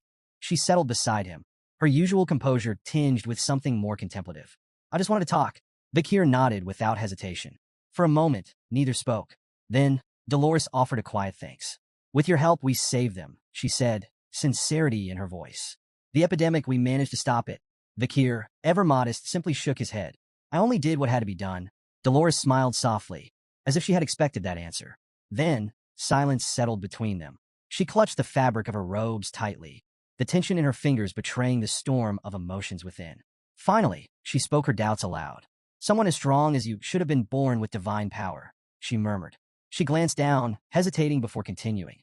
"I was given a gift, but I don't feel worthy of it. My faith is weak, my body frail, my mind uncertain." Her voice wavered. "Why would a higher power choose someone like me, when there are others, far more deserving?" Vakir's response caught her off guard. He smiled, calm assured. "Because of that doubt," he said simply. She looked at him confused. "The world doesn't need unshakable perfection," he continued. "It needs a light that can shine even in the darkest places." Dolores's breath hitched. His words, so unexpected, so certain, struck something deep within her. Tears welled in her eyes, but she blinked them back. "Do you really think I can become that person?" she asked, her voice small and certain. Vakir's reply was steady, unwavering. "You already are." Later, the clergy of the Quavadi's family gathered in solemn prayer, their efforts culminating in a sacred miracle. Before them, 3 drops of divine essence crystallized into liquid purity. Each drop held the power to cleanse the entire slums of the epidemic. Sealed in small glass bottles, they were given a name, Pliny de la Verge, or, as they were commonly known, the Saintess's Tear. In the grand hall of the temple, Saintess Dolores knelt before a podium. Before her, the sacred box containing the 3 bottles sat in quiet reverence. As she began her prayer, a radiant divine light filled the space. Her voice, clear, strong, yet laced with emotion, carried through the chamber. She spoke not of power, nor of miracles. She spoke of a woman, a mother, chosen to nurture the only son of a higher power. A woman who had spent sleepless nights in anguish, whose heartache surpassed the limits of endurance, whose sorrow was carried in silence. She declared this day as one of suffering, and she poured every ounce of that suffering into her prayer. As Saintess Dolores concluded her prayer, the divine light descended upon the podium, bathing the hall in its radiant glow. The air hummed with sacred energy, a testament to the power of her faith. Moments later, holy knights entered the chamber, their movements reverent as they approached the podium. At the center of their formation, a sealed box rested in their hands, containing the three saintesses' tears. The lead knight carefully secured the box, bowing deeply before Dolores. Saintess, your offering is a blessing upon this land. The tears shall be stored safely in the basement vault. Dolores nodded, entrusting them with this solemn duty. She watched in silence as they departed, their figures fading beyond the heavy doors. Finally alone, she allowed herself a brief moment of contemplation. What came next? Nearby, a priest knelt in prayer before a statue of the goddess, his focus unwavering. Dolores approached quietly. Father. The priest lifted his head. Cardinal Humbert Lon Quo Vadis, a towering figure within the Loon Church. His presence was both commanding and warm. His eyes softened as he looked at Dolores, greeting her with affection. My fairy, my daughter, he murmured, placing a firm but gentle hand on her shoulder. Come closer, child. She obeyed, bowing her head slightly. With a smile, the cardinal praised her efforts. The offering you have made this time is remarkable, fitting of your station. Dolores humbly accepted his praise, her tone measured. Your generosity knows no bounds, Father. The cardinal gestured for her to continue. Tell me, what have you learned of this plague? Dolores began outlining their plan. We will use the saintess's tear to purify the contaminated waters beneath St. Mecca. At this, the cardinal leaned forward, interest sharp. Have you identified the source? We have, Dolores confirmed. She explained. An unregistered well in the slums. Rumors had spread among the children. A spirit's curse. But upon investigation, they had found more than superstition. From beneath her robes, Dolores unwrapped a cloth bundle, revealing several objects placed before the cardinal. A dagger, a glass bottle, and an emblem. The cardinal's expression darkened. He picked up the emblem, his fingers tightening around it. Leviathan, bourgeois, two insignias etched into cold steel. The atmosphere shifted instantly. A surge of holy aura erupted from the cardinal, crackling with righteous fury. His voice boomed through the chamber. Blasphemy, a defilement of the sacred. These vermin dare insult divinity itself. His rage was uncontainable. With burning resolve, he declared holy war. The poison addicts and misers will answer for their sins. The cardinal's verdict. Dolores remained calm and composed, unfazed by the cardinal's outburst. Until his voice sharpened. The night hound. Dolores's breath hitched, her eyes flickering with surprise. He is a prime suspect, the cardinal continued, his tone commanding. Find him. Capture him. We will extract everything he knows. Dolores clenched her fists beneath her robes. Vakir, Night Bloodhound, was now a target.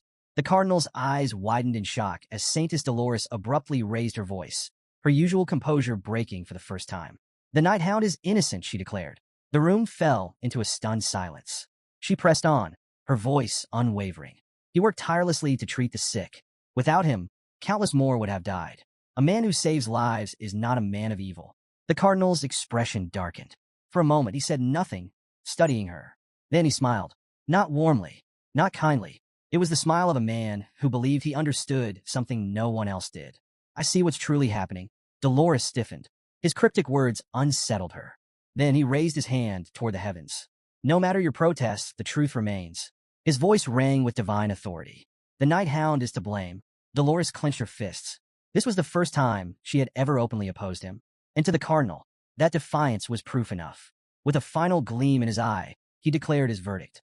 I will personally interrogate the Night Hound, and I will uncover everything. Then, a wave of overwhelming pressure burst forth from Cardinal Humbert, rippling through the cathedral.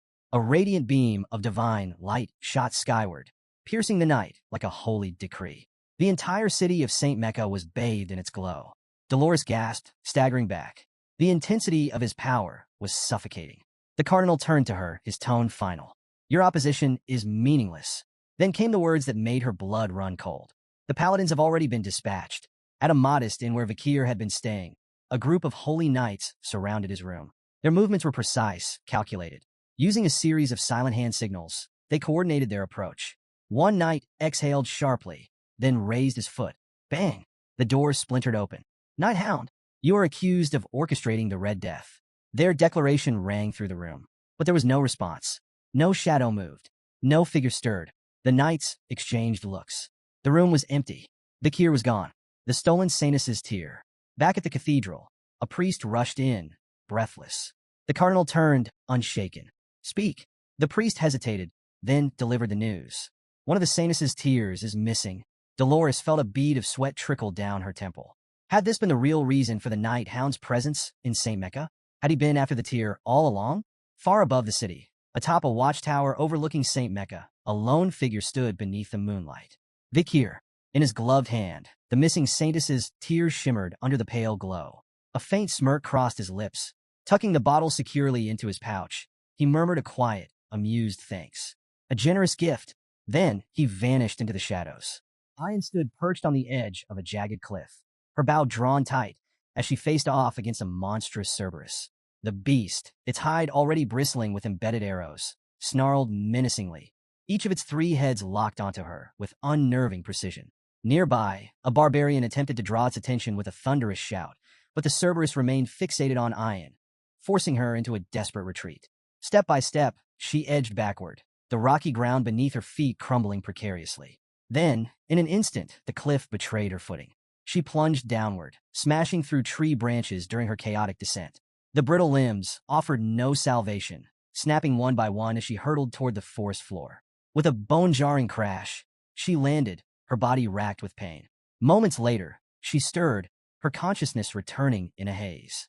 Faint voices reached her ears, muffled and unintelligible, as her vision slowly adjusted. 2 figures stood nearby, men who appeared to be traveling merchants. One of them regarded her injured form with indifference, while the other bore a predatory smile, his eyes betraying a dangerous curiosity. Time passed, and Ayan awoke to find herself in a far grimmer scenario. Her trembling hands clutched a sword, the rough wood of a barricade pressing against her back. There was no way out. Encircling her was an unruly crowd of masked spectators, their jeering voices merging into a thunderous chorus. Their energy fed the suffocating tension in the air as her opponent stepped into the fray, a towering figure, his body marked by scars that told of countless battles. His sinister grin promised a fight that would end badly for her. With a chilling crack of his knuckles, he signaled the beginning of their brutal confrontation. The man charged at Ayan with a roar, his movements fueled by overconfidence. Though fear gripped her, Ayan's instincts kicked in. She dodged his initial assault with a nimble leap and struck back, the edge of her blade slicing into his shoulder. Her brief success, however, was met with indifference. Barely registering the wound, her opponent retaliated with raw, overwhelming strength. He seized her by the leg midair and hurled her like a rag doll against the unforgiving wooden wall. The impact left her gasping as a spray of blood escaped her lips, pain radiating through her battered frame. The crowd roared with delight, their masked faces lit with cruel amusement. To them, this wasn't a fight. It was a show, and Ayan's suffering was the highlight of their entertainment. Her body crumpled to the cold, unforgiving ground, her tears mixing with the dirt as humiliation and despair consumed her. Her opponent's triumphant shout echoed through the arena, stoking the crowd's frenzy. But as darkness threatened to claim her spirit, a spark of resolve ignited deep within. Faint images of her family, her mother's gentle smile, the warmth of home, flickered in her mind. With sheer determination, Ayan forced herself to rise. Every muscle in her body screamed in protest, but she ignored the searing pain, clawing her way back to her feet. The once indifferent crowd hushed for a moment, their murmurs swelling as they took notice of her defiance. Their masked faces turned toward her with renewed interest, curiosity flickering in their cruel eyes. What had seemed like a one-sided spectacle now carried an unexpected twist. Standing tall despite her wounds, Ayan smeared a mixture of blood and dirt across her face, a silent declaration of her unbroken will. Her gaze locked onto her opponent, unwavering and resolute. The energy in the arena shifted, the spectators leaning forward, hungry for more. If they had thought she would crumble, they had been mistaken. She wasn't done yet. No matter the odds, she was ready to fight. Years later, the fire that had once burned so fiercely within Ayan had dimmed to mere embers. Behind the cold steel bars of a prison cell, she sat motionless, her spirit shackled as much as her body. The defiance that had once gleamed in her eyes was now dulled by hopelessness. Even the cherished memories of her family, which had once given her strength, had faded into distant, unreachable echoes. The weight of despair pressed down on her, suffocating and unrelenting. The heavy silence of the cell was suddenly broken by an unexpected sound. Ayan's eyes snapped open, her gaze landing on a small glass tube lying before her, its remnants of elixir glistening faintly. Instinctively, she recoiled, unease creeping into her bones. Then, she noticed a shadowed figure standing just beyond the bars. As he stepped closer, recognition struck her like a thunderbolt. It was Vakir. Without hesitation, he unlocked her cell door. His voice, rough and commanding in the barbarian tongue, carried a simple order: leave. Ayan awoke with a gasp, her chest heaving as she was pulled from the depths of the nightmare. Tears streamed down her face, the lingering weight of her torment pressing heavily upon her. But as she blinked away the remnants of the dream, she realized she wasn't in a prison. Instead, she lay cradled in her mother's lap, the warmth of the matriarch's presence anchoring her to reality. With gentle concern, her mother asked if she had been dreaming. She mentioned that even in her sleep, Ayan had called out for Vakir. But the nightmare was not the only thing haunting her. Trembling, Ayan confided in her mother, her voice breaking under the weight of her suffering.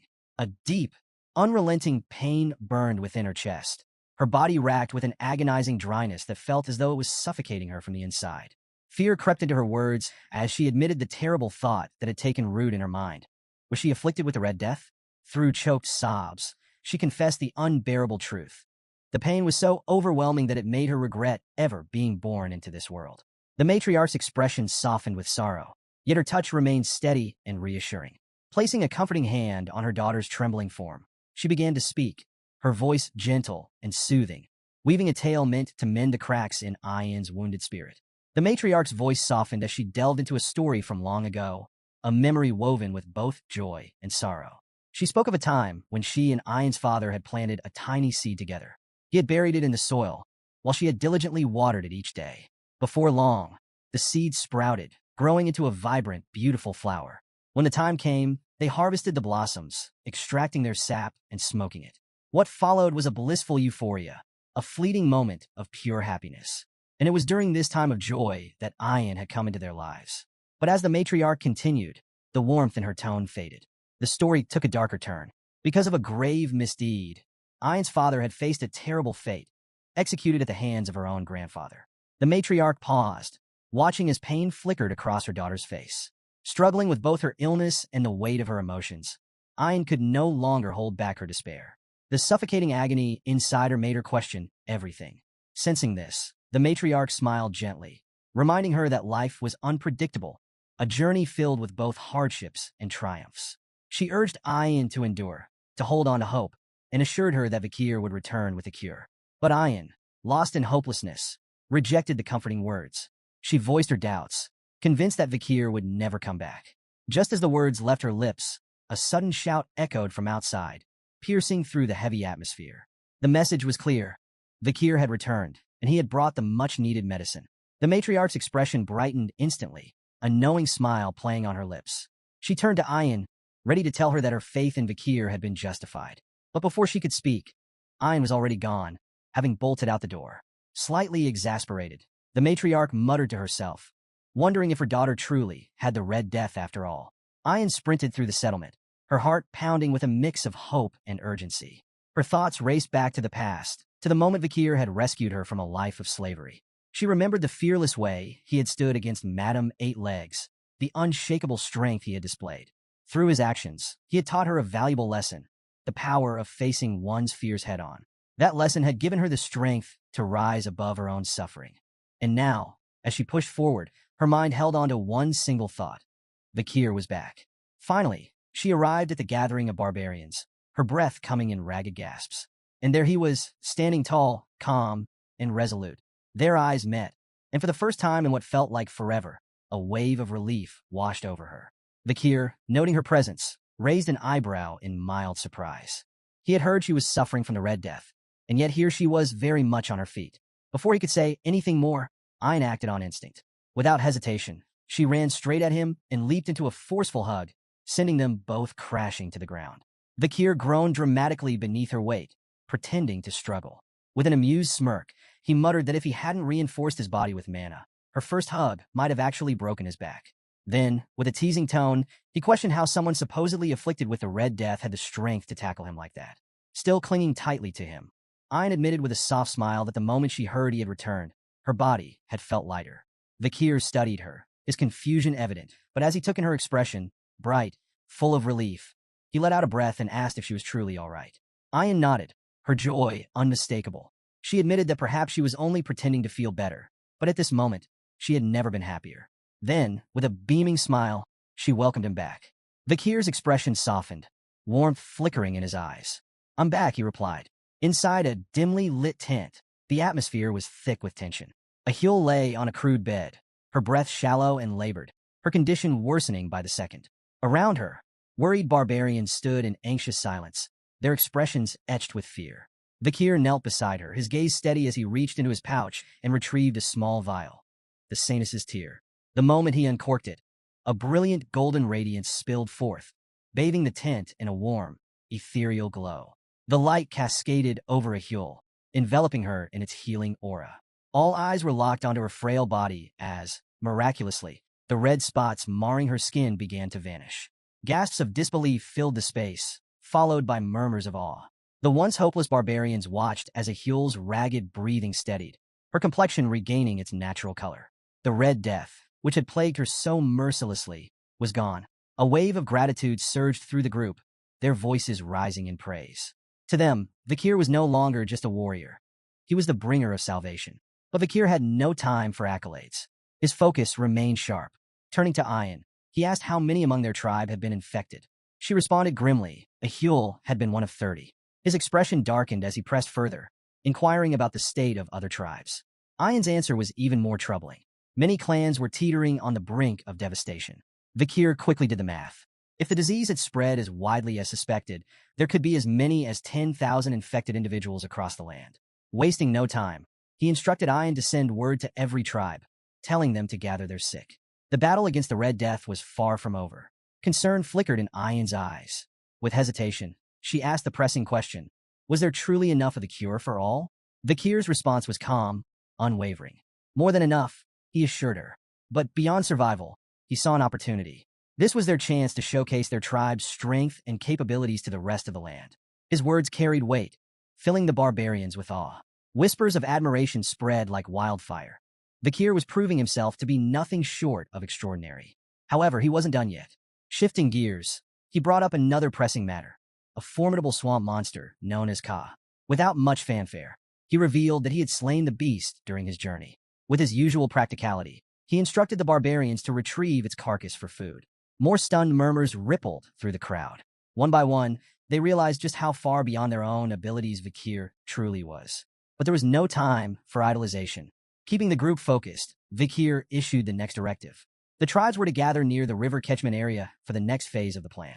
Before long, the various barbarian tribes assembled by the riverbank, their leaders and warriors standing in anticipation. All eyes were on Vakir, who stood at the forefront, the Sanus's tear in his grasp. With measured precision, he poured the sacred liquid into the flowing waters. The moment it touched the river, a radiant golden light burst forth, illuminating the water as it surged downstream. The glow spread rapidly, casting a brilliant shimmer across the forest, its reflection dancing like liquid gold. Vakir turned to the gathered leaders, his voice steady as he addressed them. The water had been purified. Now, all the infected had to do was drink. One by one, the afflicted stepped forward, aided by their kin. As they took hesitant sips of the gleaming water, a hush fell over the crowd. Then suddenly laughter, cries of disbelief. "The sickness is gone," someone exclaimed. More voices followed, each filled with astonishment. One after another, the sick found themselves free of the Red Death, their bodies cleansed, their suffering lifted. The weight of despair that had loomed over the tribes evaporated, replaced by a wave of joyous celebration. Cheers erupted across the riverbank, the sound of victory echoing through the forest. Vakir turned to the matriarch, his voice calm and assured as he explained the extent of the purification process. The river's catchment area was now carrying the cure far and wide, ensuring that the bacteria responsible for the Red Death would soon be eradicated entirely. The matriarch listened intently, her expression shifting from admiration to deep respect. Then, with a thoughtful nod, she spoke, suggesting that Vakir be named the tribe's shaman. Before he could decline, the ground suddenly trembled beneath them. A thunderous thud shook the earth as one of the tribal leaders stomped his foot with overwhelming force, causing a visible crack to form in the dirt. Silence fell. All eyes turned to the source of the commotion.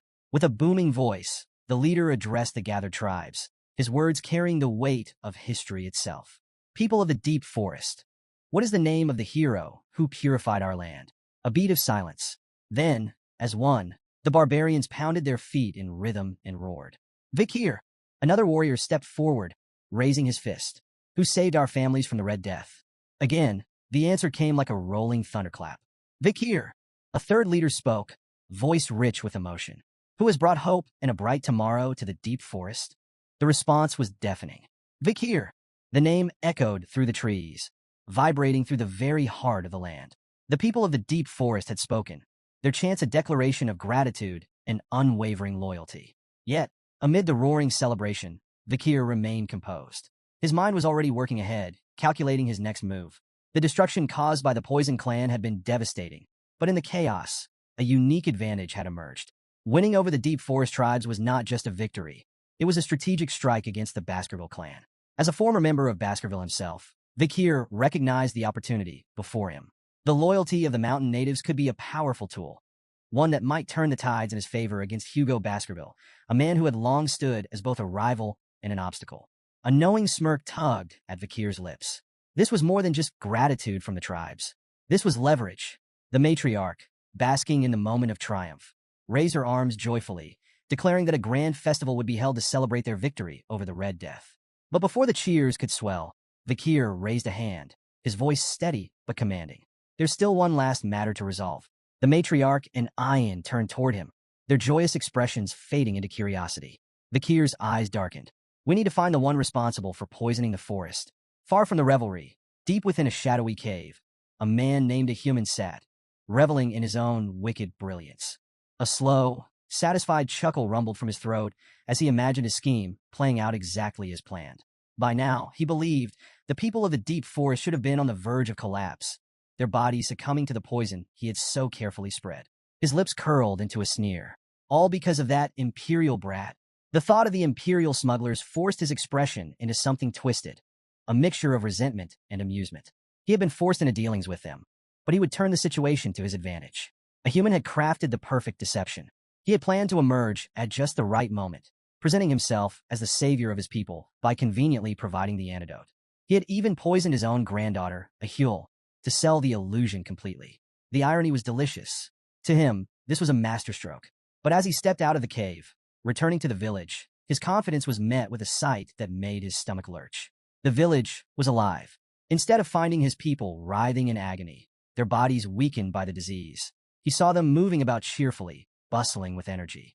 His confusion deepened as his eyes darted from person to person. Just days ago, they had been gasping for air, some barely clinging to life. And then, his gaze landed on Yahello. His supposed victim, the proof of his scheme, stood by a fire, humming as she cooked food. A human stood frozen, his mind struggling to make sense of the impossible. How could this be? Just days ago, the villagers had been at death's door, and now they moved about as if the Red Death had never touched them. Desperate for answers, he stumbled toward the riverbank, his breath quickening as he reached the water's edge. What he saw made his blood run cold. The river, once contaminated and deadly, now gleamed with crystal-clear purity. The reflection of his own bewildered face stared back at him, eyes wide with disbelief.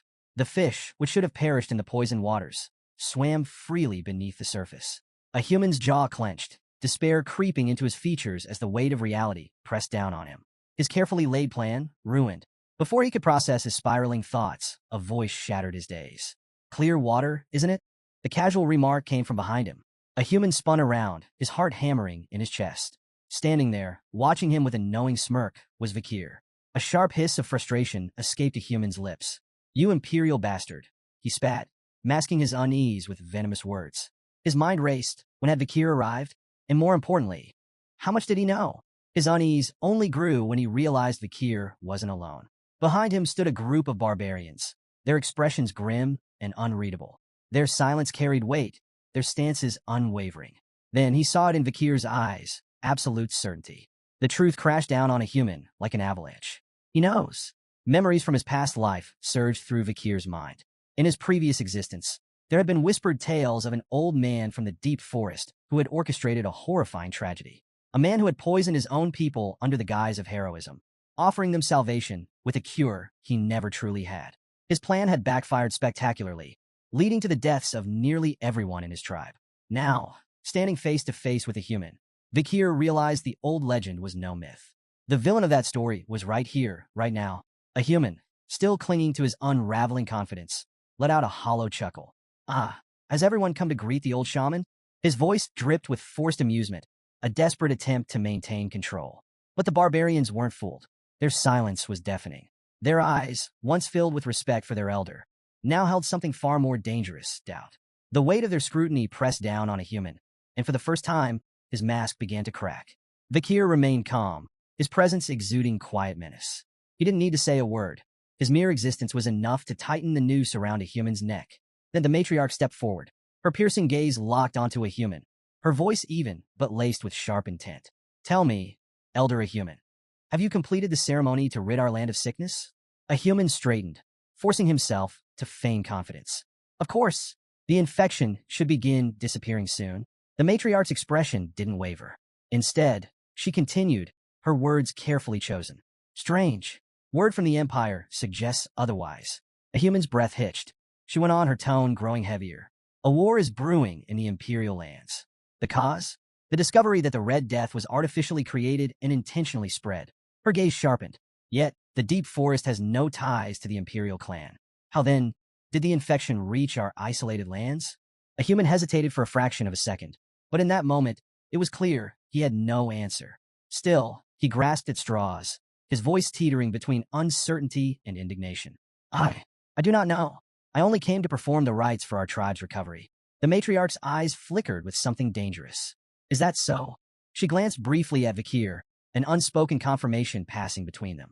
She had suspected a human's involvement before, but now she knew he was lying. Then her voice cut through the air like a blade. If that's the case, then tell me, elder, why were you at the catchment area instead of tending to the village? A human stiffened. Beads of sweat formed at his temples. He hadn't realized anyone had been watching him. The matriarch took another step closer, her presence suffocating. Vikir mentioned something interesting before. He believed you planned to exploit the Red Death to present yourself as the tribe's savior. Her voice lowered, laced with ice. After all, if you were the only one with the cure, your influence would be absolute, wouldn't it? A human's breath hitched. Then suddenly the air shifted. A chilling aura radiated from the matriarch, her authority pressing down like an unshakable force. The barbarians around them could feel it, the storm gathering within her. A human trembled. His body betrayed him, his fingers twitching at his sides. The matriarch's voice, steady yet merciless, rang through the air. Show me the contents of your pouch. As the tense confrontation unfolded, Vikir's mind drifted back to a past conversation with Ayan. She had once shared fragments of a human's mysterious origins, secrets that painted the old shaman in a far darker light. A human had never been a true member of the Balak tribe. His past was shrouded in secrecy, but what little was known was enough to unsettle even the most hardened warriors. Long ago, he had arrived in the deep forest as nothing more than a slave, bound to the previous shaman. But his fate took a treacherous turn. Through manipulation and deception, a human orchestrated a coup, betraying and killing his master.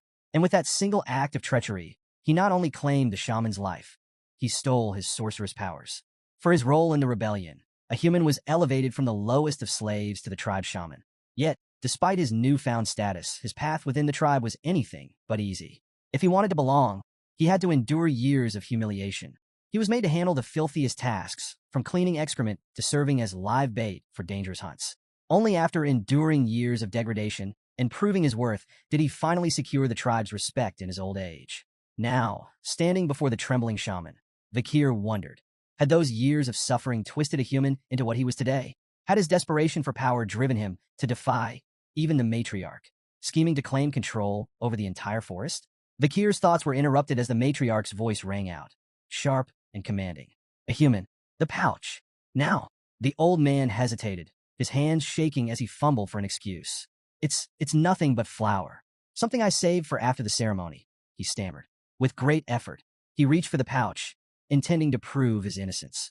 But his trembling hands betrayed him. The pouch slipped. Time seemed to slow as it tumbled through the air, then splashed into the river. A stunned silence followed. The barbarians watched, wide-eyed, as the pouch dissolved into the water, its contents washing away before anyone could examine them. A human's eyes widened in horror. Panic flashed across his face before he forced himself into a nervous laugh, attempting to wave off the incident. On my old man's tremors. A foolish mistake, he muttered, though the unease in his voice was unmistakable. But it was too late. No one believed it was an accident. The matriarch's gaze hardened as she turned to him. Strange, she mused, her voice cool and deliberate. Why would you throw it into the river? A human's breath hitched. Vakir remained unfazed. Unfortunate, he remarked casually. Without the pouch, we can't verify its contents using conventional means. A human's face twisted with anger. His calm facade crumbled, and in a desperate attempt to shift the blame, he pointed an accusing finger at Vakir. This is a setup, he snarled. You've been scheming against me from the start. Matriarch, I demand you punish this imperial wretch for disrespecting an honorable shaman. The matriarch regarded him with an unreadable expression. Then, after a pause, she spoke, her tone eerily calm. You are right, human. Accusations without proof cannot be acted upon. A human's lips curled into a smug grin. She continued, since you are so certain of your innocence, then I will ensure your honor and pride remain intact. A human straightened, believing he had successfully turned the situation in his favor. But his confidence shattered when the matriarch uttered two simple words. Call the Iliad. A ripple of murmurs spread through the gathered barbarians. A human's stomach dropped. The Iliad, a sacred ballad tradition, a trial by combat, invoked when words alone could not settle a dispute. In an Iliad might determine truth. The victor was deemed competent and righteous, while the loser was proven unworthy, either exiled in disgrace or in some cases executed for their failure.